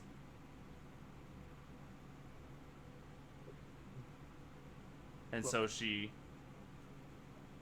I'm Just- trying to just conquer this land, and I'm trying to bring some semblance of order. that's understandable. Good luck with that. Because the last person who told me that became the archdevil of hell. And Yeah. coming- At least he's not hiding his intentions. But yeah, we should go down there. the thing is they didn't want to be the archdevil of hell. I want to be the archdevil of hell and then reorganize this whole shit. I want hell to be more. I want hell to be more organized. Is So- what I'm starting to realize what my goal is here. Lewis just says, good luck with that. Let's open these doors. Oh. And whatever I have to to get this fucking. At least go read the runes and see. Yeah. Mhm. So far, so good. Let's see.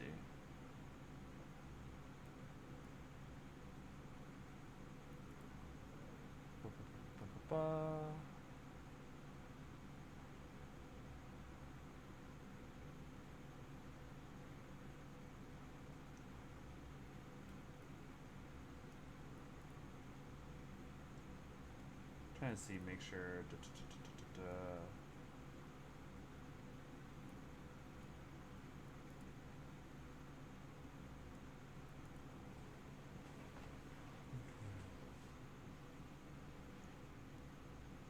All right. So, when you guys get closer to the door, the three goat-headed demons slowly back away, keeping their eyes on all of you. Can anyone here read Celestial? Yes, I can. Yep. So let's see. Do you mean the Celestial can't read Celestial? I know, right? So Lorphine and Dura can. So Lorphine and Dura, this is what you guys read on the doors. The runes written in Celestial say, "Against evil we stand united. Only the pure of heart can part these holy gates."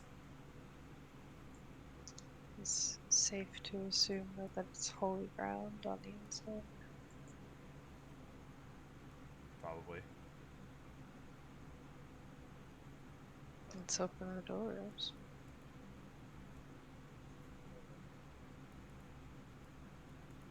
So, who's trying to open the doors? I will. So, Dell approaches the doors, and once your hands are placed on them, your hands, where your hands are touching, there's a faint glowing light on the door. For only where your hands are touching. I'm imagining that if I wasn't good aligned, I would not be able to do this. Yes. Oh, this used to be. A couple had a Zelda wedding where everyone cosplayed as different links and princesses. Hope there wasn't any clay pots. No, CDI Link and CDI Zelda. Best. Oh Gosh. no. No. Oh, God. So, Oh, they had a portal cake with their Zelda wedding cake. Oh yeah, these people are awesome. and so, you ready to push open those doors, Dell? Believing yourself to Yeah. be worthy? Yeah. With the doors open, a bright white light, and I'm talking so bright, we're talking like you're trying to fall asleep in your bed and you open your phone and the brightness is at max. And you're just like, Ah! oh. Any, My eyeballs. let's see. Who here is evil aligned?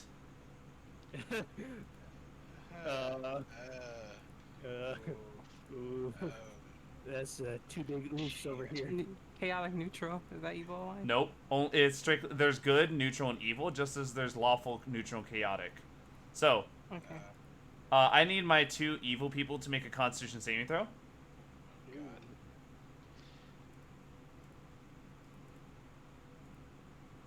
Uh, 15. 19. All right. The two of you fail. Of course. Like the shit. As 45 points of radiant damage washes over you. Ah! Oh, oh, it does not burn good. Literally burning into you guys. Fucking hell. Meanwhile, the goat demon and the ape demon. Ah! The three goat demons look like they're nearly dead, and the ape looks bloodied. Jesus. Oh. Ah! I look over at the ape demon like, oh, how you doing? You sure you want to go in there? Hell no. Can I walk past the mantle of the door? Hold on. Oh, God. Oh my god, it burns so much. Wait, why do I have radiance if I can't? Why? We're both a cleric and a paladin. Exactly. What the fuck? So, just as you're about to walk in, and the ape-like creature does answer. I'm feeling okay, but you're That's not. good. But you're not about to be. Well, dude, can we like get a minute here? Like, No. You. Oh, dude, seriously, my It's soul time just to roll fucking initiative, everyone. Like, homie, like, did you not just see that me and my other friend here also took the same damage you did? Yeah, so you're gonna be on our side when we kill your friends, right? Piss off. You know what? 17. Just go with me on this, guys. Yeah, fuck these assholes. Did not warn me that was gonna happen. I'll go stand next to the big guy. Orphan got an 8. Calcium, are you there? I'm alive, boy. Make a initiative check, as I said. Dura, what did you roll? 17. 20. All right. Oh, it burns. God, I can smell my horse hairs burning. Not even horsehair. I can smell my soul on fire. What the fuck? Oh, you have one? I am a changeling, and yes, we all have a soul. I don't know. After the shit I've done, man, I didn't think I had any left. Apparently that was wrong. I'm pretty sure that's just embers at this point, but damn. God. Oh, it hurts.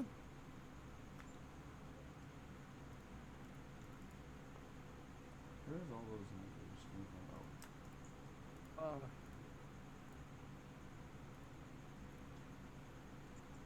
We go ahead and get this. God, my body just went to Terminator 2 Judgment Day blast. Oh.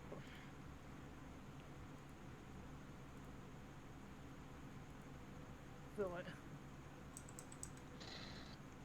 Oh.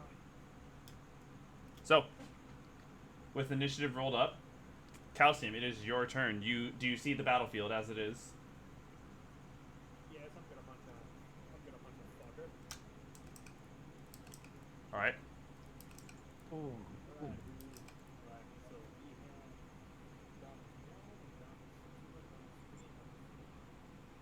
have Well, Dumbass 4 is also about a good 20 feet in the air. Yeah, I punched dumbass 2 and 3 that are right behind you. I'm gonna punch dumbass. All right, go for it.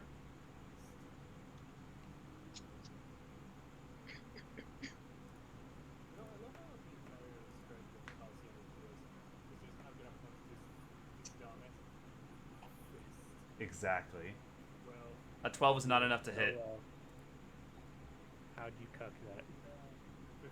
A 15 is, though. 9. You outright killed number 2. Dead by Daylight's thinking about That bringing hits. Five Nights at Freddy into it. Oh my god. Figures it's got ridiculously popular. 5 points of damage causes that one to be even closer to death. Just realized Dead by Daylight's basically becoming the Smash Bros of horror games. Let's fight. So, Dura, it is your turn. Once again, the two remaining goat demons look like they're nearly dead. It's the big ape one that's like the only one who looks pretty damaged from the 45 radiant that came his way, but not anywhere near dead like these goats are. That's great. A spiritual weapon. All right, summoning your spiritual weapon where? Next to him. Yup. All right, go ahead and roll to see if you hit. Yup. Yes. What'd you get? 27. That's a hit.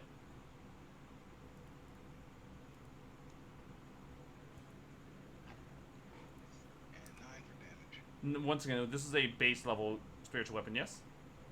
Yes. All right. 9 more points of damage was done to him. Any actions you'd like to take? Remember that your spiritual weapon has been procced, so you did use the spell slot this turn, but on consecutive turns, you don't have to reuse spiritual weapon with the spell slot. Right.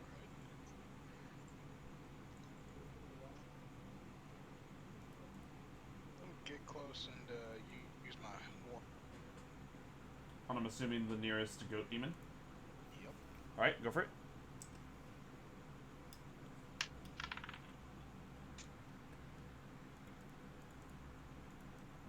It's 19.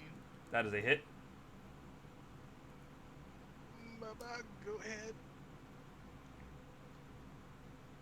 That's 10. That is enough to kill the other goat demon. And that's it for me. All right. We head on over to Dell. You. What would you like to do? Um, So the one in the back I is do the a one. 5th level moonbeam. Ooh. Need a con save. Be aware as well. The big one is directly above Lulu and Luis. So it is a column that will strike down on them too. Oh no, not the lose. Anyway, Not the lose. Yeah. for fuck's sake, why did it have to be? He is up in the air, yeah? Yes. So let's change the plan a little bit here. I will do Earthbind. Oh. I need a strength save. He will give you a strength save.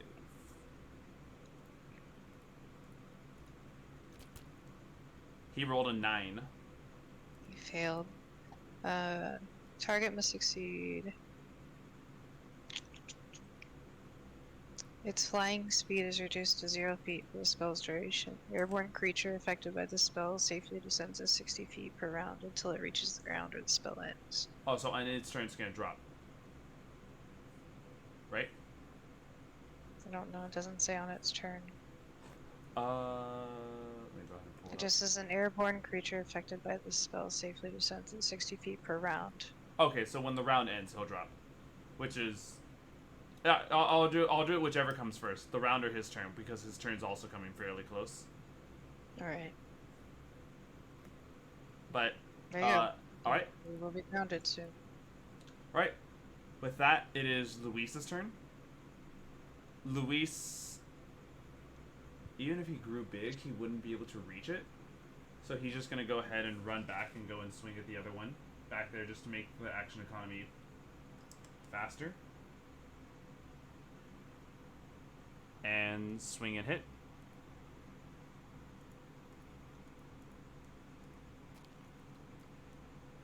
He rolled a 15. And we'll straight up kill this thing.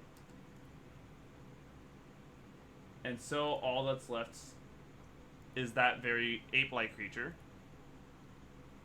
who on its turn drops. He's like, oh fuck.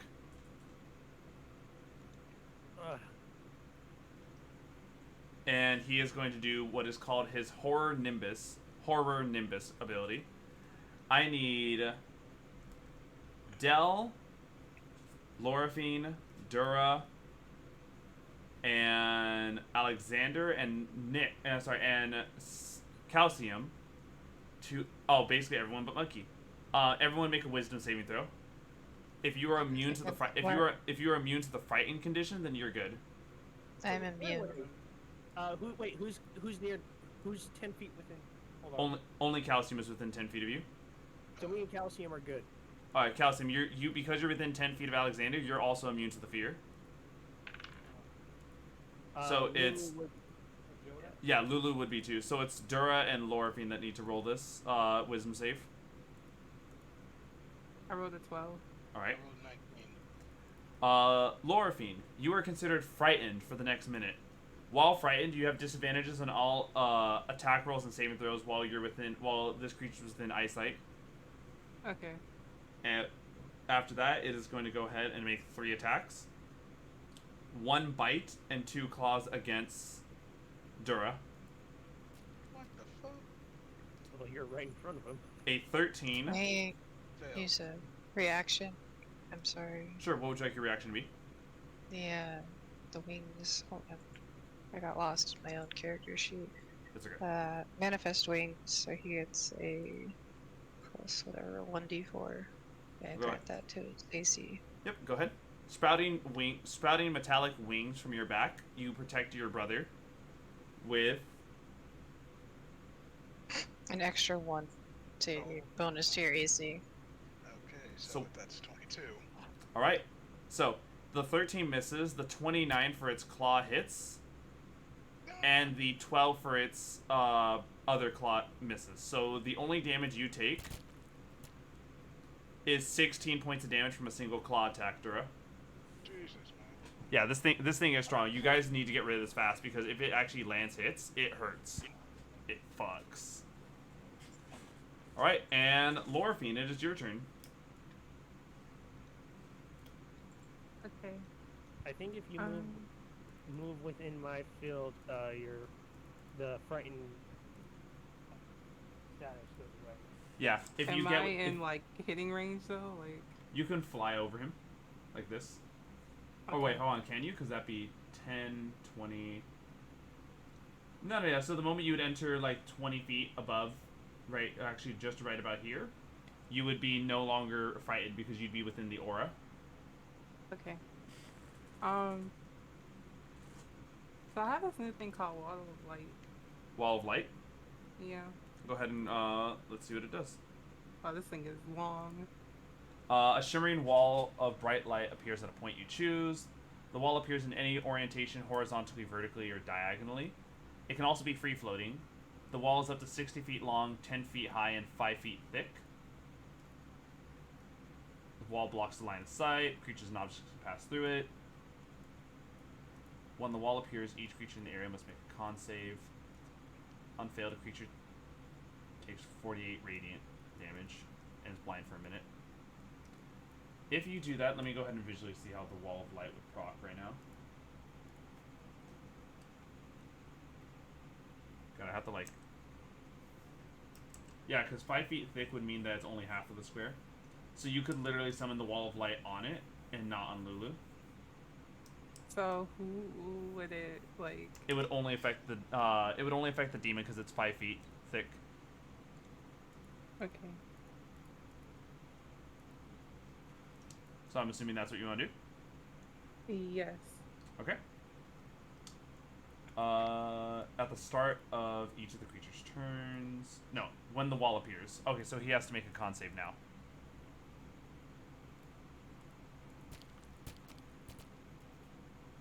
Rolling a 20 total. Wow.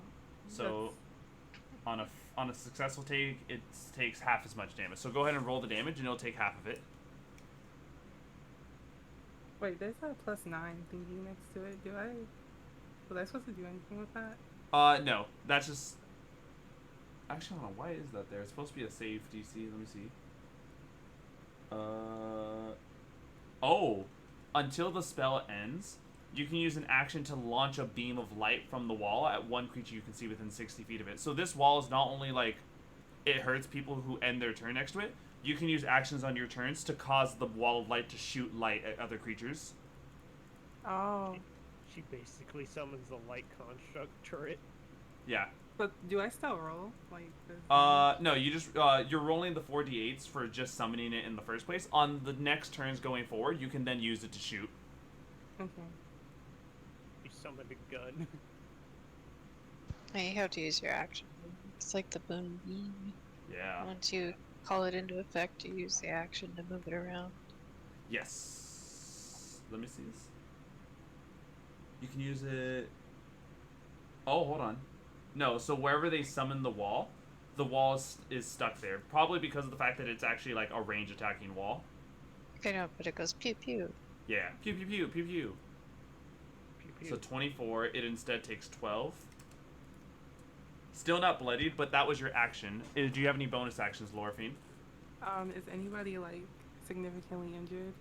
Yes. Oh. Okay. Can I split these, or can I only use it on one person? You can only do it on one person at a time.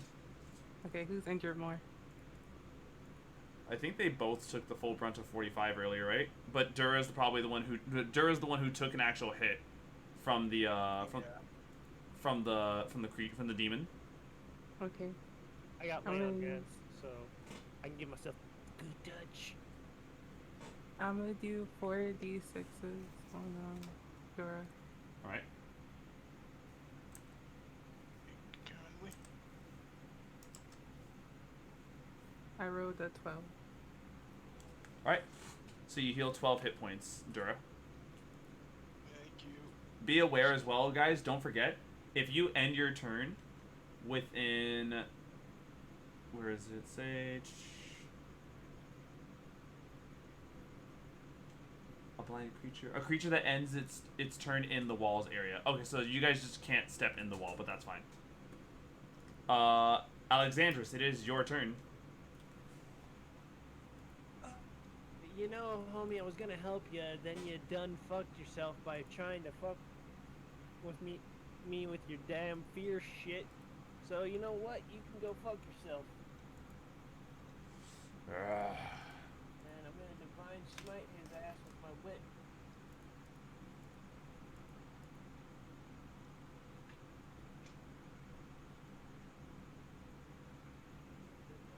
Oh god, I have 3 third level slots now. It's about to get real. You 17. 17 hit. 17 does not hit, actually. Of course it doesn't. So we'll try one more attack. One more time. 19. That does hit. Good. And we're gonna do it. We're gonna do a third level smite on him. So that's gonna be 6 d8s. So third level smite. It innately does 2, 3, 4, 5, 6 d8s of radiant damage. Do I add the other d8 that I get with? No, the 6d is what we're including. Okay, that's what I was thinking. Also, does he take any damage from the silver whip? The silver doesn't look like it's really like an effect, a major thing like devils, like it is for devils. Okay, I just didn't know if he was a devil or demon. Right. I'm having a hard time keeping track of these two fuckers. So It's okay, most people do. Yeah. The initial damage is 7, and then I'm gonna roll my 6 d8s. All right.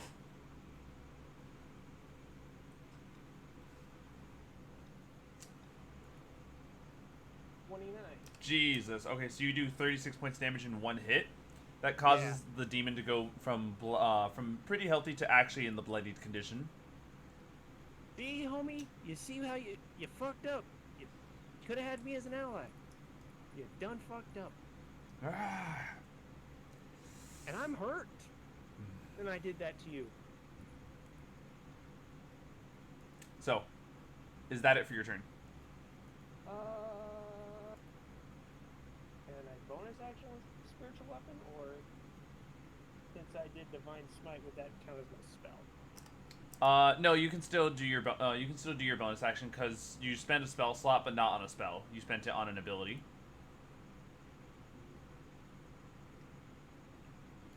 Also, just be sure, it was grasping earth you did, right? Skills? Earthbind. Earthbind. Does Earthbind? It's in effect for 1 minute. Okay, can they break out of it at the end of their turns like other spells or no? It doesn't say. I'm gonna slap him with this spiritual weapon, hopefully. All right. 16. Not enough. Yeah, cool. And so now I have it. we are back at the top of the order with Calcium. Punch him in the dick.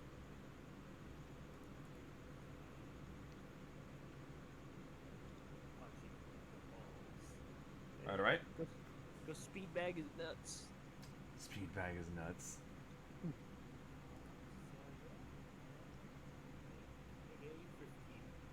Can't do that when I'm sitting down.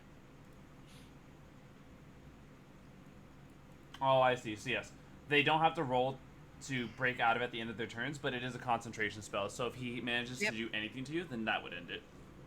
If he manages, yes. Yeah, right. 8 points of damage was dealt to him. All right, Calcium, that was your hold on. 8 and 7. Thank you. And then any bonus actions to declare. All right.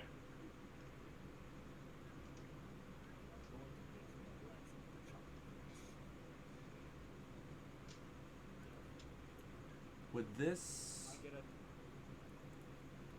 that's a nat 20, so that's two of your damage die. So that's 2d6s. 9. Okay, he's looking pretty hurt, but not stumbling, but definitely looks like he's up to something with if his turn comes up. Puppy. So, no. Puppy who chose violence. So, Dura, it is your turn. In case you're wondering, he's barely his arms are barely reaching through the light wall. So you can't make out like all of his body because the wall of light's that bright, but you can see his arms sticking out. Cool. Well, he's gonna lose those arms, but you know. Yeah. Yes. You said you already summoned spiritual weapon, yeah? Yes, and it's still out. So do you want to use the bonus action first or no? No. Well, actually, yeah. I'm gonna use the bonus action first, then cut his bow. Okay.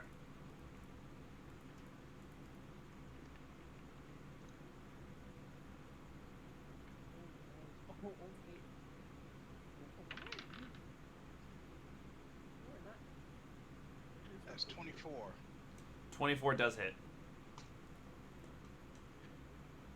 That's 9 damage. 9 more points of damage was dealt. And now your main action? Where'd the puppy energy come from? Huh?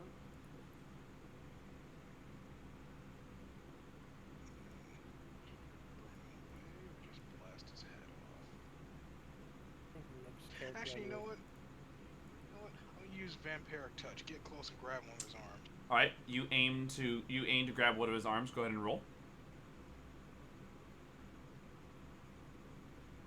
Miss and burn your fingers off in the wall of light. Yeah. Well, that would be something, but thank God it's not. What'd you roll? Another 24. All right, that hits. Give me the damage. May he suffer necrotic damage. 9. And with that, he is now stumbling. But I believe that's it for your turn, yes? Yeah. How much am I supposed to do? I think you heal back half of it, so power it down in 4. Alright. All right, Dell, it is your turn. Okay. You're just wailing on his arms. Right? For you and Dura, it's like his arms are sticking out. Ah! Break his arms! Let's see. I have to maintain concentration, so with that.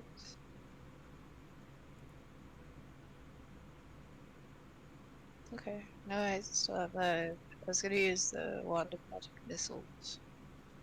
Oh, here we go. It never And misses. then do 4th level. So, 2, 3, 4. This is 64 plus 6. Thank you for doing the math for me. 1, 2, 3, 4, 5, 6. And then add 6 to the grand total, and we get 21. 21 points of damage. I almost forgot to mention, Dura, your vampiric touch caused him to be stumbling, so this is just extra icing on the cake. He is not nearly dead, but he is hurting for a good amount. And is that it for your turn, Dell?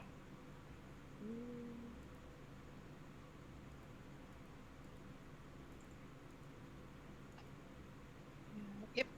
Alright. And just when this demon thought it couldn't get worse, he hears the bunny hops. He hears the bunny hops as Luis swings 3 times with his weapon, rolling a nat 20, a nat 1, and a 21. So first, let's see the critical damage. He did 17 points of damage to this dude.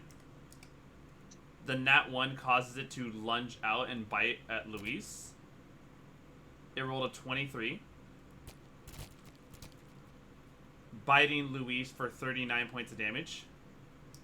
Sheesh. Hey, quit biting his back leg like that.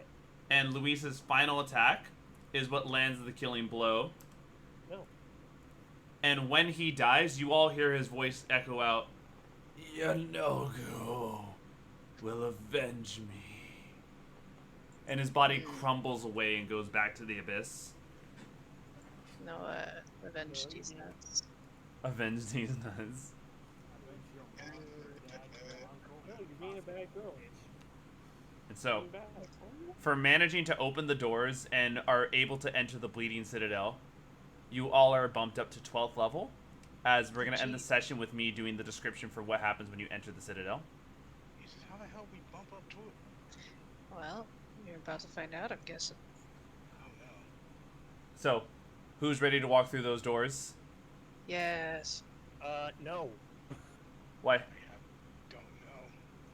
You guys are literally going to the most holy place on this in this plane of existence that no demon or devil has stepped foot in. Burn for it. Yeah, I've seen what happens when I step into holy. Oh, that's just well, if you've noticed, the door's been open this whole time. It was just that initial burst of radiance that did something to you. If you ever find out whoever made that door, clap the fire from them. No. No, I'm with him on that. Fuck that dude. So, Oh my god. You guys can stand outside then. I'm going in. here, like I mentioned, the radiant light only hurt the initial time. You guys are more than welcome to go through it and not be hurt. Okay, fine. They're ungrateful assholes. They don't have to go through it. Mm-mm. So, Calisim, you going in as well? Lorphine? Yeah. Alright. A bright white light burns away the blood and grit staining your clothes. Restorative energy brings life to numb muscles as the glow softens to reveal the interior of a sun-kissed cathedral. How light passes through the scab into the stained glass windows is a mystery only magic can answer. Pillars line a path from the door to a raised dais carved with celestial runes. Embedded in the stone atop the dais is a glowing longsword. And it is with this image that this is what you all see.